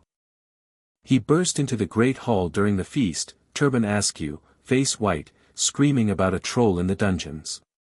Then he fainted, or pretended to faint, Harry's senses told him, the Voldemort signature flaring bright and active behind the supposed unconsciousness. The hall erupted. Dumbledore called for calm. Prefects began herding students toward their common rooms. And Harry, in the chaos, realized 2 things simultaneously. First, Hermione wasn't at the feast. She'd been in the girls' bathroom all afternoon, crying, because Ron had said something cruel about her in Charms, something about her being a nightmare and having no friends, and Harry hadn't been there to stop it because he'd been in the library researching oneiromancy under the guise of doing his transfiguration essay. Second, the troll was a distraction. Quirrell had let it in deliberately. While the school panicked about a troll in the dungeons, Voldemort was going after the stone. Harry grabbed Ron's arm as the Gryffindors surged toward the exit. Hermione doesn't know about the troll. She's in the bathroom. Ron went pale. Oh no. We have to get her. They split from the crowd. The corridors were madness, students streaming in every direction, prefects shouting contradictory instructions, ghosts wailing for dramatic effect. Harry and Ron ran against the tide, dodging bodies, skidding around corners. The smell hit them first. A foul, heavy stench, like rotten meat and unwashed socks and the inside of a dustbin on a hot day. Then the sound, heavy, thudding footsteps, the scrape of something being dragged across stone. They turned a corner and saw it. 12 feet tall. Gray, lumpy skin like badly mixed concrete. Tiny, stupid eyes. A wooden club the size of a tree trunk, dragging along the floor, gouging a trench in the stone. The troll wasn't in the dungeons. The troll was heading straight for the girls' bathroom. "Oh," Ron said faintly. That's really big." The troll turned. Saw them. Its tiny eyes narrowed with what passed, in a troll's limited emotional range, for interest. Harry drew his wand. The Hollywood was warm in his bandaged hand. His mind was racing, not with panic, but with the cold, precise calculations of a boy who'd spent a year sparring with a fragment of the Dark Lord. "Ron. When I say, now, I need you to make noise. Loud noise.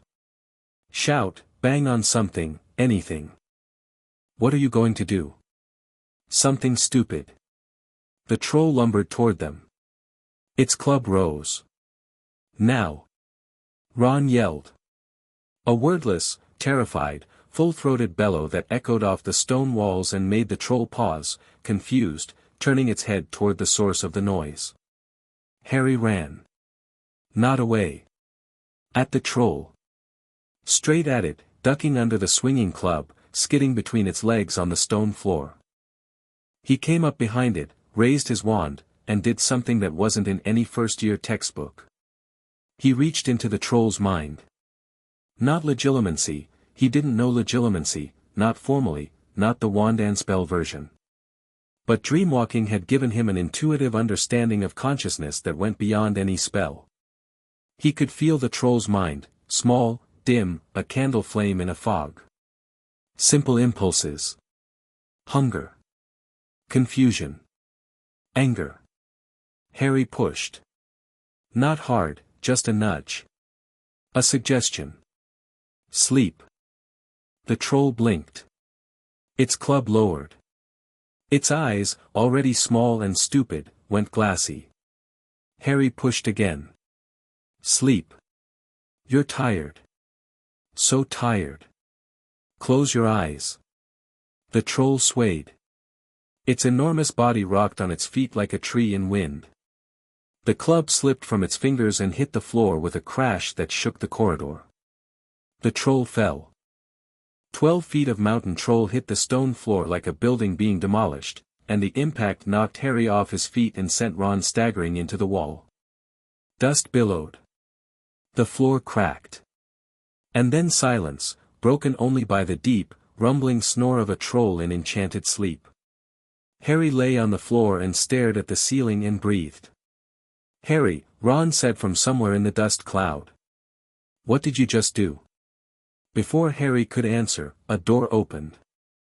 Hermione emerged from the girls' bathroom, her face tear-streaked and blotchy, and stared at the unconscious troll on the floor and the two boys covered in dust on either side of it.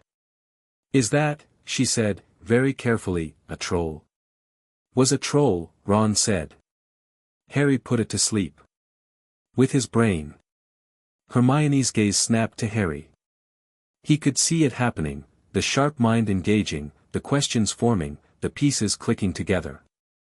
A first-year student does not put a troll to sleep with a mental suggestion. That isn't first-year magic. That isn't even seventh-year magic. That is something else entirely. "Later," Harry said, meeting her eyes. "I promise." Later. Footsteps thundered down the corridor. McGonagall arrived first, followed by Snape, who was limping, Harry noticed, with a badly bitten leg, and then Quirrell, who took one look at the troll and sat down on the floor with his hand over his heart. McGonagall's mouth was so thin it had almost disappeared. "Explain." Harry let Hermione handle it.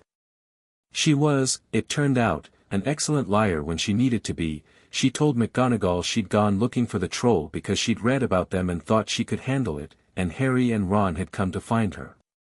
It was a terrible lie, full of holes, but McGonagall was too relieved that no one was dead to interrogate it. 5 points from Gryffindor for Hermione's recklessness. 5 points each to Harry and Ron for sheer dumb luck. They walked back to Gryffindor Tower in silence. At the portrait of the fat lady, Hermione said the password, and they climbed through the hole, and the common room swallowed them in warmth and noise. Ron excused himself, he looked green, the adrenaline crash hitting hard, and went upstairs. Harry started to follow. Hermione caught his sleeve. "Later," she said. "Not a question. Tomorrow. After classes. I'll tell you what I can." She let go. Her hand was shaking. "Thank you. For coming to find me. That's what friends do." Her eyes glistened. She turned away quickly. Hermione Granger did not cry in public, and disappeared up the girls' staircase. Harry stood alone in the common room and listened to the fire crackle and the distant murmur of students trading troll stories, and he thought about Quirrell's faint at the feast and Snape's bitten leg and the stone hidden somewhere in the castle, and he felt the familiar tightness in his chest that meant the war was accelerating. He went to bed. He closed his curtains. He sank into his library. The Fragment's trapdoor was still closed. Harry pressed his palm against it and felt nothing. No pulse. No warmth. Just wood. He opened it. The staircase was gone. Below the trapdoor, there was only a shallow depression in the floor, a few inches of dark, empty space where the hallway had been. The walls, the candles, the carpet, the study, gone. Dissolved. Decayed past the point of existence. And in the shallow dark, a spark. Not a flame. Not a glow. A spark, the last, faintest ember of a fire that had been burning for 10 years. Harry reached into the depression and cupped the spark in his hands. It was warm. Barely. Like the memory of warmth. Like the ghost of the thing warmth used to be. "Tom," Harry whispered. The spark pulsed. "Once. I got one. The diadem. It's done. Pulse. I'm going to get the rest. I promise. I'm going to finish it." The spark flickered. Dimmed. Then, so faintly that Harry might have imagined it, a whisper, not words, not a voice, just the shape of a voice, the echo of a whisper that had once filled a rotting study, proud. The spark went out. Harry knelt over the empty space and held his cupped hands against his chest and breathed. The warmth was gone. The pulse was gone. The presence that had lived behind his scar for 10 years, the monster, the teacher, the chess partner, the voice in the dark, was gone. The trapdoor sealed itself. The wood smoothed over, grain flowing together until there was no gap, no handle, no ring. Just floor. Harry sat in his library surrounded by everything Tom Riddle had given him, and he was alone in his own head for the first time in his life, and the silence was enormous. He didn't cry. He sat with it. He let the silence fill the space where the pulse had been, and he breathed, and after a while, a long while, he stood up and walked to the war room and looked at the map. 4 pins. 4 Horcruxes. 1 wraith on the back of a teacher's head. Harry took a deep breath. Let it out. Then he got to work. He told Hermione the next day. Not everything. Not the fragment, that was his, private, a grief he wasn't ready to share. But the rest of it, the dreamwalking, the ability to enter sleeping minds, the fact that he'd been doing it since he was 9. He told her about the veil of sleep and the way minds appeared as points of light. He told her about practicing on the neighbors at Privet Drive, about reaching across distances, about the way Hogwarts amplified his abilities. He did not tell her about the Horcruxes. Not yet. They were in an empty classroom on the 4th floor, a dusty space with broken desks and a chalkboard still bearing the ghost of a lesson from decades past. Hermione sat on a desk with her legs crossed and her hands in her lap and her face arranged in the expression of intense concentration she wore when processing large amounts of new information. Ron was there too. Harry had debated this. Ron was his friend, his first friend, but Ron was also 11 and not always subtle. In the end, Harry decided that leaving Ron out would be worse than including him. Secrets between friends were corrosive, and Harry had enough corrosion in his life. Ron sat on the floor with his back against the wall and his mouth slightly open. He'd been sitting like that for several minutes. "So when I'm asleep," Ron said slowly, "you could just walk into my head?" "Yes." "And see my dreams?" "Yes." "All of them?" "I don't do it unless I need to, Ron. I don't go into my friends' dreams." "But you could." "Yes." Ron's ears went red. Harry had a flash of memory, Ron's mother, running alongside the Hogwarts Express, crying, and understood. Ron's dreams were probably deeply personal, full of family and insecurity and the fear of being the least impressive Weasley. Having those dreams exposed would be mortifying. "I swear," Harry said. "On everything. I don't look at friends' dreams. It's private. It would be like reading your diary." Ron relaxed fractionally. "I don't have a diary." "Good. Neither do I." The word diary snagged in Harry's mind, the Horcrux diary, sitting in Malfoy Manor, but he pushed it aside. One thing at a time. Hermione had been quiet through this exchange. Now she spoke, and her voice had the controlled intensity of someone working very hard to remain calm. "This is oniromancy," she said. "I've read about it. One paragraph, in rare and obscure magical abilities, in the restricted section. I had to get a note from Professor Flitwick." She paused. "The book said the last known oniromancer died in the 4th century. That's what I've been told." "By whom?" Harry hesitated. "I can't tell you that." "Not yet." Hermione's jaw tightened. She didn't like incomplete information, it went against her fundamental nature. But she'd promised not to push, and Hermione Granger kept her promises. "The troll," she said instead. "You put it to sleep." "That wasn't dreamwalking, the troll was awake." "No, Harry stopped. "Thought about it. I don't know what it was. It was instinct. I could feel its mind, and I pushed. I didn't think about it. I just did it." "You reached into the mind of an awake creature and imposed a state of consciousness on it. That's not oniromancy, Harry. That's something closer to legilimency, but legilimency doesn't work on trolls, their mental structures are too simple." "So what is it?" Hermione's eyes were bright. "Not with fear. With the particular excitement of a researcher confronting an unknown. I don't know. But I'm going to find out." She launched herself off the desk and began pacing, talking as she moved, rapid fire, half to herself, half to Harry, a torrent of magical theory and historical references and hypothetical frameworks that Ron followed with the glazed expression of a man watching a foreign film without subtitles. Harry let her talk. He could see her mind working, making connections, discarding dead ends, building a theoretical structure to contain something that had no precedent. Hermione Granger was, in her own way, as extraordinary as anything Harry had encountered on the Veil of Sleep. Her intelligence wasn't just fast, it was creative, flexible, willing to go wherever the evidence led.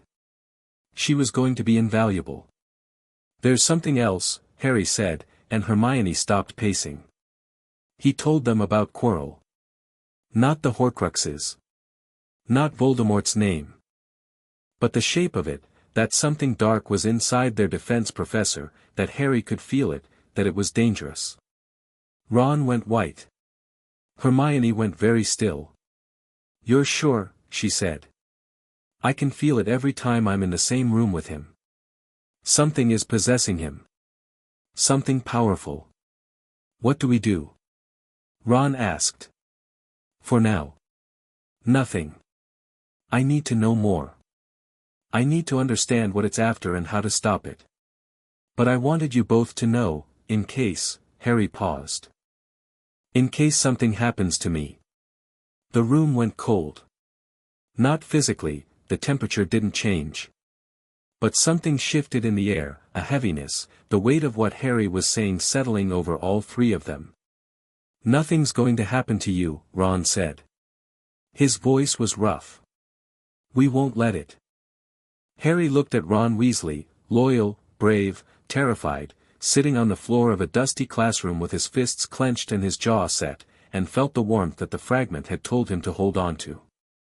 The warmth that had destroyed the diadem. The warmth that Voldemort couldn't understand. Thanks, Ron, Harry said. Don't thank me. Just don't do anything stupid without telling us first. I'll try. You'll try, Ron muttered. Brilliant. Hermione sat back down on the desk. Her pacing energy had transformed into something else, a focused, controlled determination. I need access to the restricted section. Properly, I mean. If I'm going to research oneiromancy and whatever it is you did to the troll, I need books that first years aren't allowed to touch. Can you get permission? I can get a note from a professor. Flitwick likes me. Or, her eyes narrowed. Lockhart wouldn't check what I was actually reading. He'd sign anything. Lockhart isn't here yet, Ron pointed out. He's whoever's coming next year. Then Flitwick. I'll tell him I'm doing independent research on rare magical abilities for extra credit. It's not even a lie. Harry nodded. Be careful. If you find anything about oneiromancy, don't tell anyone else. Don't even write it down anywhere someone could find it. I know how to keep a secret, Harry. I know you do. They sat in the dusty classroom, 3 11-year-olds, carrying a secret that would have terrified most adults, and outside the window, the October wind blew dead leaves across the grounds, and the lake shone gray under a gray sky, and the castle hummed with ancient magic that none of them fully understood. So, Ron said. Anyone want to play Exploding Snap? Harry laughed. It surprised him, a real laugh, sudden and unforced. Hermione looked startled, then smiled. Ron grinned, pleased with himself. They played Exploding Snap on the dusty floor until dinner time, and for 1 hour, Harry was just a kid. November. December. The days blurred together, each one a layer in a palimpsest of routine and secret preparation. On the surface, Harry Potter was a normal Gryffindor first year. He went to classes, did his homework, played chess with Ron in the common room. Ron was, it turned out, spectacularly good at chess, better than Harry, better possibly than the fragment had been, and studied with Hermione in the library, where she was systematically dismantling the restricted section's collection on rare magical theory. Below the surface, Harry was hunting. The fragment's death had closed the direct connection to the Horcrux network, but it hadn't eliminated Harry's ability to sense them. He'd spent a year mapping their locations on the Veil of Sleep, and those maps were still in his war room, accurate and detailed. What he'd lost was the ability to feel them in real time, the constant, low-level awareness of their presence, the way a spider feels vibrations on its web. Now he had to search for them deliberately, reaching out across the veil with focused intent, and each search was harder than the last. The diary was still in Malfoy Manor. Harry confirmed this on a Tuesday night in November, reaching across the veil to the cold, dense point in Wiltshire. Still there. Still dreaming its looped dreams. Still waiting. But something had changed. The diary's signature was different, more active, more agitated, as if the destruction of the diadem had disturbed it. Harry circled it warily, not daring to enter, and felt the soul fragment inside stirring restlessly in its paper and ink prison. The ring in Little Hangleton was unchanged, thorny, dark, impenetrable. Harry gave it a wide berth. The locket in the cave was the same, warping the veil around it, too dangerous to approach. The cup in Gringotts was still invisible behind goblin wards. For Horcruxes, all intact, all out of reach. Harry sat in his war room and stared at the map and tried not to feel the weight of what he was carrying. He was 11. He couldn't apparate, couldn't travel, couldn't leave Hogwarts during term. The Horcruxes were scattered across the country, protected by lethal defenses, and Harry couldn't physically reach any of them. But he'd destroyed the diadem without physical contact initially. He'd reached it through the veil first, sensed it, located it. The physical contact had been the finishing blow. What if there was a way to weaken them remotely? To probe their defenses, find cracks, create vulnerabilities that could be exploited later? Harry began experimenting. He started with the diary, because it was the most agitated and therefore the most likely to respond. Each night, after Ron fell asleep, Harry sank into his library, entered his war room, and reached across the Vale to Malfoy Manor. The diary's dreamscape was different from the diadem's. Where the diadem had been a pristine study, young Tom Riddle at his most polished, the diary was something rawer. Darker. The consciousness inside it was from an even earlier point in Tom's life, 16 years old and freshly blooded, the first murder still vivid. Its dreamscape, viewed from outside, was a maelstrom of adolescent rage and brilliance and desperate ambition, spinning like a whirlpool on the Vale. Harry didn't try to enter. He circled. He observed.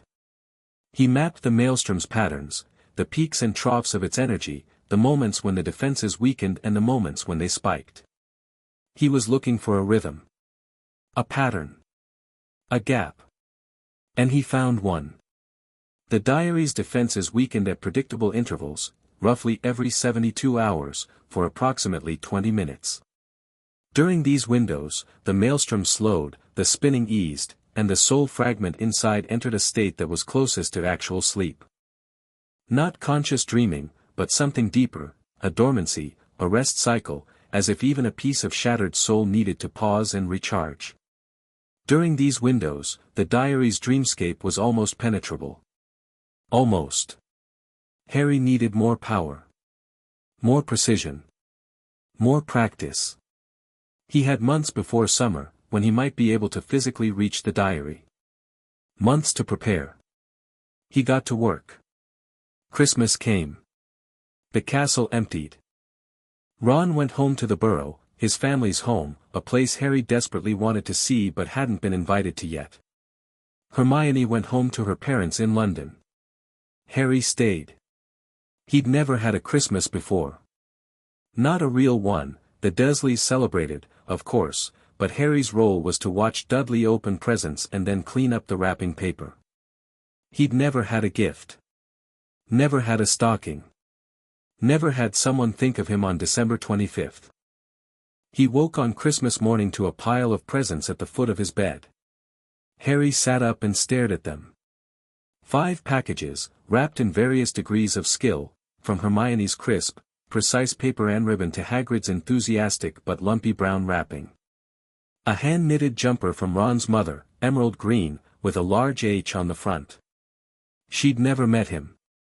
She'd knitted him a jumper anyway, because her son had mentioned that Harry wasn't expecting presents, and Molly Weasley could not allow that to stand. A box of homemade fudge from Hagrid. A book on advanced magical theory from Hermione. She'd clearly been thinking about his abilities, with a note that said for your research. Happy Christmas. H. A 50-pence piece from the Dursleys, sellotaped to a card that said, from the Dursleys, in Petunia's handwriting, with no further message. And a package with no card. No tag. No indication of sender. Just a note, written in thin, slanting handwriting. Your father left this in my possession before he died.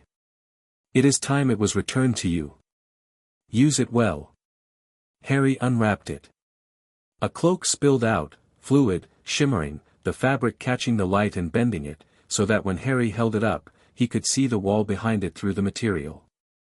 An invisibility cloak. Harry's hands trembled. Not from the cold. From the cascade of implications. His father's cloak. Left with someone for safekeeping. The handwriting he didn't recognize, but the fragment's memories offered a guess, Dumbledore. Dumbledore had had James Potter's invisibility cloak, and now he was returning it to Harry, and the message, "Use it well," was not an idle instruction. Dumbledore was giving him a tool. Deliberately. Knowing, or at least suspecting, that Harry would use it to go places he wasn't supposed to go. Harry put the cloak on. His body vanished. He stood in the dormitory, invisible, wrapped in his dead father's magic, and felt the cloak settle around his shoulders like an embrace. Use it well. He intended to. Christmas night, invisible, Harry explored Hogwarts. Not the public corridors, he knew those already from the fragment's memories and his own weeks of navigation. He went deeper. The castle's hidden spaces, the rooms that weren't on any map, the passages that opened only for those who knew the right words or the right touch. He found the mirror of Eriste in an unused classroom on the 3rd floor. It was an enormous mirror, gold-framed, standing in the middle of the room like a monument. The frame was inscribed with words, Eriste stra eru oit ube kafru oit onwosi, which, read backward, said, "I show not your face but your heart's desire." Harry stood before the mirror and looked. He saw himself. But not the real himself, a version of himself surrounded by people. A man and a woman stood behind him, their hands on his shoulders. The man had messy black hair and glasses. The woman had red hair and green eyes. His parents. Harry stood in front of the mirror of Eriste and looked at his mother and father for the first time in his life, and they looked back, and they were smiling, and his mother was crying, and his father's hand on his shoulder was strong and proud. Behind them, more figures. Red-haired people who might be Weasleys. A bushy-haired girl who was certainly Hermione. A giant shape that was unmistakably Hagrid.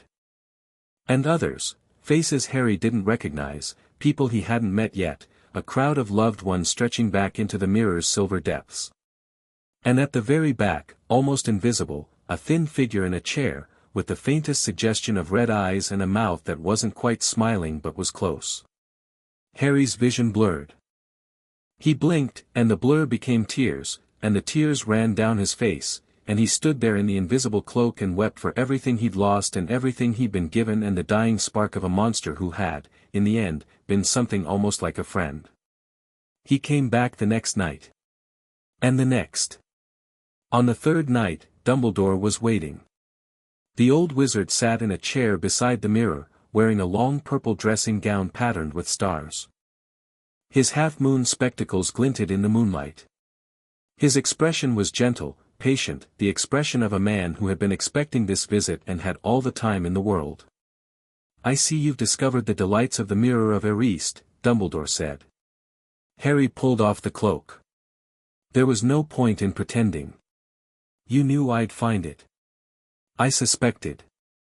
The mirror has a way of drawing people to it, people who are searching for something they've lost." Dumbledore's eyes twinkled. "Sit down, Harry." Harry sat. Cross-legged on the cold floor, the way he'd sat in the fragment study. The old man in the chair and the boy on the floor, the geometry was familiar, and Harry felt a pang. "Do you know what the mirror shows?" Dumbledore asked. "Your heart's desire." "And what do you see?" "My family," Harry said. "My parents. My friends. Everyone he stopped. "Everyone I love." Dumbledore nodded slowly. "The mirror shows us nothing more or less than the deepest, most desperate desire of our hearts. A man who is hungry sees himself holding the finest feast. A man who is cold sees himself wrapped in the warmest cloak. And a boy who has never known his parents sees them standing behind him," Harry finished. They were quiet for a moment. The mirror shone. Harry's reflection, the version surrounded by loved ones, smiled at him from the glass. "Professor," Harry said. "Can I ask you something?" "You may ask. I may not answer. Do you know what I am?" Dumbledore's twinkle dimmed. Not extinguished, dimmed. Like a flame turned low. "I know you are Harry Potter. Son of James and Lily. A Gryffindor. A first-year student with rather remarkable abilities. Do you know about the dreamwalking? Silence. Dumbledore's face was still, composed, but behind those half-moon spectacles, something shifted. I have noticed, he said carefully, that you are not entirely what you appear. Your performance in classes suggests knowledge beyond your years. Your composure suggests experiences beyond your age. And the monitoring charms I placed on your home at Privet Drive recorded anomalies. Magical fluctuations that did not correspond to accidental childhood magic. You were watching me. I was watching over you. There is a difference, though I concede the distinction may feel academic from your perspective. Dumbledore folded his hands in his lap. I know that something happened to you before you came to Hogwarts. Something that changed you. I do not know what. Harry looked at the old wizard, brilliant, powerful, burdened with knowledge and responsibility, and felt the temptation to tell him everything. The Horcruxes. The fragment. The war behind closed eyes. Dumbledore could help. Dumbledore might be the only person alive who could truly help. But the fragment's warning echoed, if he discovers what I am, he will not hesitate. The fragment was gone now, the trapdoor sealed, the study dissolved, the last spark extinguished. There was nothing left for Dumbledore to destroy. But Harry's connection to the Horcrux network, his ability to sense and eventually reach the remaining anchors, depended on the scar, on the magical scar tissue left by the fragment's decade-long residence. If Dumbledore investigated too closely, if he probed the scar, he might damage the very tool Harry needed to finish the job. I'm not ready to tell you, Harry said. Not yet. But I will. Soon.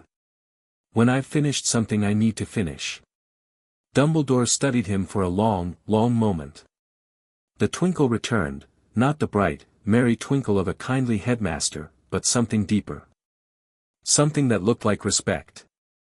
I will not press you, Dumbledore said. But I will tell you this, the mirror will be moved to a new location tomorrow. It does not do to dwell on dreams and forget to live, Harry. I know about dreams, Professor. Better than most.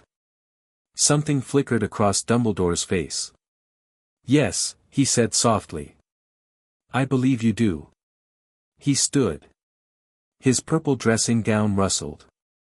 At the door, he paused. Harry. Whatever you are carrying, whatever war you are fighting, you do not have to fight it alone. When you are ready to share your burden, I will be here. Thank you, Professor. Dumbledore smiled. It was a sad smile, the kind that comes from knowing things you wish you didn't. Happy Christmas, Harry. Happy Christmas.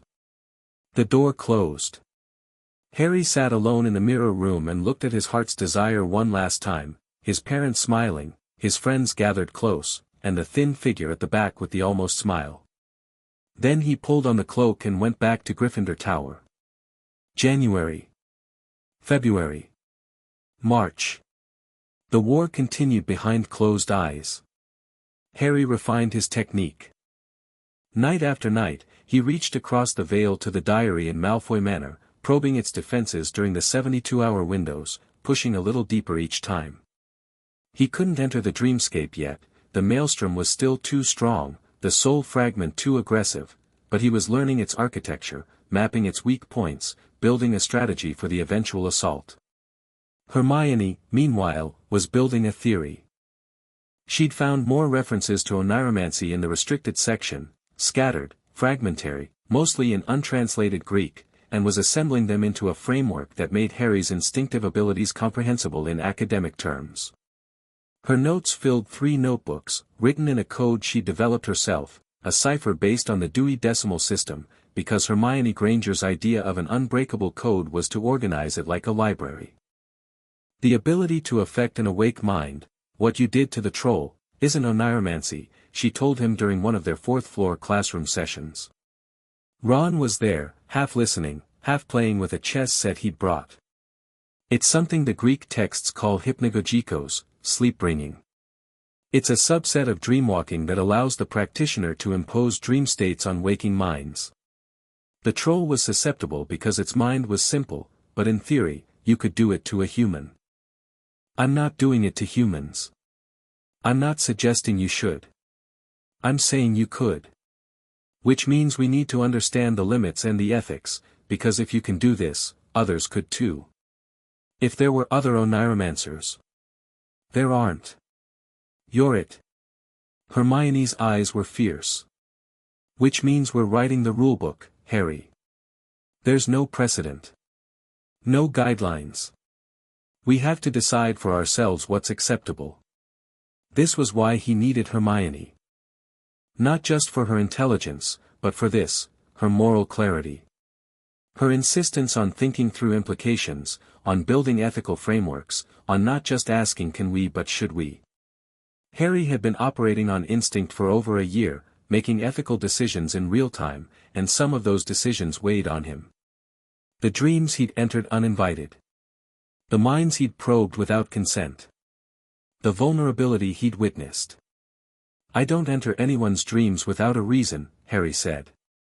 And I don't change anything unless someone is in danger. Good. Write that down. Hermione pulled out a notebook.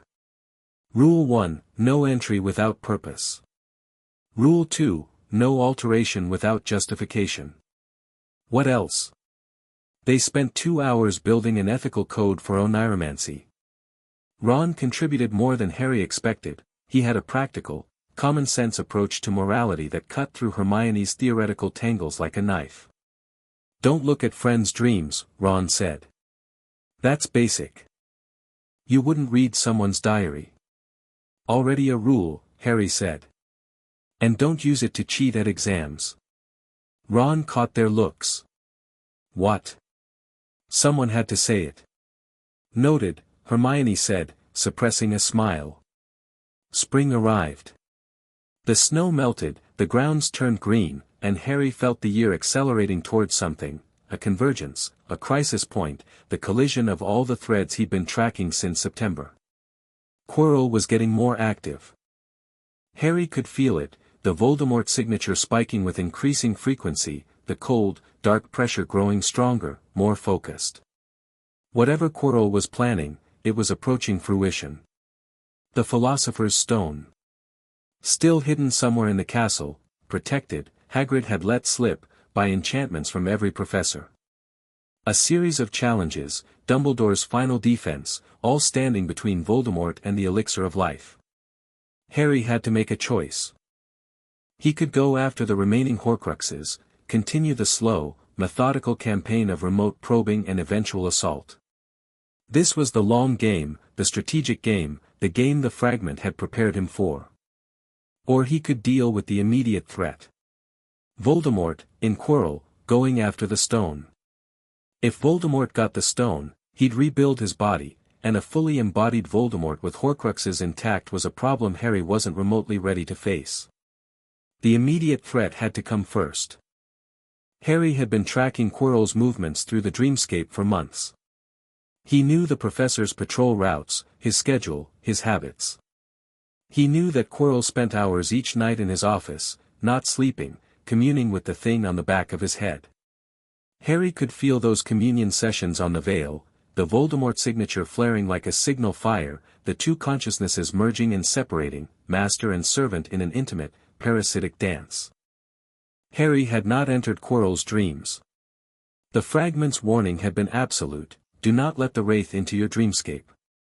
But the corollary was also true, entering the Wraith's dreamscape would expose Harry to the full force of Voldemort's consciousness. Not a fragment. Not a splinter. The core. The trunk from which all the branches had been cut. Harry wasn't ready for that fight. Not yet. But he might not need to fight Voldemort directly. He might just need to stop Quirrell from reaching the stone. And for that, he needed to know what protections guarded it. Harry spent 3 nights in the dreams of Hogwarts professors. He didn't enter deeply, just skimmed the surface, looking for information. McGonagall dreamed of chess. Flitwick dreamed of dueling. Sprout dreamed of plants. Snape dreamed. Harry pulled back from Snape's dreams immediately, feeling the occlumency shield snap shut like bear traps. Snape was a trained mind defender, and his dreams were booby-trapped. But the others yielded enough. A giant chess set. An enchanted key room. A devil's snare. A logic puzzle with potions. And at the end, whatever Dumbledore himself had put in place. Harry mapped it all. The obstacle course that guarded the Philosopher's Stone, laid out in his war room like a battle plan. "We can get through it," he told Ron and Hermione during a late-night session in the empty classroom. "The chess, the keys, the plants, the potions. Between the three of us, we can handle it." "Why would we need to?" Ron asked. "Can't Dumbledore just, Dumbledore might not be here when it happens. If Quirrell makes his move while Dumbledore's away, when is Dumbledore away?" Hermione asked. Harry had been monitoring this. "He gets called to the Ministry. Regularly. And each time he leaves, Quirrell gets more active. I think Voldemort is waiting for a window, a time when Dumbledore's gone long enough for Quirrell to get through the protections." Ron and Hermione exchanged a look. Something had shifted between the three of them over the past months, a settling, a deepening, the forging of a bond that went beyond friendship. They were co-conspirators now. Partners in a war they'd chosen to fight together. "Tell us what to do," Hermione said. Harry looked at his friends. Ron, pale but determined. Hermione, fierce and focused. "We wait," Harry said. "We prepare. And when Quirrell makes his move, we go after him." Ron swallowed. "And Voldemort? The thing on his head?" Harry thought about the fragment. About the spark going out. About the promise he'd made. "I'll handle Voldemort," he said. "I have a plan." It wasn't a lie. He did have a plan. He just wasn't sure he'd survive it. The letter came in late May, an urgent summons to the Ministry of Magic, important enough to pull Dumbledore away from the castle. Harry felt the headmaster's departure on the Vale like a bonfire being extinguished, the brightest point of light in the Hogwarts constellation, suddenly gone. And in the defense against the Dark Arts Office, the Voldemort signature flared to full power. Harry found Ron and Hermione in the common room. One look at his face was enough. "Tonight?" Ron said. "Tonight." They didn't waste time. They'd been preparing for weeks, running through the protections in the empty classroom, practicing the spells they'd need, drilling the chess strategies Ron had devised. Hermione had memorized the logic puzzle format. Ron had mapped every possible chess scenario. Harry had his own preparations. Made alone, at night, in the depths of his library. Plans within plans. At midnight, under the invisibility cloak, they made their way to the third-floor corridor. Fluffy, the three-headed dog guarding the trapdoor, was already asleep. A harp played in the corner, its strings plucking themselves. Quirrell had been here. The first defense was already breached. They dropped through the trapdoor. The devil's snare caught them, its tendrils wrapping around their ankles, their wrists, their throats. Hermione screamed, "Relax," and then, when relaxing didn't work fast enough, conjured a jet of blue flame that sent the plant recoiling. The key room was next, hundreds of winged keys fluttering around a high-ceilinged chamber, one of them matching the heavy wooden door at the far end. Harry mounted a broomstick, and the fragment's memories of Tom Riddle's mediocre flying ability turned out to be irrelevant. Harry could fly. He could really fly. The broomstick responded to him like an extension of his body, and he caught the silver key in 6 seconds flat, and Ron said, "Bloody hell," from below. The chess room was Ron's. A giant chess set, life-sized pieces carved from black and white stone. Ron took command with the calm authority of a general, positioning Harry and Hermione as pieces on the board, directing their movements with clipped, precise instructions. The game was brutal. The white pieces were merciless, smashing the black pieces with savage force, stone shattering on stone. Ron sacrificed piece after piece, his jaw set, his eyes calculating. "Ron," Hermione said, as Ron moved himself into position. "I have to." Ron looked at Harry. His face was white, but his voice was steady. "It's the only way. She takes me, you're free to checkmate the king." "Ron, no, Harry, shut up and win the game." Ron stepped forward. The White Queen turned. Her stone arm swung. Ron crumpled. Hermione screamed. Harry didn't. He couldn't, the sound was trapped behind the wall of cold, focused determination that had slammed down over his emotions like a blast door. He stepped to the correct square. Checkmate. The White King threw down his crown. The door opened. Harry knelt beside Ron. Breathing. Pulse steady. Unconscious, but alive. "Stay with him," Harry told Hermione. "Harry, stay with him. Get him to Madame Pomfrey. Send an owl to Dumbledore." "What are you going to do?" Harry looked at the open door. Beyond it, the next chamber. Beyond that, Quirrell. Beyond Quirrell, Voldemort. "What I came here to do," he said. He stood. He walked through the door. It closed behind him. The potions chamber was next, 7 bottles on a table, a riddle in verse, flames blocking the exits. Harry solved the riddle in 30 seconds, Hermione had drilled him on logical deduction until he could do it in his sleep, and drank the smallest bottle and walked through the black flames into the final chamber. Quirrell was waiting. Not the stuttering, twitching, turban-wearing professor from defense class. This Quirrell stood straight and still, his eyes cold, his manner utterly composed. The mask was gone. The real Quirrell, the one who'd gone looking for dark power and found it, stood before the mirror of Eriste, his hands raised, his face reflected in the glass. "I was wondering when you'd arrive," Quirrell said. His voice was smooth. No stammer. "The Dark Lord said you'd come." Harry stood at the foot of the stairs and looked at the man who had given his body to Voldemort and felt the scar on his forehead burn with a cold, steady fire. "You can't get the stone out of the mirror," Harry said. Quirrell's eyes narrowed. "How do you know about the stone?" "I know a lot of things, Professor. More than you'd expect." Quirrell turned from the mirror. His face was calculating, but underneath the calculation, Harry could feel the Voldemort signature pressing outward, massive, impatient, hungry. The Wraith wanted to speak. The Wraith wanted to see. "Let me speak to him," said a voice. Not Quirrell's voice. A voice that came from the back of Quirrell's head, from underneath the turban, thin and cold and achingly familiar. Harry had heard this voice before, not the exact same voice, but the same cadence, the same sibilance. The Fragment's voice. The Diadem's voice. The voice of Tom Riddle, refracted through decades of corruption. Quirrell reached up and unwound the turban. The face on the back of Quirrell's head was the worst thing Harry had ever seen. Not because it was grotesque, though it was, flat and white and noseless, with slitted red eyes and a mouth that was too wide. But because Harry recognized it. The Fragment, magnified. The Diadem, enlarged.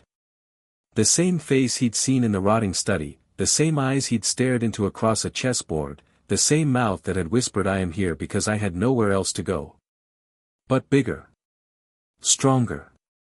And utterly without the exhaustion and regret that had softened the Fragment. "Harry Potter," Voldemort said. "We meet at last." Harry looked into the red eyes of the thing that had killed his parents and split its soul and terrorized the wizarding world and sent a piece of itself to live inside a baby's scar. "We've met before," Harry said. "You just don't remember." The red eyes narrowed. "What do you mean?" "There was a piece of you. In my scar. A fragment. It lived there for 10 years. Harry's voice was steady. "It taught me chess. Voldemort's face contorted. Not with rage, with something else. Confusion. Disbelief. A fracture in the cold, composed mask, as if Harry had said something that didn't fit into any category the Dark Lord recognized. Impossible, Voldemort hissed.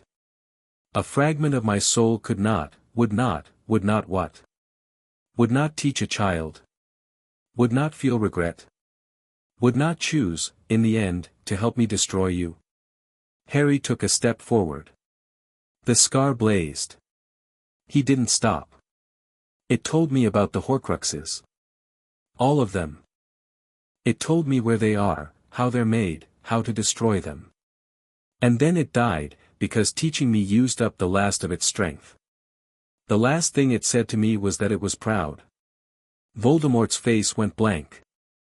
Absolutely, totally blank. And then the rage came, a wave of fury so intense that the room shook, the mirror cracked, and Quirrell staggered. You lie.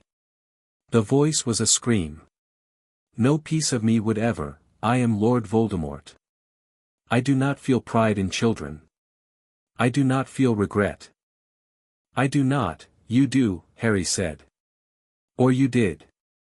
The part of you that was capable of those things lived inside me and died and left me everything I need to end you. Quirrell lunged.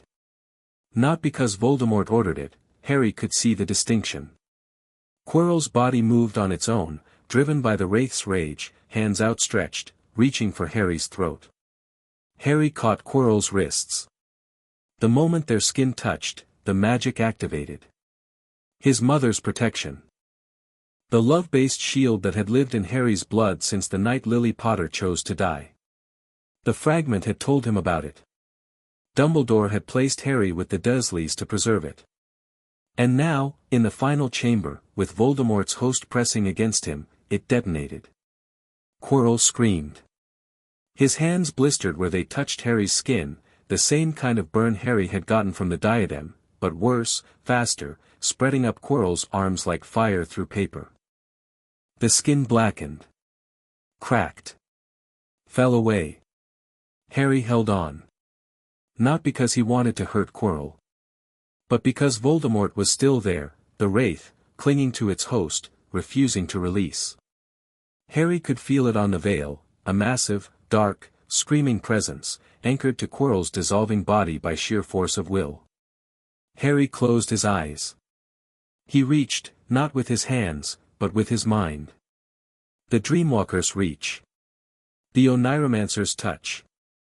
He found the Wraith's consciousness, not on the veil of sleep, but in the space between waking and dying, the threshold where Quirrell's mind was dissolving and Voldemort's was exposed. He found it and he pushed. Not sleep. Not calm. Not any of the gentle nudges he practiced. Everything. Harry opened every door in his library. He dropped every wall. He let Voldemort see him, all of him, the cupboard and the hunger and the loneliness and the love, the friends who waved goodbye, the mother who died, the fragment who chose regret over pride, the boy who said goodbye to a monster and meant it. Voldemort screamed. The same scream as the diadem, the sound of a soul encountering something it could not process, could not comprehend, could not survive. Love. Freely given. Unconditional. The most powerful magic in the world, wielded by an 11-year-old boy who had learned it not from books or spells but from the simple, brutal experience of being unloved and choosing to love anyway. Quirrell's body crumbled. Dissolved. Turned to ash and dust that scattered across the chamber floor. And the Wraith, Voldemort's core consciousness, the trunk from which all the branches had been cut, tore free with a howl that shook the castle to its foundations. Harry felt it go. Felt the dark, massive presence rip itself out of the dying body and flee, diminished, damaged, screaming, into the night. Not destroyed. Not yet. The Horcruxes still anchored it to existence. But hurt. Badly hurt. Weakened in a way it hadn't been since the night it killed Lily Potter. Harry sank to his knees. The chamber was quiet. Quirrell was gone, nothing left but ash and empty robes. The mirror of Eriste stood undamaged, reflecting a room with no one in it except a boy on the floor. Harry's scar was silent.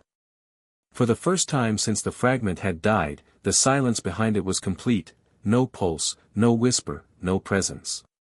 Just Harry. Alone in his own head. Alone in a room full of dust. He looked at the mirror. His reflection looked back. No parents behind him. No friends. No fragment. Just Harry, pale and shaking, with a scar on his forehead and ash on his hands. And then, as he watched, his reflection smiled. Not sadly. Not desperately. Just a small, quiet smile, the kind that says you did it, you're still here, there's more to do but you did this part right. Harry smiled back. He was still smiling when Dumbledore found him. Chapter 5, The Dreamer Wakes. The hospital wing was quiet. White sheets, white walls, white light filtering through tall windows. The smell of antiseptic and healing herbs, dittany and murtlap and something sharp and green that Harry couldn't name. A vase of flowers on the bedside table, yellow chrysanthemums, already wilting, left by someone who'd visited while he was unconscious. Harry had been unconscious for 3 days. He knew this because Madame Pomfrey told him, in the clipped, matter-of-fact tone of a woman who had moved past worry and into irritation, which was her way of showing relief. 3 days, Mr. Potter. 3 days of monitoring your vitals and forcing nutrient potions down your throat and explaining to the headmaster that no, he could not sit by your bedside indefinitely because I have other patients and he has a school to run. Harry lay in the hospital bed and stared at the ceiling and felt the absence. Not the fragment's absence, he'd grieved that, was still grieving it, would probably grieve it for a long time. This was a different absence. Voldemort's wraith, which had pressed against his scar for months like a hand against a window, was gone. Not destroyed, Harry could feel the difference. Destruction left a clean gap, a wound that could heal. This was more like a retreating tide. The wraith had fled, pulled back to some distant hiding place to lick its wounds, and the pressure it had exerted on Harry's scar had vanished with it. His head felt light. Clear. Like stepping outside after being in a stuffy room for hours. "Can I have visitors?" Harry asked. "You can have 10 minutes. And if I see a single chocolate frog wrapper on these sheets, 10 minutes. Got it." Pomfrey sent a house elf to fetch Ron and Hermione. They arrived at a run, literally running, skidding through the hospital wing doors with the wild-eyed urgency of people who'd been waiting for 3 days with nothing to do but worry. Ron got there first. His arm was in a sling, the chess piece had cracked his collarbone, but he was grinning, a wide, fierce, slightly unhinged grin that made his freckles stand out like stars. "You absolute nutter," Ron said. "You complete and total nutter. 3 days. We thought you were dead." "I'm not dead. Obviously. But we thought it." Ron sat in the chair beside the bed and seemed to vibrate with the effort of not hugging Harry. Hermione cried. "I did not cry," Hermione said, arriving 2 seconds behind Ron, her eyes red-rimmed and her hair more chaotic than usual. "I expressed concern through involuntary lacrimation. It's a physiological response." "She cried buckets," Ron said. Hermione sat on the edge of the bed and took Harry's hand and squeezed it hard enough to hurt. "Don't you ever do that again." "Which part? The part where I fought Voldemort or the part where I was unconscious for 3 days?" "Any of it. All of it." Her grip tightened. "We're supposed to be in this together. You promised." Harry looked at his friends, Ron in his sling, Hermione with her red eyes, both of them battered and exhausted and furious with him for almost dying, and felt the warmth. The same warmth he'd used as a weapon. The same warmth that had destroyed the diadem and driven the wraith screaming into the night. It didn't feel like a weapon now. It felt like home. "I'm sorry," Harry said. "You're right. I don't know what I should have done differently, but I'm sorry." "You should have let us come with you," Ron said. Into the last chamber. We should have been there. You had a broken collarbone. I've had worse. Well, no, I haven't. But I would have managed. Hermione's hand was still gripping his. Her eyes were searching his face with that relentless, analytical intensity. What happened in there, Harry? Dumbledore hasn't told us anything. He just said you'd confronted Quirrell and that Quirrell was gone. Harry looked at the ceiling. The white plaster, the high beams, the dust motes floating in the sunlight. How much to tell them? How much could he tell them, here, in the hospital wing, with Pomfrey just on the other side of the curtain? Quirrell is dead, Harry said. Voldemort was possessing him. Sharing his body. When I touched Quirrell, something, a protection my mum left on me, it burned him. Voldemort's spirit escaped, but Quirrell didn't survive. Ron swallowed. You killed him. The protection killed him. Harry closed his eyes. The image of Quirrell crumbling to ash played behind his eyelids, and he pushed it down, filed it away, locked it in a room in his library that he would deal with later. I held on. Hermione was quiet for a long moment. Then she said, "There's more, isn't there? More than Quirrell. More than the stone." Yeah. The thing you've been doing all year. The reason you can do what you can do.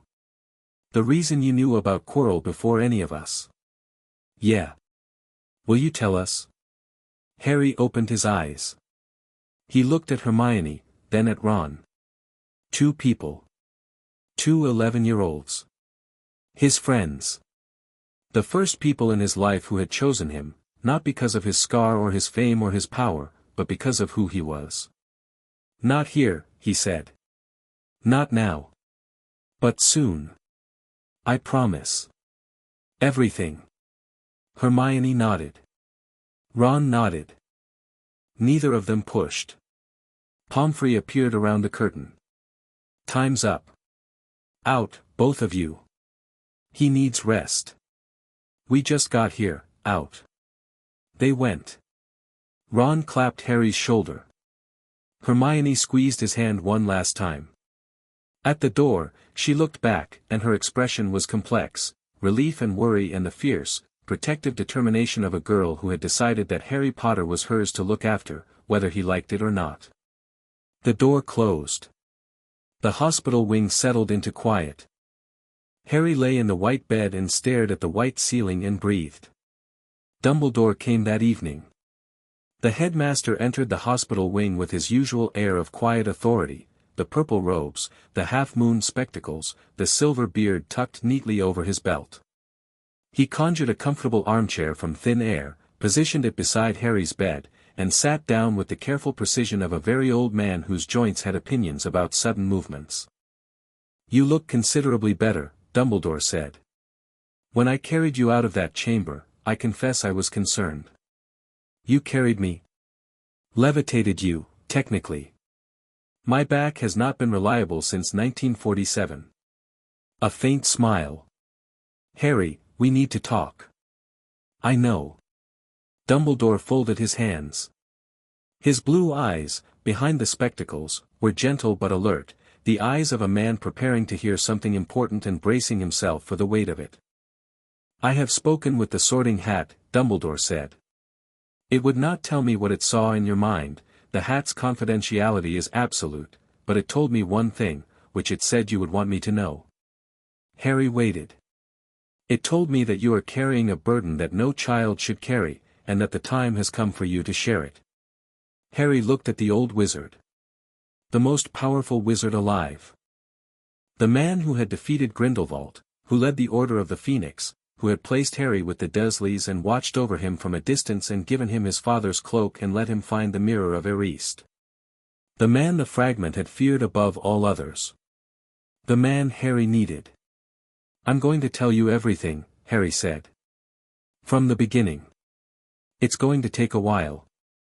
I have all evening. Minerva is overseeing the end of your feast, and she is considerably better at speeches than I am, despite what she claims. Harry took a breath. Then he began. He told Dumbledore about the dreamwalking. About discovering it at 9, stumbling into Dudley's dreams, then Petunia's, then Vernon's. He told him about the night he found the hallway with the green candles and the thing in the rotting chair. He told Dumbledore about the fragment. He told it all. The first conversation. The revelation of his parents' murder. The rage that shattered the dreamscape. Coming back the next night, and the next, and the next. The lessons. The chess games. The transfer of knowledge, the Horcruxes, their locations, their defenses. The fragment's slow decay. The spark going out on Halloween night. He told Dumbledore about the Horcruxes.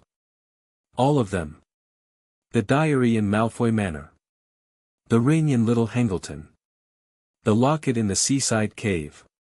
The cup in Gringotts. The diadem in the Room of Requirement, already destroyed. He told Dumbledore about the diadem's destruction, how he'd entered its dreamscape, confronted the young Tom Riddle inside, and used love as a weapon against a soul that couldn't comprehend it. He told Dumbledore about sensing Voldemort in Quirrell.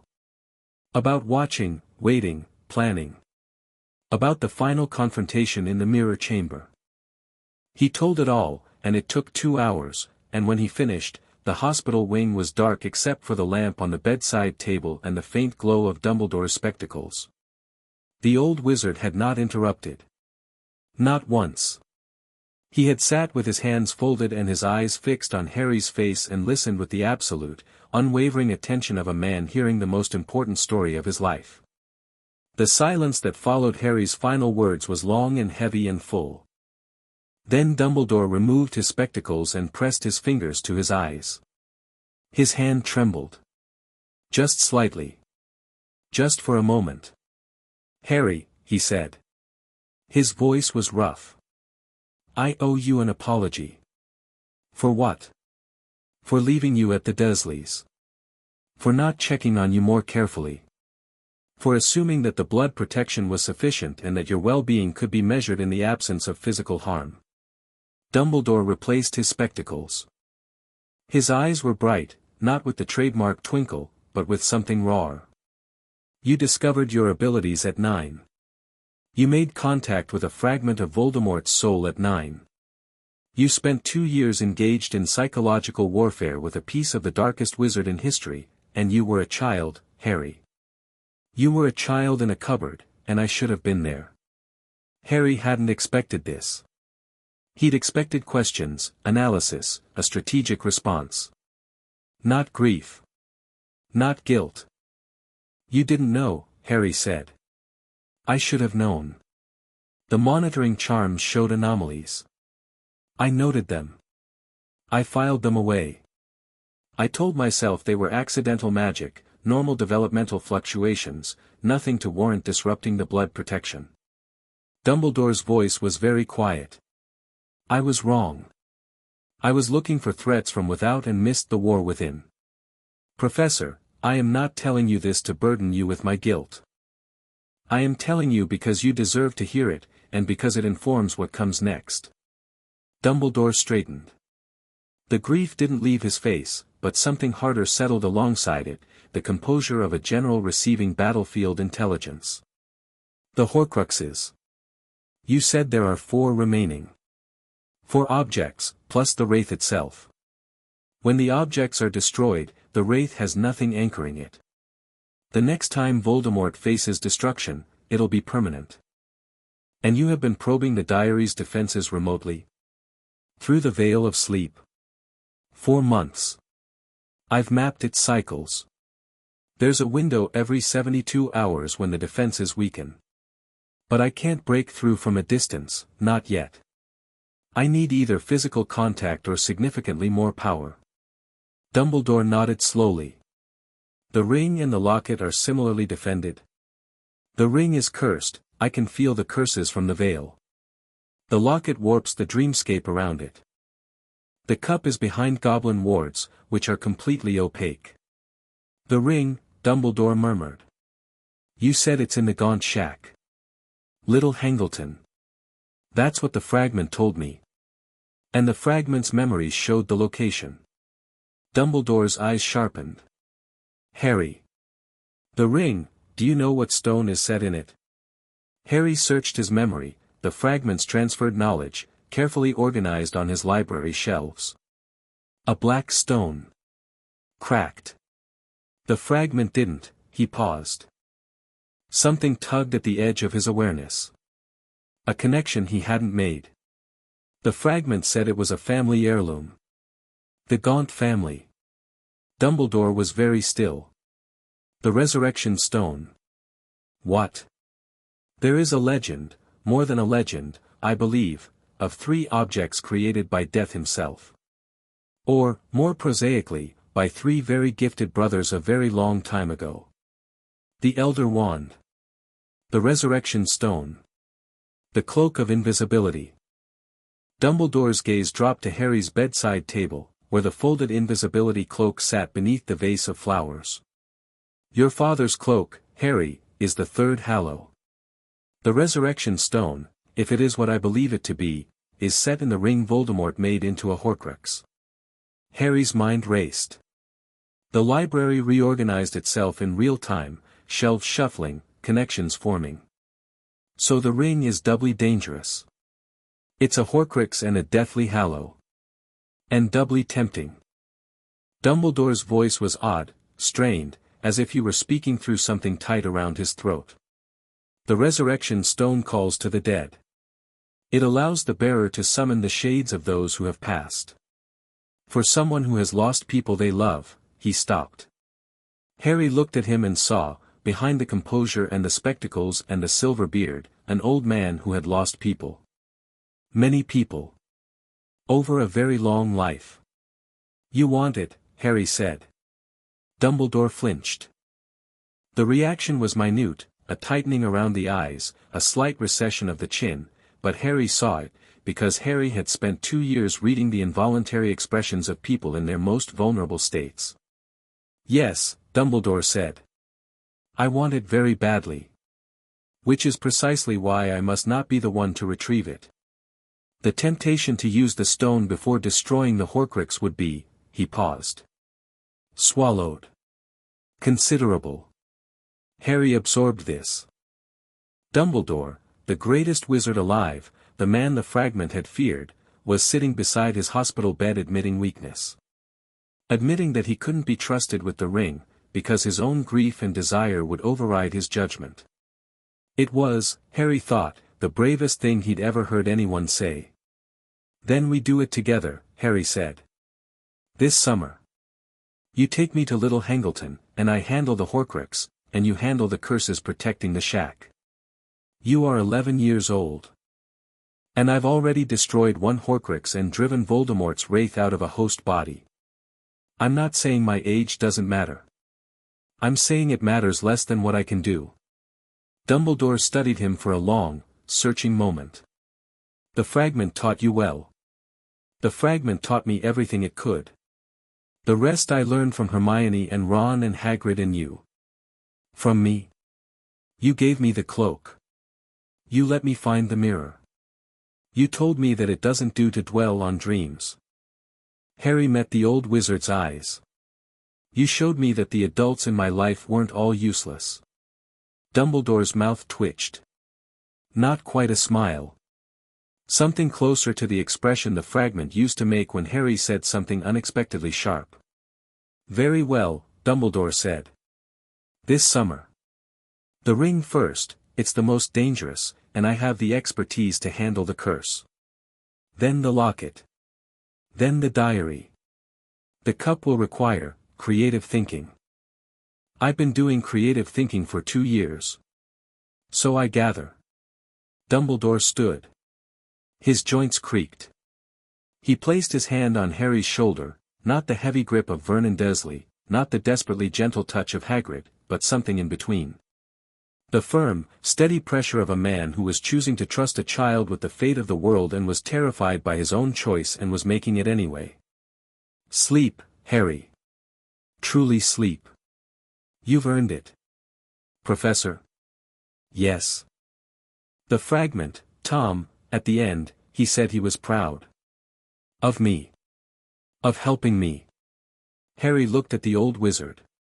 Does that mean anything? Can a piece of Voldemort's soul feel pride? Dumbledore was quiet for a very long time. Outside the windows, the night sky was deep blue, studded with stars, and the grounds of Hogwarts lay silver under the moon. I have spent my life studying the nature of the soul, Dumbledore said.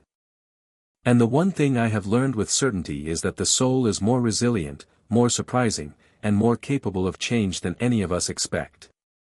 Tom Riddle tore his soul apart in the pursuit of immortality. He believed it was a mechanical process, cut here, store there, live forever. He did not understand that each piece would carry with it the capacity for everything he tried to deny himself. Growth. Regret. Connection. Dumbledore paused. His hand was still on Harry's shoulder.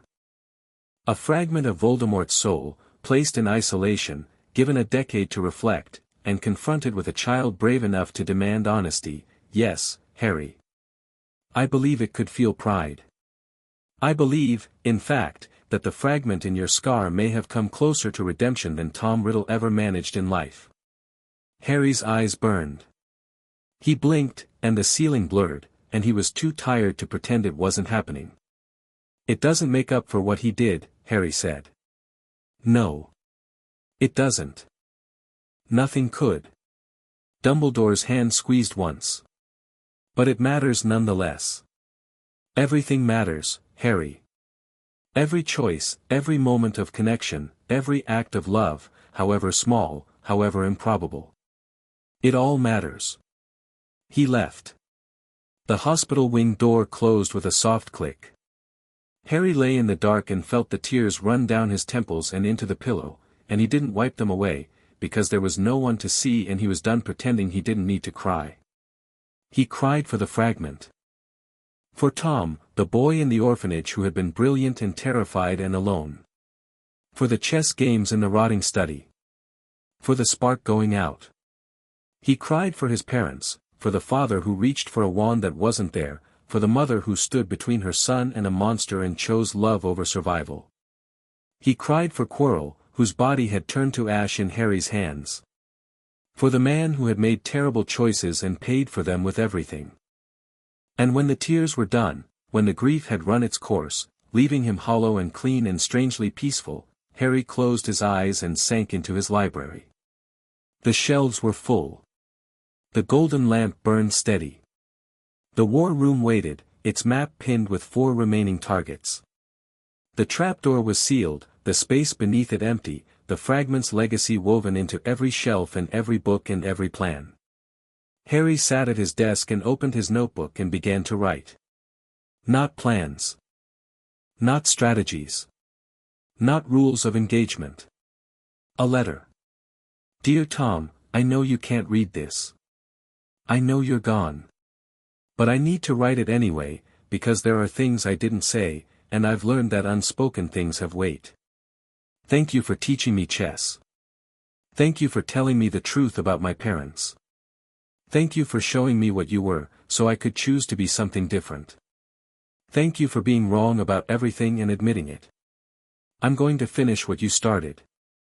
I'm going to destroy the Horcruxes and end Voldemort and make sure that no child ever has to carry what I carried. I'm going to do it with friends, because you were right about that too, no one can do it alone. I'm going to miss you. Not what you were. What you became. There's a difference, and it's the most important difference in the world. Goodbye, Tom. Harry, he closed the notebook. Put it on the shelf. Let the golden light wash over him. Then he lay down on the floor of his library, his sanctuary, the inside of his own head, warm and safe and full, and slept. No dreams. No veil. No greenlit hallways or rotting studies or red-eyed figures in ruined chairs. Just sleep. Pure, deep, healing sleep, the kind that knits up the raveled sleeve of care, the kind that a boy who'd been fighting a war in his head for 2 years desperately, urgently, fundamentally needed. Harry slept, and the library held him, and the lamp burned low and steady through the night. The end-of-year feast was a riot of color and noise. Gryffindor won the House Cup, partly through earned points, partly through Dumbledore's theatrical last-minute additions for services to the school, and the hall erupted in scarlet and gold, banners cascading from the enchanted ceiling, students cheering and stamping. Harry sat between Ron and Hermione and let the noise wash over him. Ron was waving his good arm, the sling was off, Pomfrey's bone-mending potion having done its work, and shouting something about Slytherin's faces. Hermione was clapping with precise, rhythmic enthusiasm, as if applause were a skill to be optimized. At the high table, the chair that had belonged to Quirrell was empty. The other professors had been told that Quirrell had resigned for health reasons. Only Dumbledore knew the full truth, and now Harry, and soon Ron and Hermione. Snape was staring at Harry from the high table. The hook-nosed professor's expression was unreadable, not the usual contempt, not the simmering resentment. Something else. Something that looked almost like the expression Vernon Dursley wore in his dreams, when the faceless judges leaned close. Recognition. The dawning, uncomfortable recognition that you have misjudged someone fundamentally. Harry met Snape's gaze. Held it.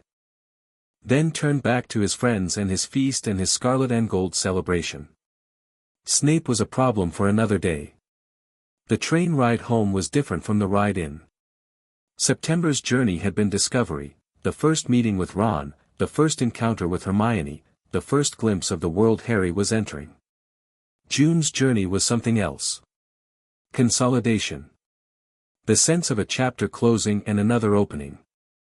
Harry sat in a compartment with Ron and Hermione and watched the countryside roll past, green hills, distant villages, the slow transition from Scotland to England, and he told them.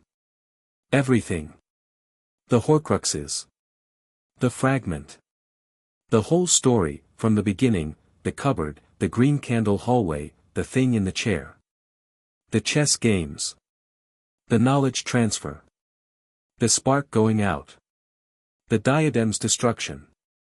The plan to find and destroy the remaining four. He told them about Dumbledore's involvement. About the ring in Little Hangleton and the resurrection stone and the plan to go there this summer. About the locket in the cave and the cup in Gringotts and the diary in Malfoy Manor. He told them about his conversation with Dumbledore in the hospital wing. About Dumbledore's admission that the resurrection stone would tempt him. About Dumbledore's choice to trust an 11-year-old because the alternative was trusting himself and knowing he might fail. Ron and Hermione listened the way Dumbledore had listened, in absolute silence, their eyes fixed on Harry's face, their hands still in their laps. When Harry finished, the countryside had changed. England now, flat and green, the outskirts of London visible in the distance. Ron spoke first. So there's 4 more of these, Horcrux things. And we've got to destroy them all or Voldemort can't die. That's right. And they're hidden in a cursed shack, a cave full of dark magic, a bank vault guarded by goblins, and the house of a man who follows Voldemort. That's right. Ron let out a long, slow breath. Right. When do we start? Harry looked at him.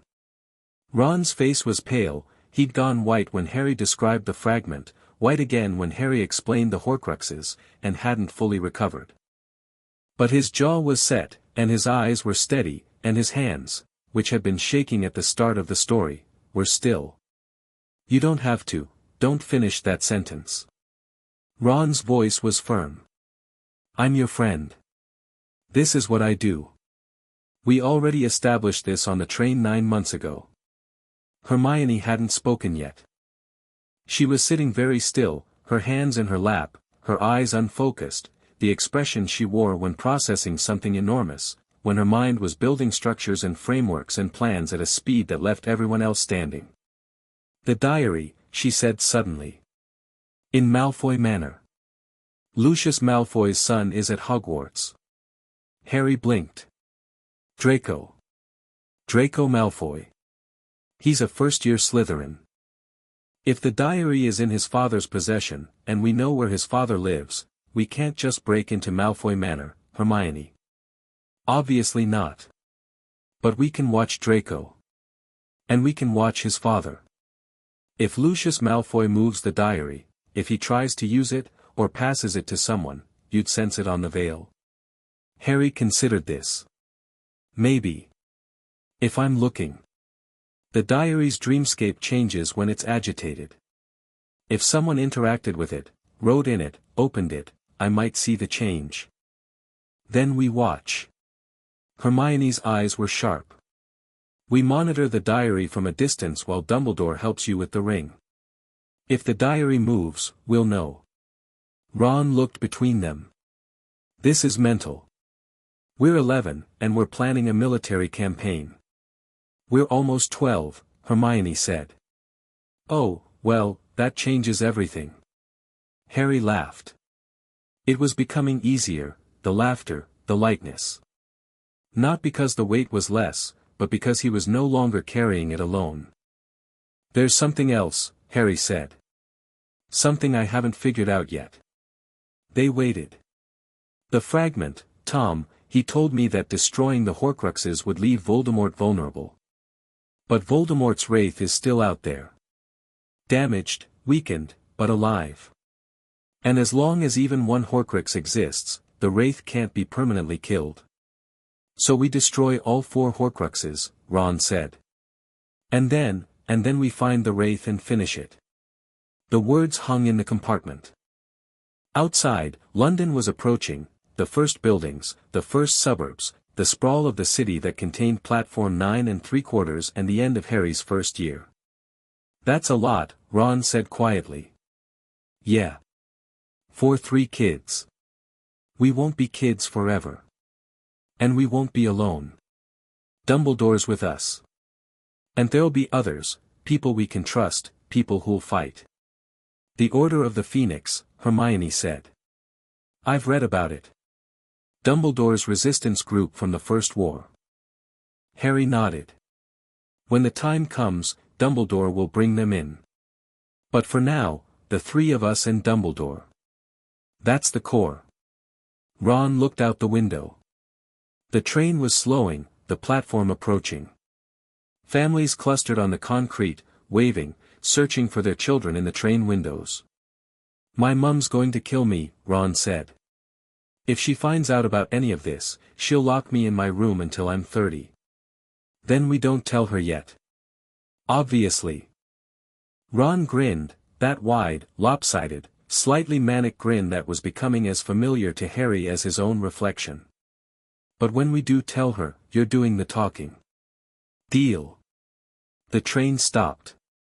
Doors opened. Students poured onto the platform, dragging trunks and owls and the accumulated debris of a school year. Parents hugged children. Siblings fought. The normal, beautiful, mundane chaos of families reuniting. Ron's mother was there, plump, red-haired, fierce-eyed, already pushing through the crowd with the unstoppable force of maternal anxiety. She grabbed Ron in a hug that lifted him off his feet, sling and all, and Ron made the expected noises of protest while hugging her back just as hard. Hermione's parents stood near the barrier, a tall man and a woman with bushy hair, looking faintly bewildered by the wizarding crowd around them. Hermione ran to them, and her mother caught her, and Harry watched the 3 of them hold each other and felt the familiar ache, not of envy, but of recognition. Of wanting. Mrs. Weasley turned to Harry. She'd met him once before, briefly, at the barrier in September, but the look she gave him now was different. Warmer. More knowing. Harry, dear, she said. Ron's told me so much about you. Would you like to come stay with us this summer? The borough's not much, but we've got room, and you'd be very welcome. Harry opened his mouth. Closed it. Opened it again. No one had ever invited him anywhere. No one had ever said you'd be very welcome and meant it the way Molly Weasley meant it, with the full weight of a mother's heart behind every word. I'd like that very much, Harry said. But I might need to, I have some things to do first. With Professor Dumbledore. Mrs. Weasley's eyebrows rose. Ron, behind her, gave Harry a look that said be careful. Dumbledore? Mrs. Weasley's voice sharpened. What sort of things? School things. Extra lessons. He's helping me with something. It was a terrible cover story, and Molly Weasley didn't believe it for a second, but she was also a woman who had lived through the First War against Voldemort and understood that some things couldn't be explained on a train platform. Well, she said. When you're done with your school things, you come straight to us. Understood? Understood. She hugged him. It was brief and fierce and it smelled like baking and wool, and Harry stood very still inside it, the way you stand still inside a warm rain, and let it happen. Then he was through the barrier and back in the Muggle world. King's Cross Station, loud and bright and ordinary. The Dursleys were not there to meet him, Harry hadn't expected them, and he stood on the concourse with his trunk and his owl and his cloak and his wand and the broken pieces of a diadem in his pocket, and he looked up at the departure board and breathed. 1 year down. The war was just beginning. But the first battle had been won. The diadem was destroyed. The Wraith was weakened. Dumbledore was an ally. Ron and Hermione were at his side. And the fragment, Tom, was at rest. Harry reached into his pocket and touched the broken diadem. The metal was cold and dead, no trace of the soul that had inhabited it. He pulled it out and looked at it, the shattered silver, the dulled sapphires, the tarnished remains of something that had once been beautiful and dangerous. He put it back. He'd give it to Dumbledore. Evidence. Proof. The first trophy of a war that most of the wizarding world didn't know was being fought. An owl hooted. Hedwig, in her cage, was regarding him with the patient disapproval of an animal that had been on a train for 8 hours and wanted to stretch her wings. All right, Harry told her. Let's go. He walked out of King's Cross into the June sunshine. London hummed around him, cars and buses and people with briefcases and tourists with cameras and a million mundane lives being lived in blissful ignorance of the war in the shadows. Harry hailed a bus. He'd ride to Little Whinging. He'd endure the Dursleys for a few weeks, the cupboard, the chores, the sullen hostility. It would be easier now. Not because the Dursleys had changed, but because Harry had. The boy who returned to Privet Drive was not the boy who'd left it. The cupboard that had once been his whole world was now just a room, small and dark and temporary. And this summer, when Dumbledore came for him, they would go to Little Hangleton and face the ring. The Resurrection Stone. The next Horcrux. The next step in a campaign that would end only when every anchor was shattered and the Wraith had nowhere left to hide. Harry sat on the bus and watched London scroll past the window and thought about what lay ahead. 4 Horcruxes. A cursed ring. A cave full of dark magic. A goblin bank. A Death Eater's mansion. And at the end of it all, a final confrontation with the thing that had killed his parents and terrorized the wizarding world and sent a piece of itself to die inside a child's scar. It was too much. Too big. Too dangerous for a boy who wasn't even 12 yet. But Harry had learned something, over the past 2 years, that most people never learn at all. He'd learned it from a dying monster in a rotting room, and from a bushy-haired girl who wouldn't stop asking questions, and from a red-haired boy who sacrificed himself on a chessboard, and from a giant who cradled dragons, and from an old wizard who admitted his weakness to a child. He'd learned that the size of the challenge doesn't matter.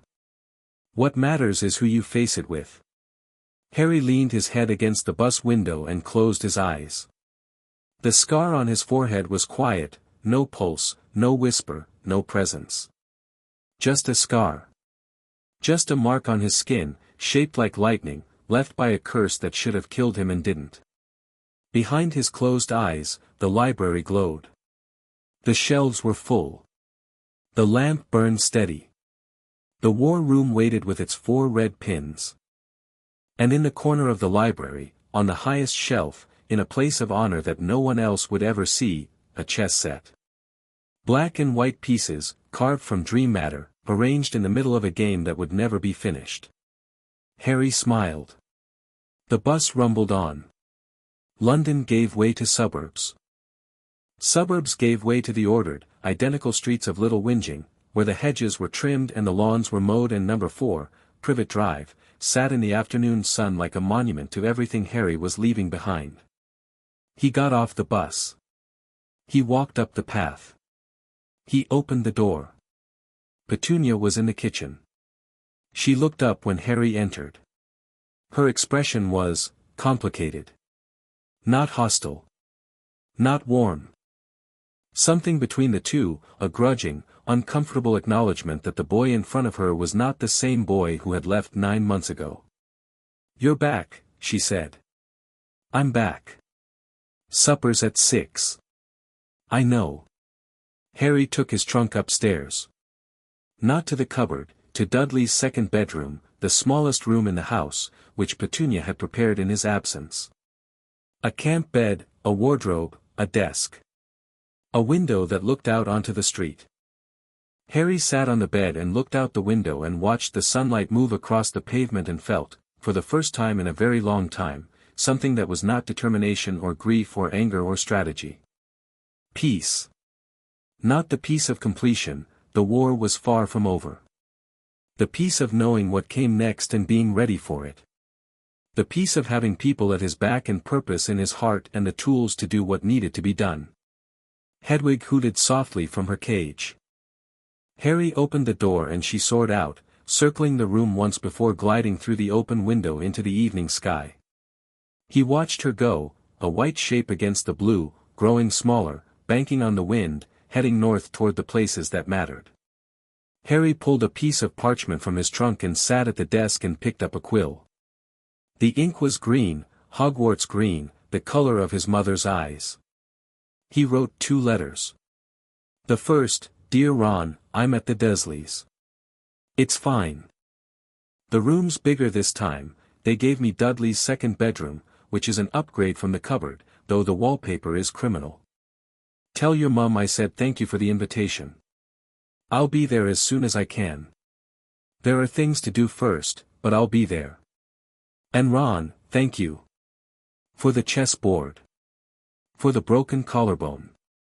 For saying, 'When do we start?' instead of, 'Are you mental?' You're the best friend I've ever had, and I know that's not saying much because you're the first friend I've ever had, but it's also saying everything. See you soon. Harry II, dear Hermione, you were right. About everything. About the oneiromancy, the ethics, the rules, the need to understand before acting. You were right, and I should have told you sooner, and I'm sorry. I have a project for you, if you want it. Over the summer, I need you to research something called the Deathly Hallows. 3 objects, a wand, a stone, and a cloak. The cloak is my dad's invisibility cloak. The stone is set in one of the Horcruxes. The wand, I don't know where the wand is, and that worries me. Find out what you can. Use the code we developed. Don't write anything in plain text. And Hermione, don't spend the whole summer in libraries. Go to the beach. Read a novel. Be 12 for a while. The war will wait. It has to wait. We're not ready yet. But we will be. Harry he folded the letters, addressed them, and tied them to Hedwig's leg when she returned from her evening flight. She nipped his finger affectionately, an owl's version of a hug, and launched herself from the windowsill, 2 letters bound for 2 people who had chosen, without hesitation, to stand beside a boy who carried a war in his head. Harry watched her disappear into the darkening sky. Then he turned from the window and sat on the camp bed and looked at the room around him. Small. Bare. Temporary. Not a cupboard. Harry lay down. He closed his eyes. He felt the library settle around him, warm, golden, full. The shelves. The lamp. The desk. The war room, with its 4 red pins. The chess set, on the highest shelf, forever mid-game. Tomorrow, the war would continue. Tomorrow, he would plan and prepare and reach across the veil and probe the defenses of the next Horcrux. Tomorrow, Dumbledore would send an owl, and the next phase would begin, and Harry would face the ring in the shack and the stone that called to the dead and whatever else lay between him and the end of Voldemort. But tonight, for the first night since he was 9 years old, for the first night since he discovered the power that changed everything, for the first night since a boy in a cupboard closed his eyes and wandered into a world of dreams and monsters and found, against all odds, a reason to keep fighting, Harry Potter slept without dreaming. And the silence behind his scar was not empty. It was full. Full of everything he'd lost, and everything he'd gained, and everything that was still to come. Harry slept, and the night was kind, and the world turned, and the war waited, patient as a chessboard, for the next move.